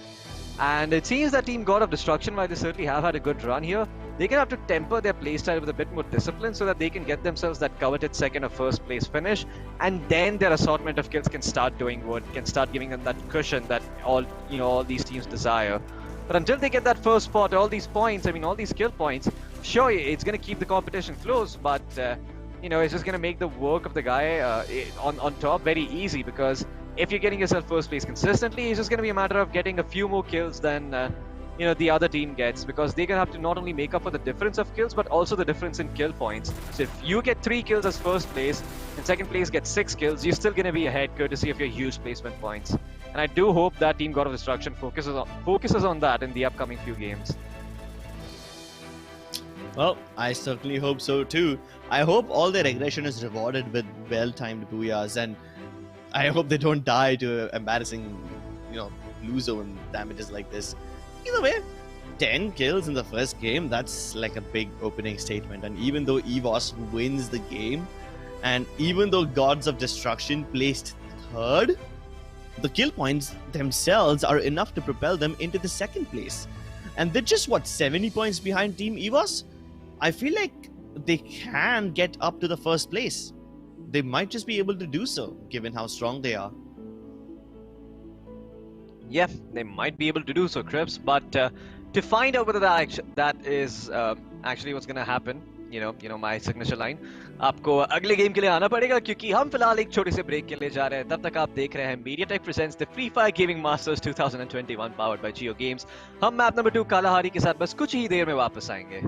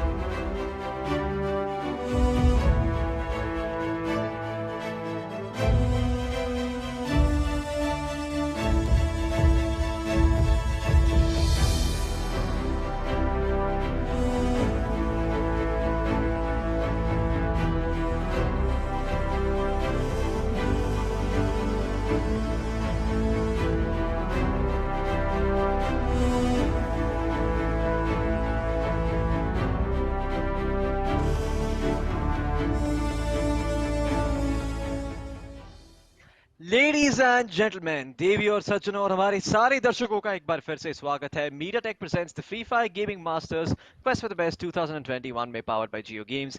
मेरा नाम है फ्लूकी, मेरे साथ है Cripps और हम हमारे final best of 3 के सेकंड मैप पे आ चुके हैं कालाहारी पर। And this time around plane की उड़ान शुरू होगी काउंसिल हॉल से लेके मैमथ की तरफ और हाइट यू लूथ का सैंटा कैटरीना में क्रिप्स। एंड दिस टाइम अराउंड वापस से ऐसा लग रहा है कि कालाहारी बहुत ही अच्छे से बाइसेक्ट हो चुका है दो हाफ्स में। So most of these areas are going to be accessible, but Stone Ridge and Oldhampton might be ignored, although I'm already being proven wrong as I say that. Well, to be honest, Oldhampton, Stone Ridge, those places don't really matter to me. What matters is confinement, and I love seeing battles over here. This time the teams are not being as cold and calculative as last time. They are trying to pick up fights right off the bat. Aman already wasted his Chrono Shield, and because of that, he won't be able to close the distance, at least for the next 1 minute. But maybe Pikachu and Fire Skull will do that. Somehow, Siva Bhai got eliminated. I have no idea how. Maybe he was AFK and he forgot to jump out of the plane, and when he did, he fell into the water and drowned. And if you want to avoid whatever just happened to Siva Bhai, you should get yourself a Mediatek processor along with Geo Internet so that you have the best gaming experience possible. Aman and Hitman, on the other hand, now inside the main confinement building, are trying to just get an angle on Team 3. And that's the worst part about these confinement battles. It's all about getting the angle, getting the knock from far away, and then you move into close the distance. Because that massive gap in between these two buildings, where there's there's a bunch of shipping containers lying around, and there's two little wooden towers. Yeah, crossing that gap can be really, really difficult. So that's why confinement is best for Clash Squad modes, but in a battle royale mode, it is just it is such a terror. Yeah. This time around the Crips, I'm quite happy to see very even drops all across the map, courtesy of the plane path. You don't see a density of teams in any one particular part of the map. Every single part has teams in it. You know, some places have two, some places have only one. But teams are very healthily spread out, and this is what I like to see, because many times lots of people will just drop in towards Stone Ridge, or maybe just lots of people will drop in towards Bayfront or Foundation, and as a result, you see tons of fights happening over there. But all these other places just remain empty and ignored until the later stages of the game, which can be quite a shame given the fact that Kalahari is a map where there's a lot of verticality and there's a lot of elements of surprise. So if you're able to spread out and get yourself those grappling hooks, you can really put or throw a wrench in other people's plans. Well, let's see if that wrench turns into a screwdriver and screws them over or not. But Danny definitely will do that. He's got a nice headshot onto Harun. His teammate will try to come in and save him and then end up walking into his crosses again. And with that, Team Tamil YT is out of the game. Good job, Danny. A double kill. Yeah. Danny getting himself a double kill like that. I have to say, this is kind of what happens when you have an angle advantage.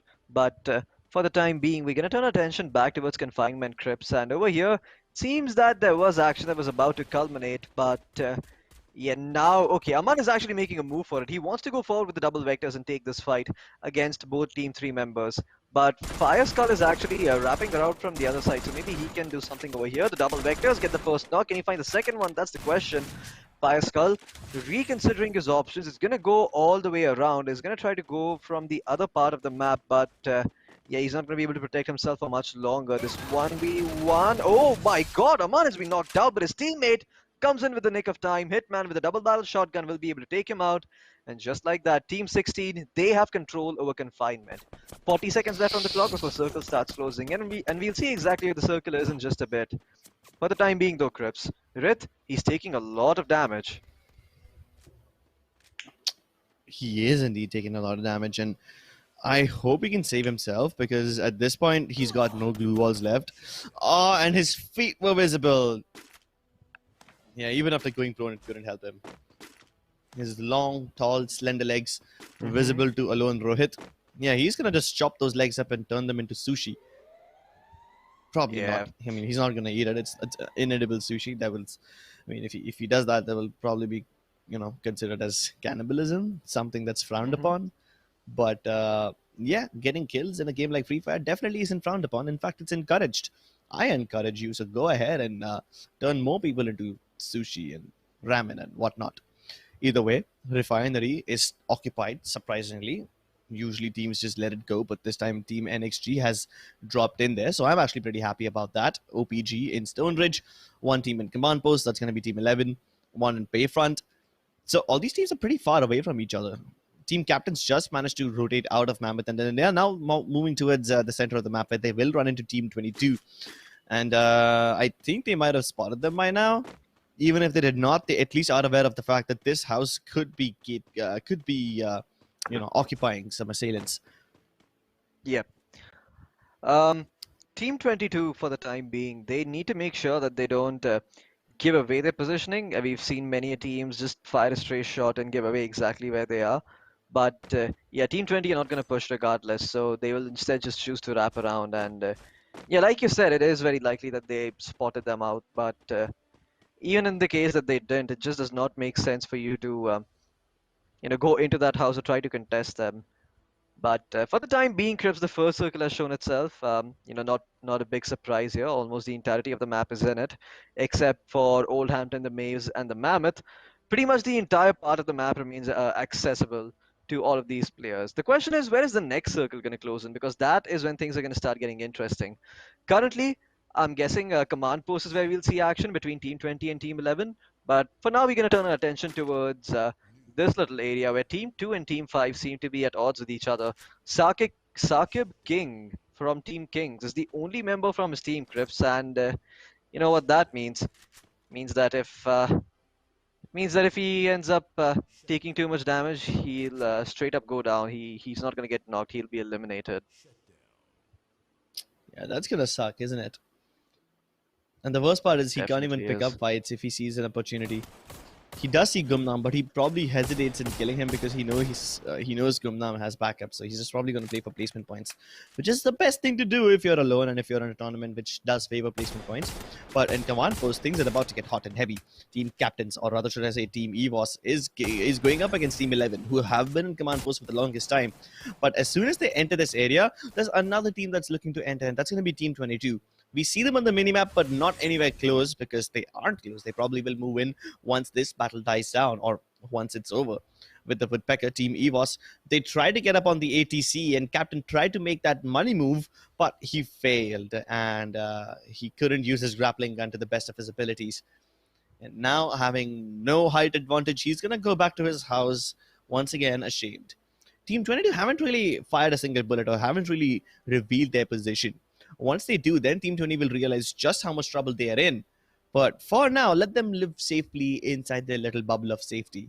And I call it a bubble because G15N wants to pop it. He tries to close in the distance, goes all the way in, and he's actually going on the other side from where Team 22 can shoot him. Wait, this is not something he would have expected. Nade goes in. Yeah, I don't think will damage anybody, but yeah, this why is why aren't you little moving weird. in? That's a great It's question, very weird. Crips. Yeah, I mean, Like, they throw the grenade, they didn't find the knock, and they're not even gonna move in now. So they've basically given away their position for free, and have alerted the enemy team to their presence, which means that when they go out there, they're gonna be prepared for this fight. Um, yeah, just a weird move by Team CG15. Now they also have to worry about Team 22, like you mentioned. So this seems like it. It seems like they've bitten off more than they can chew, and now they're gonna have some trouble gulping it all down. So yeah, we'll see how is that they manage to dig themselves out of this hole, but it's unlikely that they're actually able to live here. Wait, no, please don't Oh tell me no. he's gonna go down. Oh god, oh no. They play a little bit too GG. passively, Crips, and they get punished over here. Team 22, they knew all along exactly where this team was, but instead of taking the fight right away, they delayed a bit too much. Then G15 takes out his double barrel shotgun after getting to know that Team 22's other teammate is on another part of the map, and yeah, it's now going to be an easy 2v1 for Team 11. I God thought Team damn, what 22 am I had the most watching? advantage over there. Yeah, Mhm. they had the most advantage over there, but then they just let it go. Like, they literally threw it away. Yeah, this is weird Free Fire to say the least. Ah, boy. Well, Sakshi is going to try to make a run for it. Will live is going to be spared by Team 11, who think that they have better things to do. But we'll see if this decision ends up biting them in the butt later on, because I do remember in the very last game, Captain was the guy surviving towards the very end, and it wasn't the teams taking the 2v2 fights that won. It was him, the man who was all by himself. So yeah, I mean, if the stars align, Sakshi could end up winning a Booyah Crips, but this is not the ideal case scenario for teammate, to say the least. I don't know what the ideal scenario would be. To be honest, I don't think anything about this is ideal. It's far from ideal, to be honest. Okay, Yeah. maybe another interesting fight over here in Bayfront. Team 16 versus 19. Team God, they did have a lot of kills in the previous game. They probably want to continue that momentum, but assaulting one of these houses can be difficult. So they need utility. They need grenades and flashes and whatnot. Or unless Team 19 drops out themselves and gives away their advantage, then definitely Aman will be in a great spot. He damages both of them quite a bit. But where is Aman's teammate? He's probably going to join him now that he knows that Team 19 has indeed dropped down. And they spot them going towards the other house. A couple of shots taken, doesn't connect it, but that's okay. That's okay. All they needed was information. And as long as they aren't on the first floor of any house, Team God will have no problem dealing with Team 19. But now they realize what Team 19 is trying to do. The third circle has come into play. And Team 19, they're trying to get into the circle first. So Team 16 like, we're not going to fall for this trick. We will also get into the circle.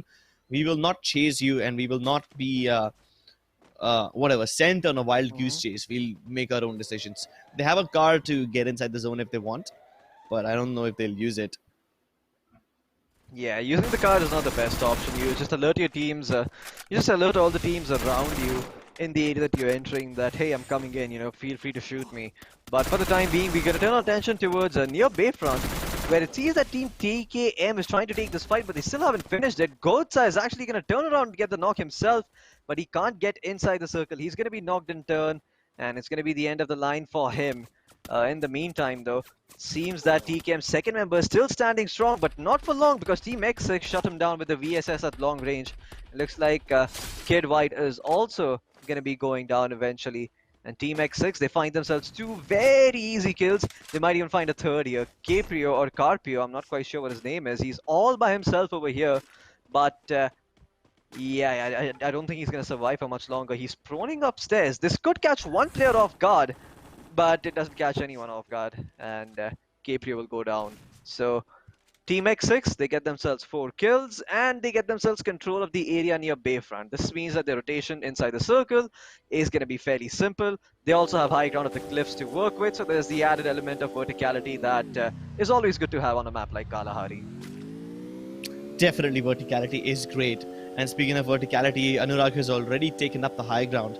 Right underneath him is Team God, who are loudly announcing their position to the world, but there's little that these teams can do because they can't shoot directly underneath them.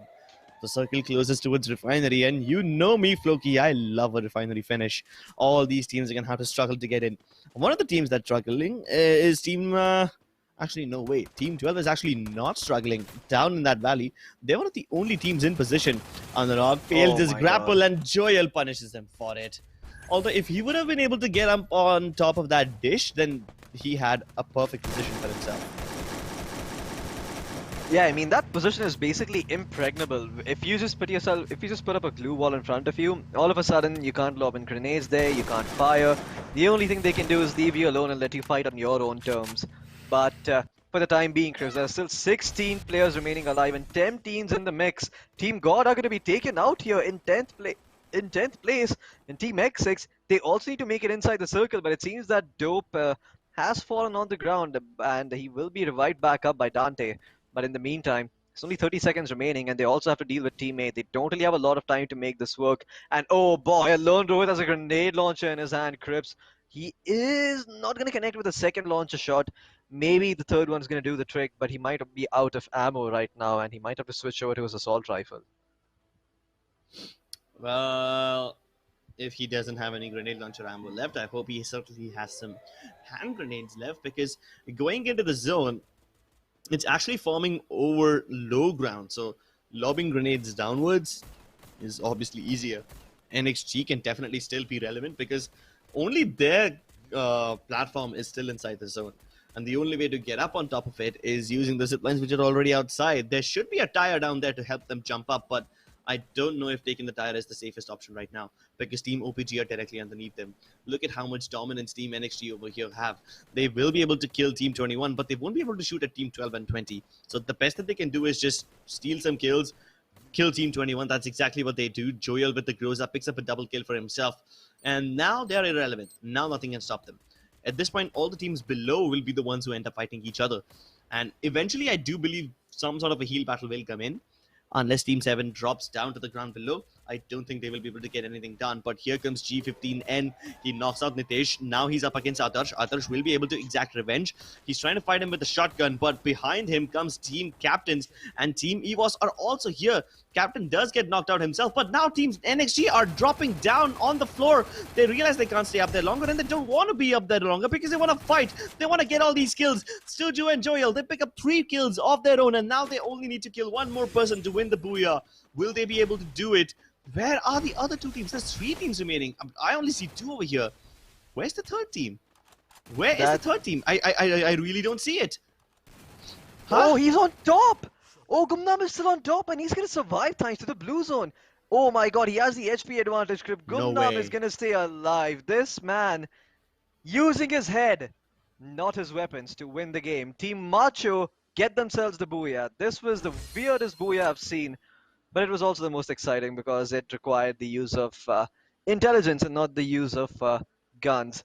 Team Wounded Lions, though, Crips, they still have 450 points courtesy of all the kills they found. Yeah, but this is so clever, Floki.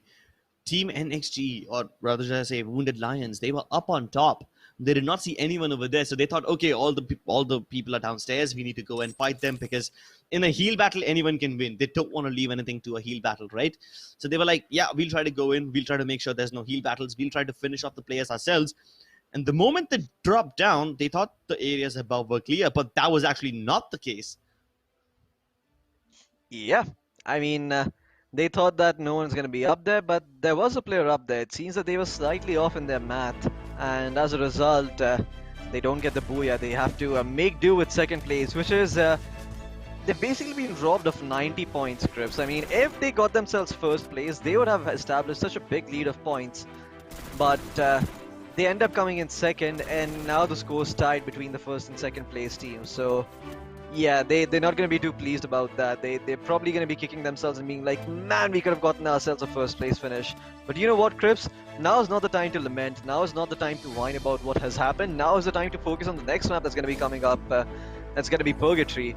But yeah, before we move in, we will be having a look at the highlights as they're on our screens right now. But I have to say, you know, this game, especially with all these teams dropping in, I think they tend to forget that there is an animation where you kind of frame locked until you get yourself up, until you spring back up from jumping down back up from your knees, and there's like a significant amount of time where you can't do anything and you're just open to being shot, which I don't think a lot of these players accounted for, and they got punished heavily as a result.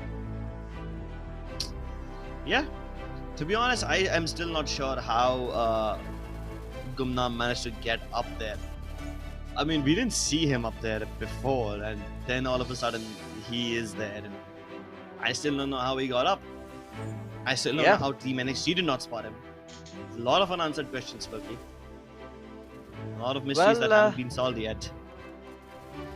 Yeah, I mean, this was the big shocking reveal. You know, like those old Hindi soap operas, like I mentioned earlier, the tan-nan moment where Gumnam is on top and healing himself back up. But yeah, this means that Team EVOS is still going to be in 1st place, but Team Macho guys will shoot up in 2nd place thanks to a very heads-up play by Gumnam. So yeah, good stuff by him, but there's still 1 more game to go, and anything can happen, Crips. Anything can indeed happen, and the only way to figure out what's going to happen is to watch the last game. Don't worry, folks, we do have 1 more game in store for you all, and that's going to be the last game of the day, so don't go anywhere. You are watching the Mediatek Presents Free Fire Gaming Masters powered by JioGames. We'll be back after a short break.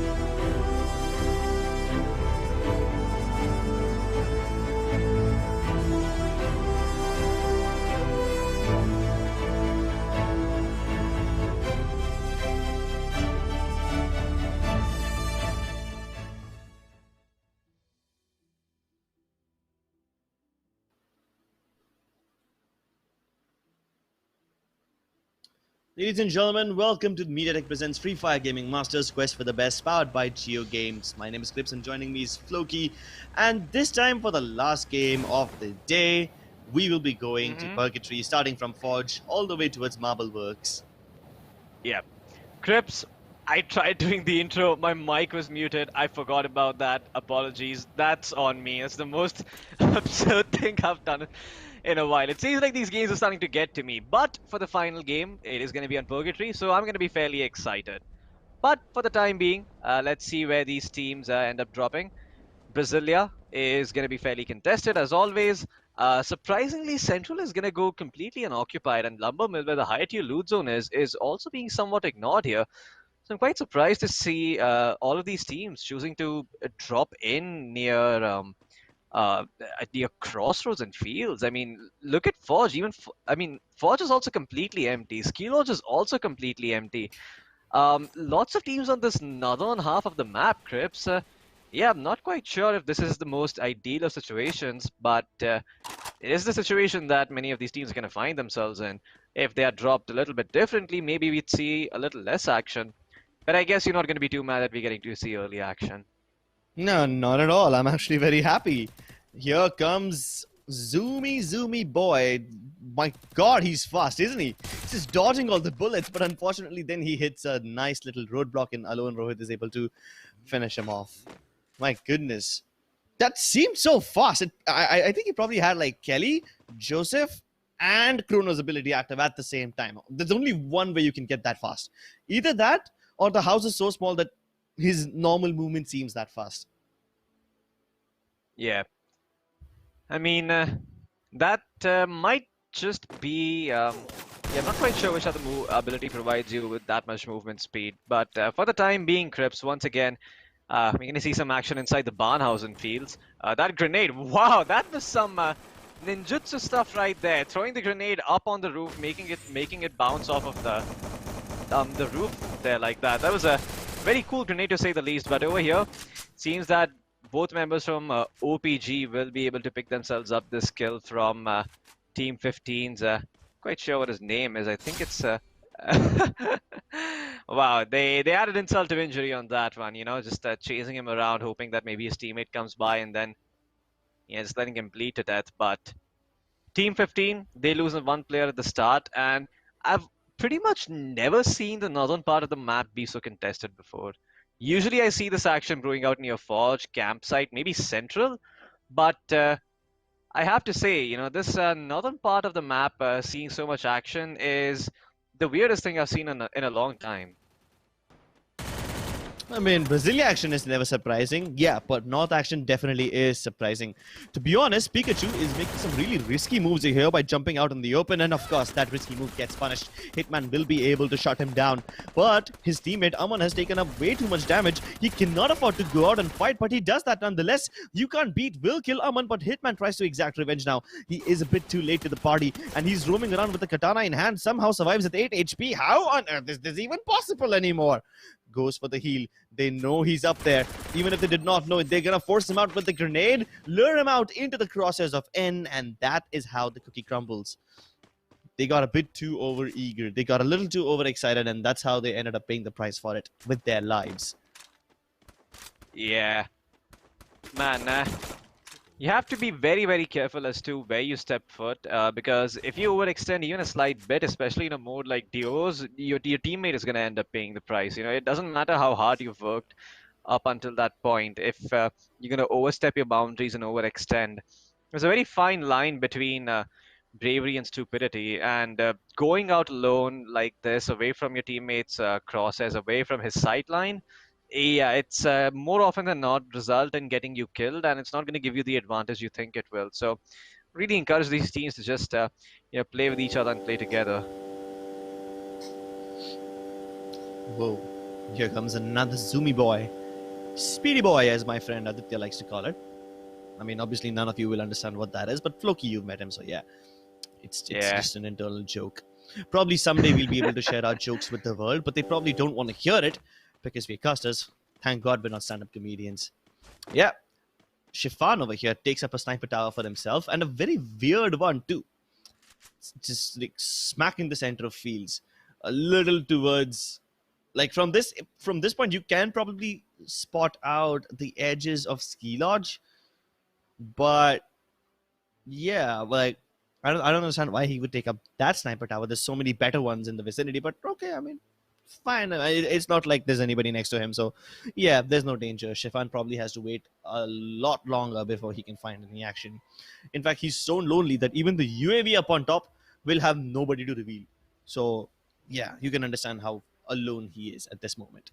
There is a guy called Alone Rohit as well in the lobby. I wonder what that guy is doing. I mean, we'll find out eventually if he survives the final battle. But for now, on the edge of Moat House, we have Team X6 trying to rotate into the zone. Team 22 was also in the vicinity, but they will get inside the circle first. And just next to Team 22, I see Alone Rohit, the guy that I just mentioned a couple of seconds ago. And yeah, they're both just camping for any team trying to come out of the Moat House area. Both the sides of Moat House are covered. So it's not like Team 21 will have a safe passage in. They will have to battle either one or both of these teams. Yeah, I mean, battling these teams is not going to be the best option in the world for them, but it is an option that they're going to have to take if they want to get deeper inside the circle. The question is, can they go around without being too worried, without Team 22 having a sideline? That's the big question for me. I think the answer is going to be yes, but for the time being, we're going to turn our attention towards Brasilia Crips. Over here, Stuju and Joel, yeah, for Joel, whatever you'd like to call them, they're trying to turn their attention towards Team 11, who are perched up on the high ground. Now, this could be a little bit difficult for them to, battle, because the team on the high ground is basically going to have the advantage. They can move inside, use the natural elevation as cover, and not take the firefight at all in the first place. But if that team continues to fire at them and reveal their location, then they could open themselves up to being third-partied. Let's be real here. This is Brasilia. A lot of teams tend to drop here. A lot of teams like this place to be their home. And if you fire and you give away your location, and the enemy team has the right weaponry and the right utility to breach your compound, they will. Well, I hope they have the right utility, because Purgatory is more tactical of a map than Bermuda, I believe, especially when it comes to the urban battle in Brasilia and all the other vast open lands of nothingness around it. And that makes Brasilia a very unique place to fight in, especially with compounds like these. This Heaven compound that I keep talking about, it is tactically one of the most important places in the in the game. The second most tactically important. Obviously, the most tactically important is that little cluster of 3 houses that we see a little above Brasilia. That kind of compound. But okay, actually no, this might just be the number one, because that compound is only relevant when the circle is towards the water. When the circle is smack in the center of land, then the Heaven compound becomes more relevant. But over here in Marvel Works, both these teams might just die, because they are trying to race against the zone and battle each other at the same time. We have Sivabhai and Milan, both of them holding in their respective spots, but team number 5 has no intention of fighting them. In fact, they're just trying to fall back deeper into the zone. And this time, because the circle is in such a way that a little bit of the Western Island is still covered, so these teams won't even have to make it that far. They can then gatekeep them easily, and they will have absolutely no trouble getting inside there. If they want, they can even get to the main island without fighting. They can just completely avoid it and still make it in there, and none will be the wiser. They will never find out. Yep. Exactly. But Team 11 over here slightly split up. Could be in a bit of a pickle if Team 7 members spot out that his teammate is lone. But elsewhere on the map, it seems that Team 1 and Team 6 are going to be taking a fight. Both Time Turners have been used by Team 6, but they're still winning the fight regardless. Oh no, Anurag, he's gotten himself inside the sports car. I'm not quite sure what is it that he's trying to do here. Maybe he's trying to switch weapons and failed in doing so, but he'll finally close the gap in, pump those guts full of lead like you always say. And yeah, that's going to be it for the time being. Team 6 win that fight, have the sports car nearby, and they will be able to get themselves inside the circle. 1.5 minutes remaining until it starts closing in again. And that's when these teams are going to be in for trouble. But that grenade by G15 doing so much work, that single-handedly eliminated both of those players. Great stuff. I mean, he dealt a lot of damage to one player with the double vectors. The grenade was cooked perfectly, so it ended up dealing splash damage to the guy on the other corner of the room as well. Kudos to him. But yeah, over here, Adarsh or Adarash, as his name suggests, he is going to reveal his position, fire away at Team 6. Unfortunately, no knocks for him. But Yeah, he's caught out in the open. You probably want to get yourself in some cover, buddy. You're not gonna be sitting out there too long, with your head intact. Someone's gonna clean it, or someone's gonna, shoot it right off. Yeah, that is right. That is right. And surprisingly, the nades are not actually having Shaitan. I mean, usually Sniper Tower is like one of the worst places to hide in, especially when your enemy has explosives. But they have one more. Glue wall put up, and they still threw a nade at. Okay. Why would you throw a glue wall after he's already put up the one? But okay, but fine. They still managed to connect the train. They bounce it off the inner edge of the glue wall, and that does the trick. So fine, I take my words back. The first nade was wasted. The second was also wasted, but the third one, yeah, that connected. So good stuff. Good stuff. Uh, Finally, that's how you deal with the pesky sniper tower campers. And it's not like the other guys up on top had the chance to jump out and fight them, right? It was in a 1v2 situation, so there's no way he could have done that. So he's basically trapped in there, cocooning himself in the glue walls, and in the end, it is his glue walls that end up killing him. Team SOD look to capture the Heaven compound. Wait, this is not the Heaven compound. This is way too far from the Heaven compound. This is actually a little towards the north of Brasilia. Field. Yeah, this is towards Field Strip. Yeah, just below Moat House. Yeah. So that compound is it's not that tactically important, but it is very similar to the Heaven compound. At least like the positions of the houses and the cliffs directly underneath. Yeah, that it basically makes it a little bit like Heaven compound, but obviously not in a place where you get way too much advantage and you don't get the view of the entire city of Brasilia over there. But over here we have OPG Adarsh trying to battle Hex Apple. And it seems like Apple will be able to win against this guy. He probably won't need any doctors. He's got medkits all on his own. Yeah, it's gonna be. For those of you, go on. Never mind. Yeah, never mind. I was just trying to point out how I made a silly little Apple keeps the doctor away joke, but I think it's a very good one, so I stopped. Yeah, don't worry about it. Well.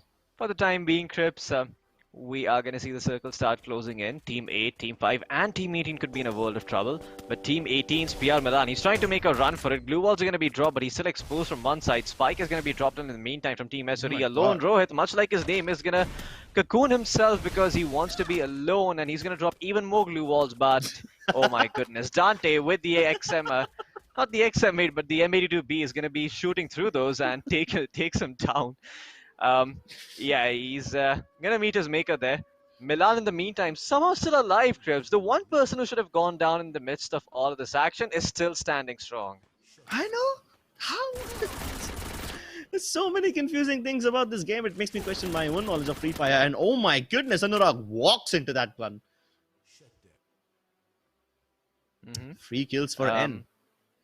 I guess so. Yeah, that was a little bit headstrong, to say the least. Just charging in like that, thinking, yeah, I'm gonna go in Rambo style, take the 1v2, except you don't have the machine gun that Rambo had. You're just stuck with the pea shooter. But yeah, in Brasilia, both of these players, Kid White and Caprio, are eventually going to make their way inside the circle. And this is going to be quite good for them because, I mean, the fact that there's no team on the southern end of the circle means that they're basically going to get in there scot-free without having to be worried about being gate-kept. And at the same time, delaying this rotation means that they're going to know exactly that there's no team in their surrounding area. So maybe they can, move around a little bit, pick the best house possible to stay inside the zone, and eventually secure the booyah thanks to their positioning advantage, quite literally. But yeah, everything sounds good in theory. When it comes to putting it in practice, it's an entirely different story. Let's see what goes down. I think Milan will go down now. They will chase him, and that's the end. That's the end of Team RBG. Look, sometimes I wonder how different it would have been if, oh my goodness. Oh my, no, not like that. The nade bounced off of the Chrono Shield. The very well-timed Chrono Shield, I'm going to give him that. But Annie knocks himself out. Yep, he naded himself, and he needs to be revived. At least he will be back up on his feet. But Floki, do you ever wonder how different the movie Rambo would have been if Sylvester Stallone used double vectors instead of, that heavy machine gun? Yeah, It I would have been so believe different. it certainly would have been. I mean, yeah, those soldiers would have turned into red mist if the double vectors were in play over the machine gun. The insane fire rate means all the internals would be shed completely, and yeah, there'd basically be a splatter of blood on all the trees and plants around because, yeah, the fire rate from that thing, it would be ripping heads all day long and it would be tearing holes in places where I didn't even know, body parts existed. I didn't even know that there are organs near my underarms, but apparently there are, and they're called lymph nodes. Has something to do with white blood cells keeping your body alive. I have no idea, Chris. I'm not even joking. Somebody paid attention in biology class. Oh my god, though. I don't know if Annie paid attention in biology, but his physics are certainly on point. He's using predictive aim to actually get rid of them. And here comes Dante. No! Before he can get run over, somebody's gonna shoot him in the head. So, well, at least he doesn't get run over. We don't get to see any Salman Bhai action over here. But definitely, Annie is still very hungry for kills. He spotted out a couple of other players, and this time they're gonna be members of Team 22. OMG Sakshi now trying to keep herself alive behind the glue walls, but they're getting shot by both the directions. So they need to deploy glue walls left, right, and center to keep themselves alive. And I don't think that's a good idea. They're gonna run out of resources really, really fast. And especially when there's nades coming towards you and flashbangs being popped in the other little what is that? The cocoon over there? Yeah, you're gonna run out of resources really quickly, and they're trapped now. They're trapped in between Team 5 and 11. I don't think they have a good idea of what to do next. In fact, Team number 11 finds themselves in the next zone as well. So they don't even need to move. They have the advantage right now. They can just stay here and chill. But I like the way how Team 22 is pushing towards Team 11. They recognize that if they stay there, they will be dead. So they might as well just take this fight and go out in a blaze of glory. If they win, then they will have the best advantage. But they don't win it. At least they tried. I like the decision they took. If they would have stayed there, they would have definitely died. So at least they tried to contest the team with the best position. But oh my goodness, that nade, it still makes their way in there. And Kira White is able to blow both of them up. He's stolen the position away from them. 2 versus 2. It's Captain and his team. EVOS versus Capario and Kira White. If Team 20 wins this, then this will be their second booyah of the series. And they will have definitely taken the first place at that point. But maybe Capario and Kira White have some other plans. They throw down a bunch of flashbangs. Luckily, there wasn't any nades. If they threw the nades, then it could have been more disastrous. But Team 20 are not moving. They're just hiding behind the single glue wall. I don't think they have any more left. Oh, I was wrong. They certainly do. They're going to try to inch their way forward. But both of them behind the one glue wall, it kind of indicates that Team 19 have the advantage. They have the high ground as well. They can build up crossfires as well. And they can actually go ahead and surround them from both the directions. But Kira White takes a lot of damage. The best that Team 20 can hope for is to just double peek them and hopefully get their trades on point. All the teams healed up. Chrono Shields charged up for all 4 players, and they should be ready. But Kira White tries to go around to the left. Here's Capario. He's tanking the blue zone damage and trying to come in from behind, but I don't think it will pay off. Captain, he goes outside the zone himself to finish him off, but Kira White, he's gonna get dead. And Capario, he's still in the center. Can they beat him? Can they actually make this work? Yes, they can. It's a double booyah for Team EVOS over here. They win Bermuda. They win Purgatory as well, and they are definitely on the #1 spot right now. Yeah. Yay for Team EVOS. Just what a anticlimax, Loki. I was like all excited and shit over here. Yeah, but I then did we were that on like, purpose. I did that on purpose to throw you off, Chris. I'm sorry for being well, such a piece of you know what. But yeah, Team EVOS, they get themselves the first place finish. 490 points for them, and yeah, they're certainly going to be making their way towards playoffs, Chris. But I want to find out which team it is that is going to be in second place. Before we do that, though, we can have a quick look at the highlights. Yeah, the early game fights were pretty interesting in Brasilia as always, but with so many teams choosing to drop in the northern part of the map, I'm a little confused as to why, places like Central and why places like Lumbermill were ignored completely when the plain path was actually quite favorable for those locations. Even Ski Lodge was ignored to a big extent, and that just surprises me because Purgatory as a map, when you think about it, the only places where you kind of want to drop are, Ski Lodge, maybe sometimes Moat House, and yeah, maybe sometimes you also want to make your way towards Central, and those places were empty at the start. So yeah, there's that. But yeah, that grenade was perfect by That player there, bouncing it off of the glue wall, securing the knock. It was cooked to perfection, like I often say. In G15, got himself 2 kills with the double vectors, but yeah, this is as purgatory as it gets. Constant stream of action. There's never really a ton of downtime. There's always a fight breaking out in some part of the map or the other, and that's why I love this map. You're never bored as a caster when you see that. It's never a, oh, it's boring for the first 15 minutes, and all of a sudden there are like 5 or like 10, 12 teams. Yeah, a drive-by. That's what that was. It wasn't even a drive-by actually. It was. He literally drove over them. I'm not even sure if you can call it a drive-by anymore. Drive-by is when people shoot from inside the car. This was a drive-through, to say the least. Hello, McDonald's drive-through. May I take your order, please? Yes, one hot and freshly cooked grenade. That will be nice. Yeah, and that grenade was as well cooked as the hash browns, and the hash browns are actually quite well cooked. I like eating them.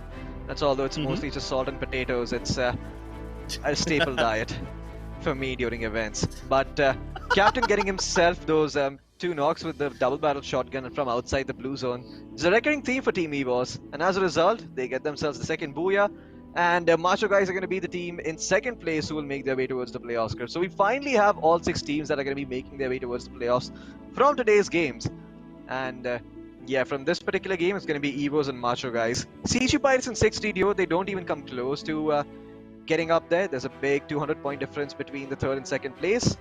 So yeah, I hope they learn from this experience and come back some other time, come back strong, and maybe we'll get to see them participate again. But आज के लिए सिर्फ इतना ही देवी और सज्जनों, आज की games का अंत होता है यहाँ पे. अगर आप देखना चाहते हैं और ऐसी गेम्स तो आप कल वापस ट्यून कीजिएगा 3 बजे, क्योंकि कल हमें आपको वापस देखने को मिलेगा. शायद हमें आप वापस यहाँ पे कास्ट करते हुए देखने मिले. I'm not quite sure schedule क्या है, but as far as I know, I do think we're gonna have 5 games tomorrow as well. Exactly. कल 5 best of ones होने वाले हैं, यानी कि there will be brand new teams tomorrow and they will be trying to get into the qualifier finales. Yep. Yeah. Well, it's gonna be the end of the day, ladies and gentlemen. Thank you for tuning in. You're watching Mediatek presents the Free Fire Gaming Masters 2021, powered by JioGames. This is Floki and Crips signing off. Introducing the Mediatek Dimensity 800U. Get ready for incredible experiences from this ultra-connected chip. Featuring dual 5G SIM for 5G connectivity that's always ready to go. High-quality voice and video calls. 5G carrier aggregation that keeps you connected. By keeping the 5G modem in the chip and using Mediatek's 5G ultra-safe power savings technology, we've created the world's most power-efficient smartphone 5G modem, boosting your battery life. With faster peak speeds, the Dimensity 800U accelerates launch time for your favorite games and apps. Use your voice assistant for scheduling and reminders in the language you prefer. With Dimensity 800U, smartphones feature supersized cameras and HDR imaging. Plus, its integrated AI processor helps enhance pictures and 4K videos in day or night. With Mediatek Dimensity, expect incredible.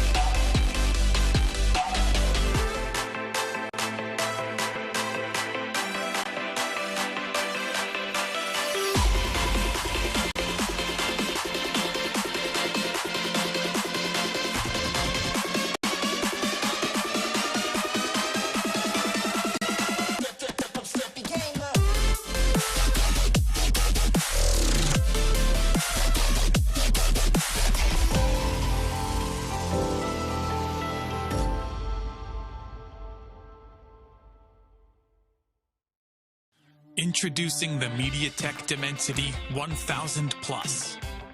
Our flagship 5G integrated chip gives you immense CPU performance, stunning graphics, and incredible AI. You can game flawlessly, load apps faster, and multitask smoother, all on 5G. Pick up your camera and shoot stunning HDR pictures and videos, or go out at night with perfect results every time. Benefit from powerful AI and the latest Mediatek Hyper-Engine gaming technology. This predictive networking enhances your smartphone experience and dramatically reduces latency, provides rapid responsiveness that shaves milliseconds off touchscreen input, and enhances power management that lets you game longer. While ultra-fast displays at your fingertips give you the edge, Mediatek Mirror Vision display technology brings cinema-grade visuals into video streaming and playback. Use 5G connectivity that's both fast and power efficient. Mediatek 5G Ultra Save is built in to extend your battery life, while dual 5G SIM support gives you 5G that's always ready to go and make voice and video calls with the highest quality. With Mediatek Dimensity, expect incredible.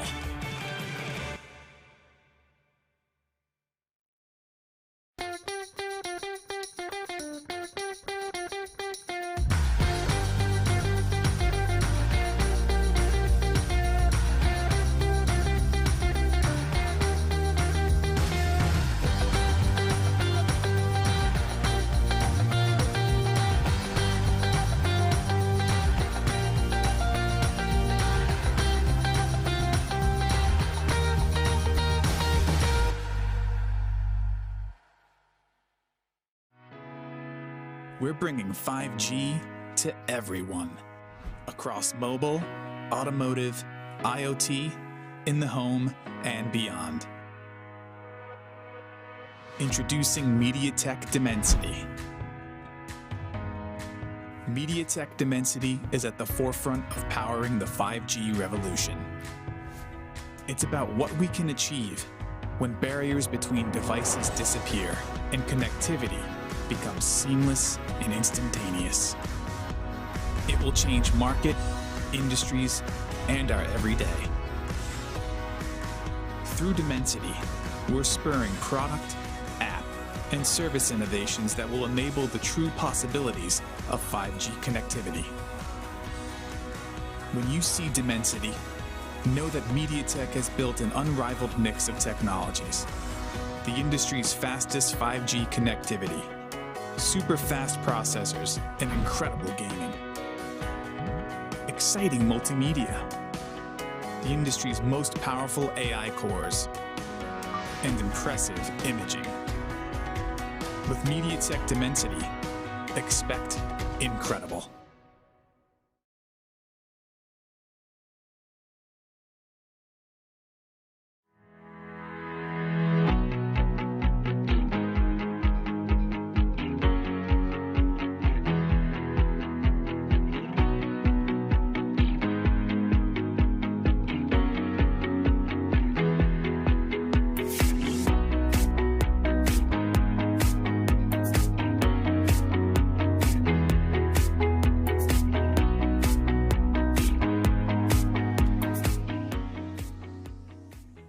G is for gaming. Introducing Mediatek Helio G95. It's paired with Mediatek's Hyper-Engine game technology, which goes beyond the chip and tunes your whole smartphone. Because every millisecond matters in the gaming world. Whether you're streaming video, chatting with friends, or playing games, you can rely on us for responsive experiences that always impress. With in-chip innovations, all your wireless gear will connect reliably and retain their best performance. Maximize your everyday mobile experience with advanced 4G connectivity and dual SIM. Improved video playback quality with cinema-grade visuals, and support for multiple virtual assistants. Embrace AI super resolution for streaming video and teleconferencing, saving your 4G data and battery life. capture incredibly detailed photos and superb night shots.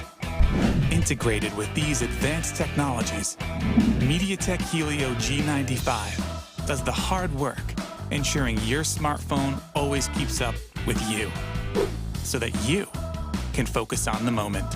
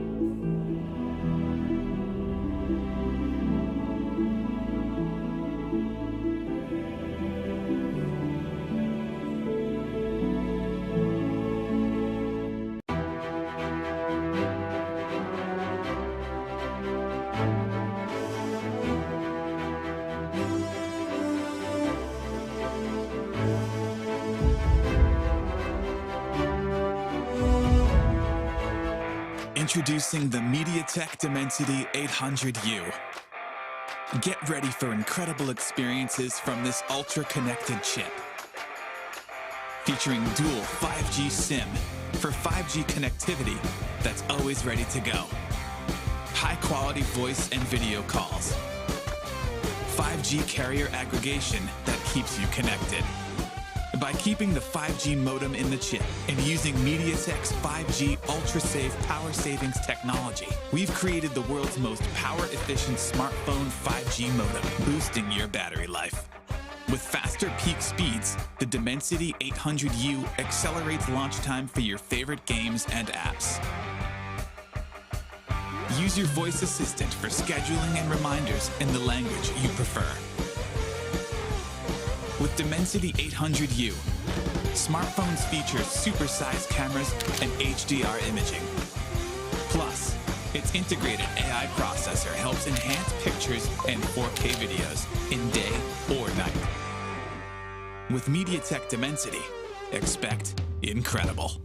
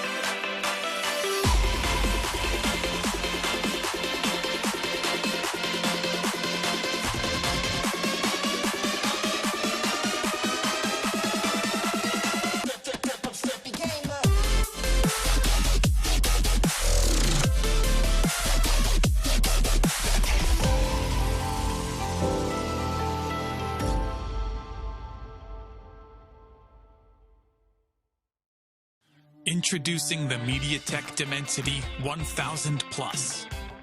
Our flagship 5G integrated chip gives you immense CPU performance, stunning graphics, and incredible AI. You can game flawlessly, load apps faster, and multitask smoother, all on 5G. Pick up your camera and shoot stunning HDR pictures and videos, or go out at night with perfect results every time. Benefit from powerful AI and the latest Mediatek Hyper Engine gaming technology. This predictive networking enhances your smartphone experience and dramatically reduces latency, provides rapid responsiveness that shaves milliseconds off touchscreen input, and enhances power management that lets you game longer. While ultra-fast displays at your fingertips give you the edge, Mediatek Mirror Vision display technology brings cinema-grade visuals into video streaming and playback. Use 5G connectivity that's both fast and power efficient. Mediatek 5G Ultra Save is built in to extend your battery life, while dual 5G SIM support gives you 5G that's always ready to go and make voice and video calls with the highest quality. With Mediatek Dimensity, expect incredible.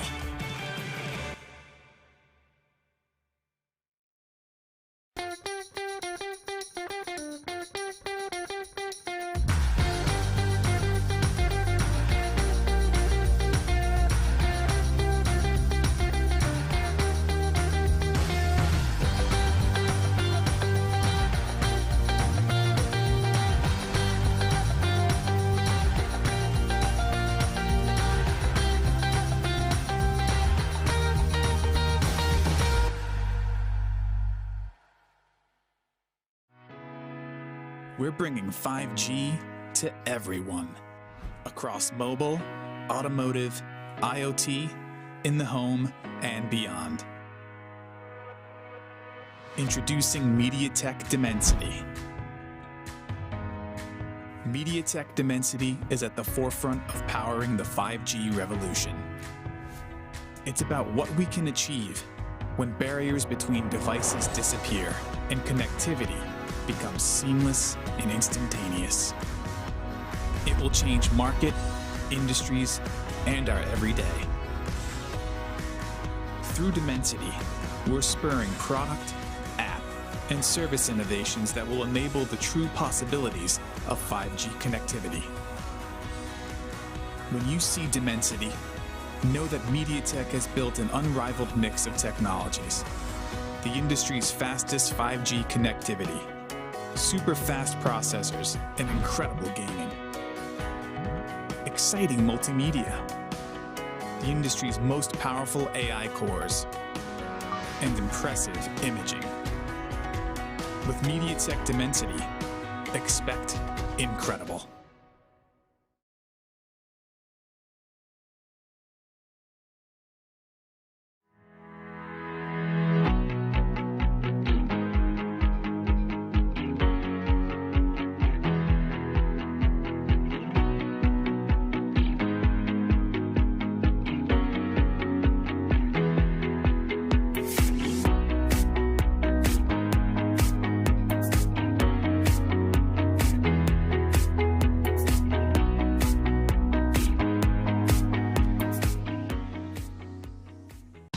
G is for gaming.